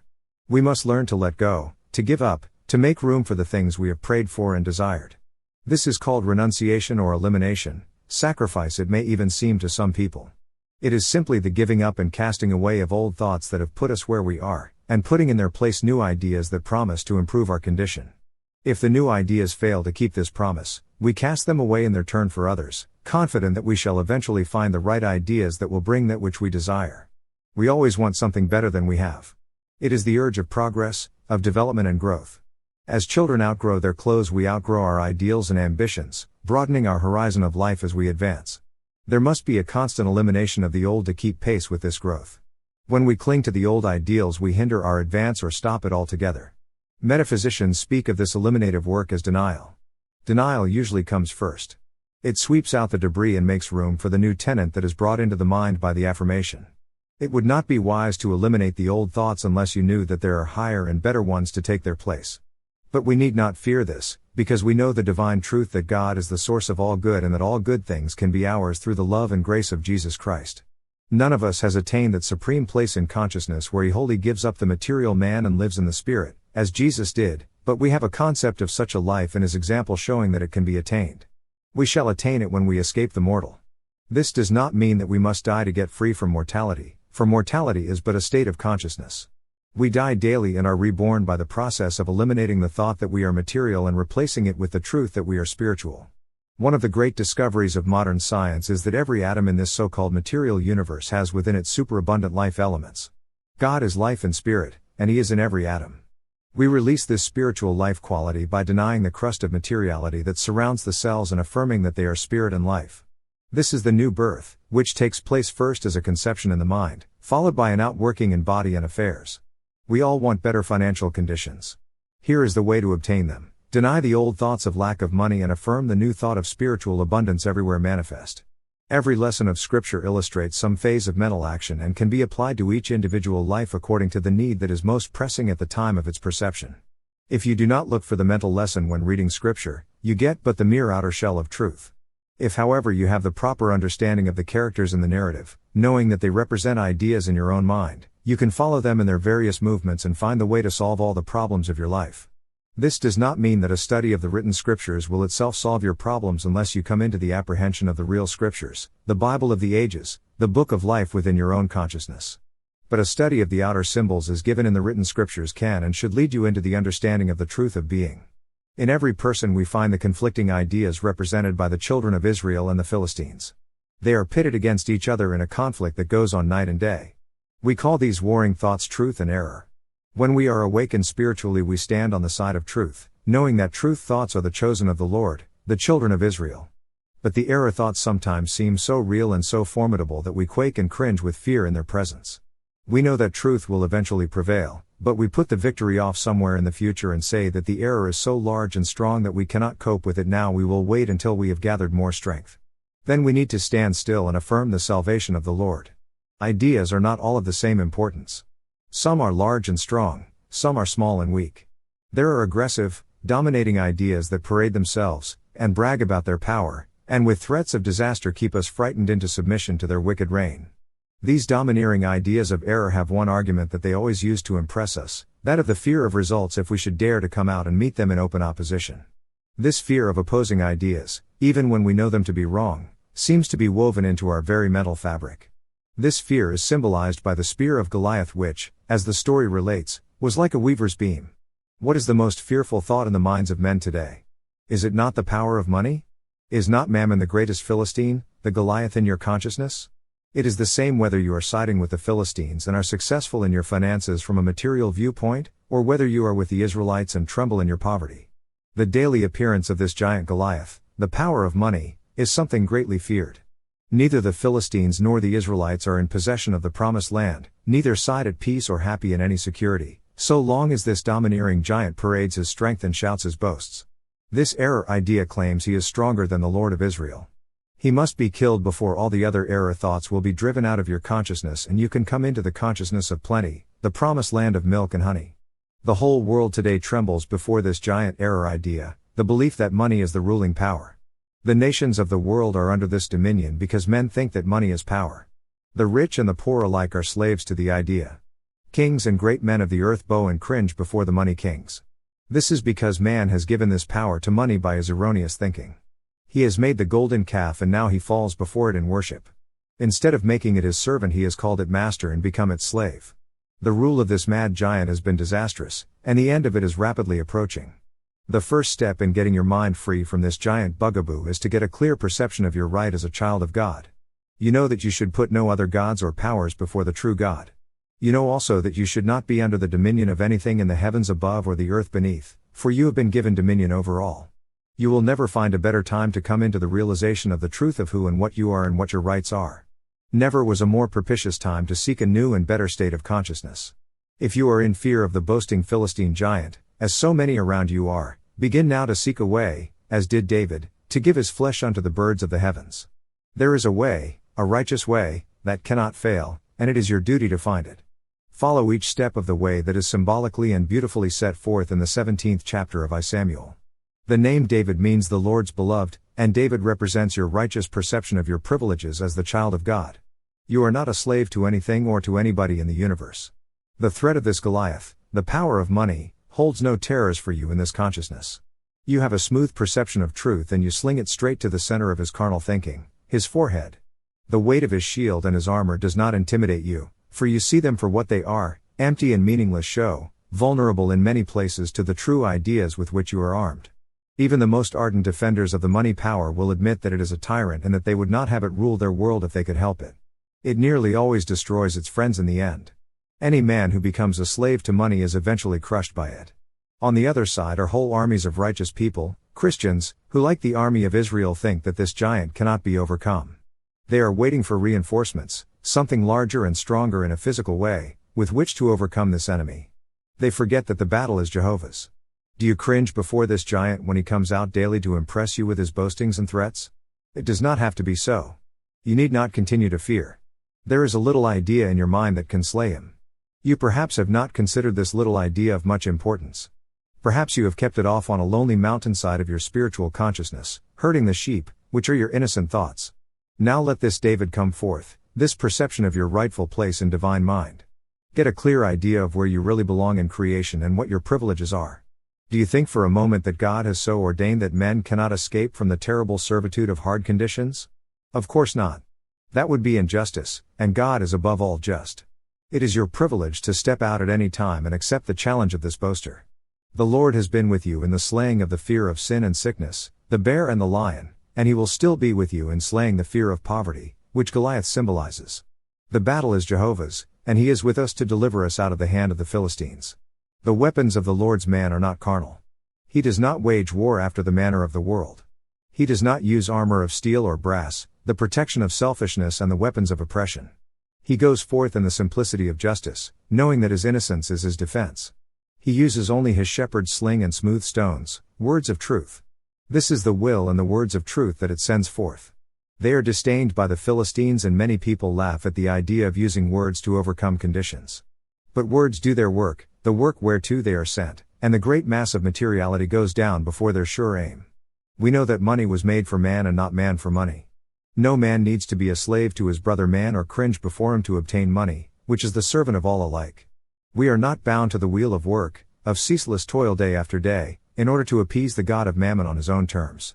We are children of the living God, who as a loving Father is right here in our midst, where we may claim him as our support and our resource on such conditions as he lovingly reveals when we have acknowledged him and denied mammon. This day has Jehovah delivered this proud Philistine into our hands, and the victory is ours. Praise God. The 5 smooth stones chosen by David from the brook represent 5 irrefutable statements of truth. These statements sent forth from a mind confident of itself, its cause, and its spiritual strength will crush the forehead of Goliath, error's giant. The statements are the following. I am the beloved of the Lord. He is with me in all my righteous words, and they do accomplish that whereto I send them forth. My cause is just, for it is my divine right to be supplied with all things whatsoever that the Father has placed at the disposal of his children. I dissolve in my own mind and the minds of all others any thought that my own can be withheld from me. What is mine comes to me by the sure law of God, and in my clear perception of truth I welcome it. I am not fearful of poverty, and I am under obligations to no one. My opulent Father has poured out to me all resources, and I am a mighty channel of abundance. I selfishly own nothing, yet all things in existence are mine to use and in divine wisdom to bestow upon others. Do not hold yourself in poverty by the fear of lack and by practicing a pinching economy. If you believe that all that the Father has is yours, then there is surely no reason for skimping. Nothing will so broaden your mind and your world as the realization that all is yours. When you realize the boundlessness of your spiritual inheritance, nothing shall be lacking in all your world. See with the bountiful eye, for he that hath a bountiful eye shall be blessed. This passage states an exact law, the law of increase. Religious leaders in the past have spread the belief that it is a Christian duty to be poor and that poverty is a virtue. This is by no means the doctrine of Jesus. He accepted the proposition fully, without reservation or qualification, that God is our resource and that the Father has provided all things for his children. He is often described as being poor, without a place to lay his head, yet he had a parental home at Nazareth and was welcomed gladly into the homes of both the rich and the poor all over Palestine. He dressed as a rabbi, and his clothing was so rich and valuable that the Roman soldiers coveted the seamless robe he wore and cast lots for it. He found abundance in the kingdom of God where everything needful becomes manifest not through hard labor but through the realization of truth. Jesus seldom had need for money, because he went back of money to the idea it represents and dealt with money in the idea realm. Our government is back of all our paper dollars, else they would have no value. God is back of every material symbol, and it is in God rather than in the symbol that we should put our faith. He is back of our call for food and raiment and everything that we could need or desire. Jesus says all we need do is ask in faith and in his name, believing that we receive, and we shall have. And we should not hesitate to ask largely, for God can give much as easily as he can give a little. Questions. Lesson 1. Spiritual substance, the fundamental basis of the universe. 1. What is divine mind? 2. What is man, and how is he connected with divine ideas? 3. What great change in methods of production and distribution seems about to be made? How will it affect our prosperity? 4. What is the ether of science and metaphysics? To what extent has man drawn on it, and what are its possibilities? 5. What did Jesus demonstrate regarding the kingdom of the ether? 6. What is the source of all material, according to science? According to Jesus? 7. What is the simplest and surest way to lay hold of substance? 8. Explain from this viewpoint how substance can never be depleted. 9. Why does God give to just and unjust alike, to all equally? 10. How does this truth of the ether help us better to understand the nature of God as pure being or spirit? 11. What is symbolized by gold and silver? Why are they precious? 12. What is the threefold activity through which substance must go on its way to becoming manifest as material? 13. If substance is omnipresent and man can control its manifestation, why does man suffer from lack and limitation? 14. Explain the teaching of Jesus that it is hard for a rich man to enter the kingdom of the heavens. 15. What is meant by property rights and the right to wealth? What error is implied in this doctrine? To whom do ideas belong? 16. What are some of the great possessions that must be unloaded before we can enter the kingdom of consciousness? 17. After recognizing the existence, potentiality, and availability of universal substance, what is the next step in demonstration? 18. Can the kingdom be found by one with selfish motives? Why should we desire healing and prosperity? 19. What is the prosperity consciousness? Give examples. How can it be cultivated wisely? 20. What will be the social and economic results of a widespread prosperity consciousness in the whole race? Lesson 2. Spiritual mind, the omnipresent directive principle of prosperity. 1. Why are ideas the most important things in life? 2. What is desire in origin, purpose, and result? 3. What is the difference between isness and existence? 4. What is the difference between being and appearance? 5. What is the relation of figures to the problem they help solve? How does this illustrate spiritual reality and material phenomena? 6. What is implied in the fact that man can conceive of an ideal world? 7. Should we deny the existence of material things? Can we do so successfully? What should we deny about the things of the outer? 8. What is the I am identity? How does it differ from divine mind? 9. Why is spiritual understanding important? How is it gained? 10. What connection exists between ideas and divine mind? 11. What divine idea is back of riches? What ideas are the parents of this idea? How can this knowledge help us in demonstrating? 12. Are all men equally entitled to wealth? What ideas should accompany the acquiring, using, and spending of wealth? 13. Do we expect God to give us actual loaves of bread when we pray the Lord's Prayer? What does he give instead of material things? 14. Why do people have dreams? Do dreams help men with their problems? 15. What is the value of relaxation and the silence when we seek God's gifts? 16. What relation has prosperity demonstration to the kingdom of the heavens consciousness? 17. What is the physical, psychological, and spiritual reason for preparing the way for the prosperity demonstration? 18. What does the parable of the lilies teach us about substance? 19. What effect does the attitude of thanksgiving and praise have upon our prosperity? 20. Why is asking in the name of Jesus Christ more effective than any other prayer? Lesson 3. Faith in the invisible substance, the key to demonstration. 1. What is the starting point in building a prosperity consciousness? 2. What is the relation between faith and substance? 3. What does it mean to have faith? 4. What is a seeking faith? For what does it seek? 5. Explain how doubt retards manifestation. 6. What is the difference between the conception of John the Baptist and that of Jesus? 7. How do love and understanding assist faith in its accomplishments? 8. Are difficult experiences necessary in life? Why do we have them? 9. Show that it is sinful to think and talk hard times, lack, and other limitations. 10. Explain the symbology of the 5 loaves and 2 fishes. 11. How does fear produce a stagnation in financial circulation? How does confidence or faith restore normal conditions? 12. How can we go into the upper room to wait for the power from on high? 13. How does your mind create? Are its creations always real? 14. Why should our faith be in spirit rather than in material things? 15. Show how faith is essential to success in the professions, in manufacturing, in sales, and in other lines of activity. 16.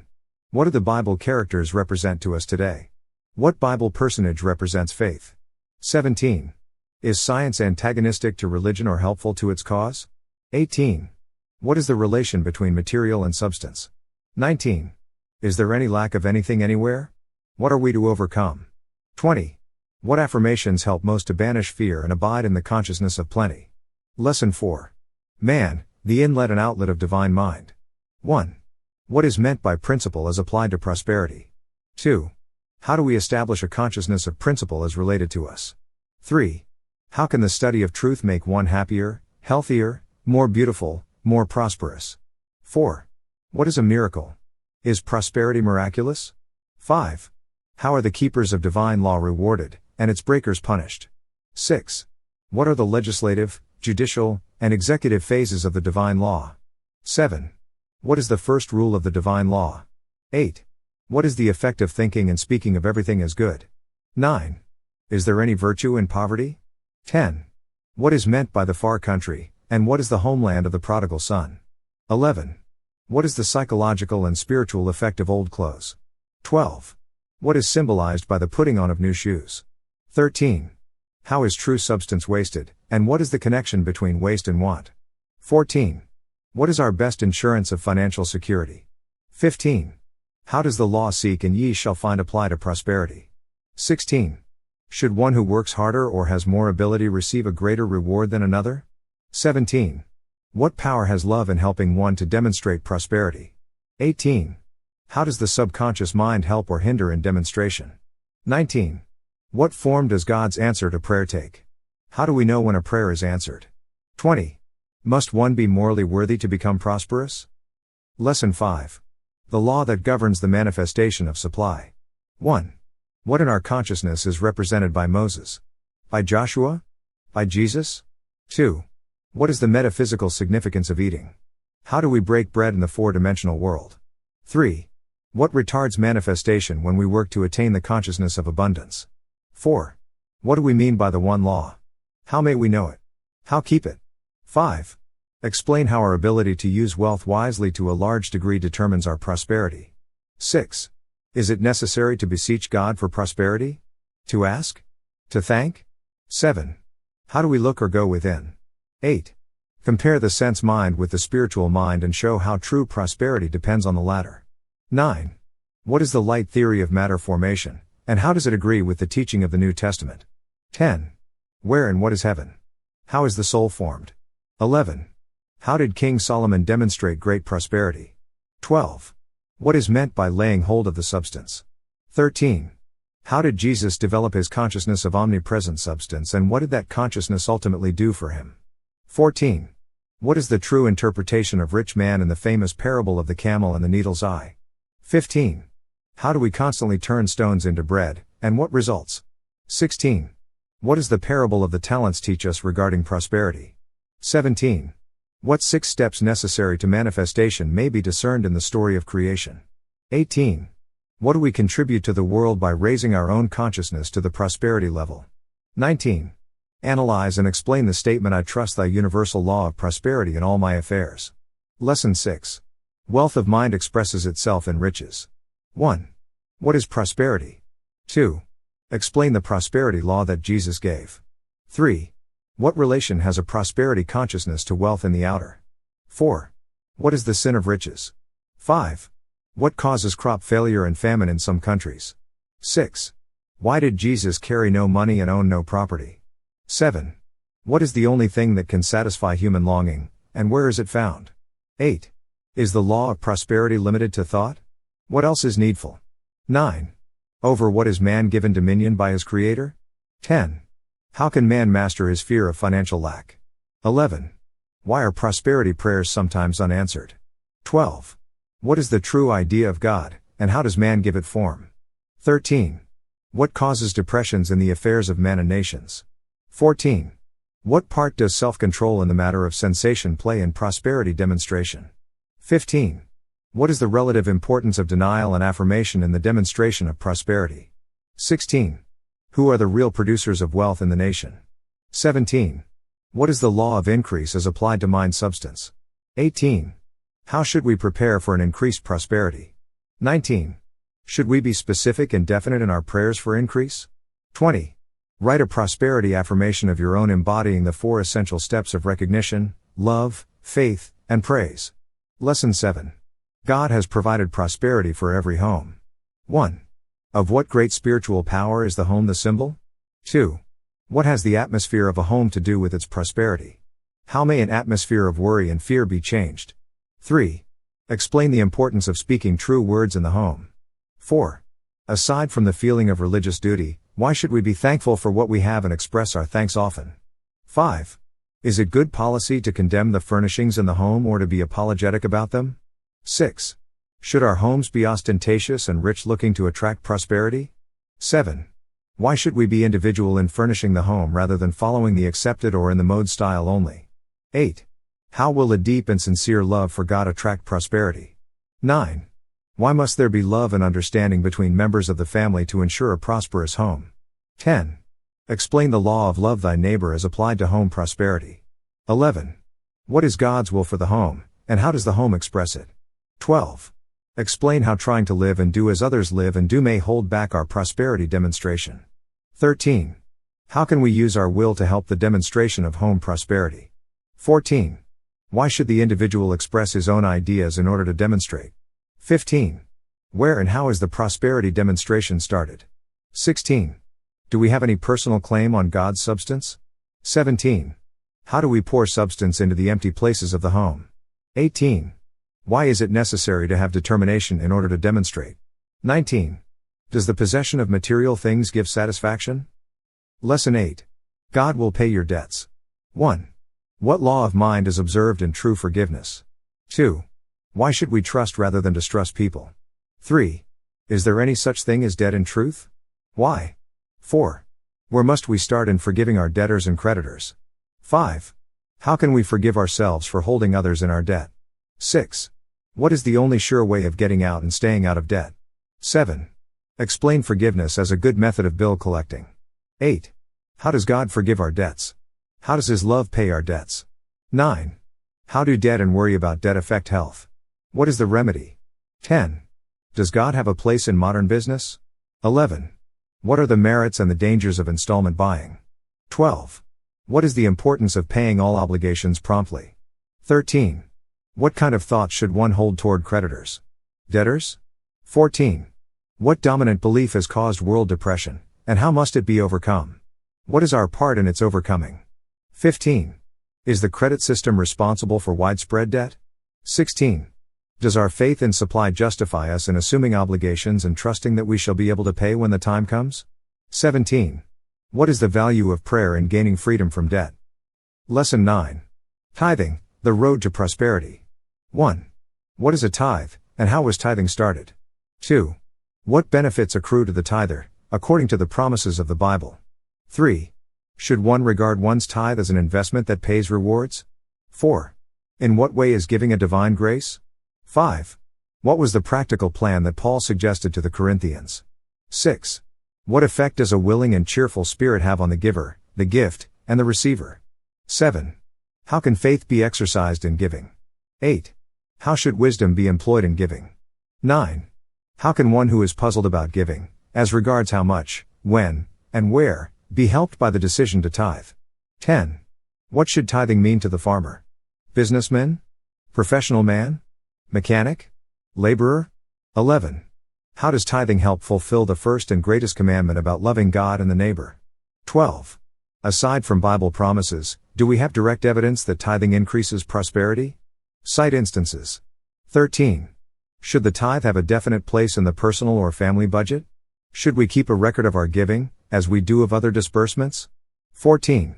Why is the regular tithe, though it may be small, better than the occasional giving of a larger gift in a lump sum? 15. What is the psychological basis and effect of tithing? 16. What attitude should one assume toward a seemingly delayed demonstration? 17. Should we look for our good to come through the channel of those to whom we give or serve? 18. Why is it better to give without thought or expectation of return? 19. What must we do about receiving what God has and desires for us? 20. Discuss giving as a form of affirmation. Lesson 10. Right giving, the key to abundant receiving. 1.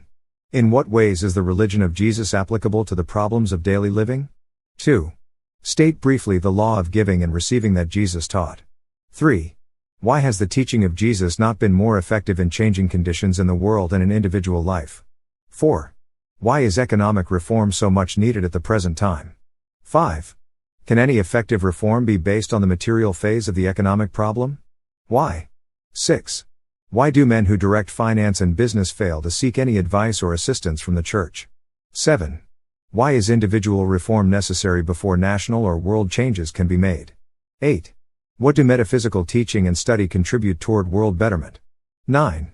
How does the desire for the accumulation of money and goods affect the finer nature and sensibilities of people? 10. Does avarice or greed have any effect on the health of men? 11. What is the chief cause of stagnation in money circulation and its attendant evils? 12. What rule did Jesus give us for freeing ourselves from financial lack? 13. Is the method practiced by the early Christians practicable in the world as it is today? 14. What substitute is now being advocated for the commercial standard of payments for goods and service? 15. What is the divine law of equilibrium? Why does it not seem to operate in financial matters? 16. Is there any direct connection between poverty and ill health? How may this problem be approached? Is there a problem at the other extreme, great wealth? How may it be solved? 17. What is meant by the race consciousness? Can we escape its effects? How can we help to change it for the better? 18. What should we do about saving money for the future? 19. What attitude should we take toward charity? Lesson 11. Laying up treasures. 1. What is the law of conservation as applied to spiritual substance? 2. What is the difference between hoarding and conserving? 3. Is accumulation of substance necessary to demonstration? 4. How is spiritual substance accumulated? How dissipated? 5. What is the true objective of man's life? 6. Explain why character development must be a part of our study of the demonstration of prosperity. 7. Is the ambition for wealth commendable or reprehensible? 8. Of what is gold the symbol, metaphysically understood? 9. What is the deceitfulness of riches? What is money? 10. Does great wealth bring happiness? Does extreme poverty make one any better than the rich? What is the truth about riches? 11. What is the only true deed or title to possessions? 12. What do we want when we ask for our daily bread? 13. How does the hoarding of money injure society? 14. Should we prepare for that rainy day by saving part of our money? 15. Was Jesus poor? Was he ever in want? What does it mean to turn stones into bread? 16. Explain the meaning of the rich man in the eye of the needle. 17. What are some of the financial and bodily results of the pinching attitude toward money? 18. What attitude toward hard times and lack is most helpful to us? 19. How shall we learn to get the most and give the most with the means we have at our disposal? Lesson 12. Overcoming the thought of lack. 1. Why must we constantly examine our thoughts and separate them? 2. By what standard do we judge our thoughts? 3. What is the work of the superconscious mind in the body? 4. How may we use this superconscious mind in our outer affairs? 5. What is the importance of thought elimination or mental cleanup? 6. How do we go about this work of eliminating error thoughts? 7. What further benefits accrue from the use of denial words? 8. Where or what is the kingdom of the heavens, and what is it like? 9. What is meant by loosing in heaven? What should we loose and what should we guard against loosing? 10. Where and what is substance? How do we contact it? 11. What is the result of clinging to past ideas and methods? 12. What is mortality? Do we escape it by dying? How otherwise? 13. Explain the new birth and the relation of denial to it. 14. What do Bible characters mean to us? What can they do for us? 15. What do David and Goliath stand for in consciousness? 16. What is the modern golden calf that most men worship? 17. Name some of the evil results of the error of money worship. 18. Would the doing away with money entirely solve the problem? What is the solution? 19. What little but mighty idea and consciousness is symbolized by David? 20. What are the weapons of this David that slay the giant fear? About the author.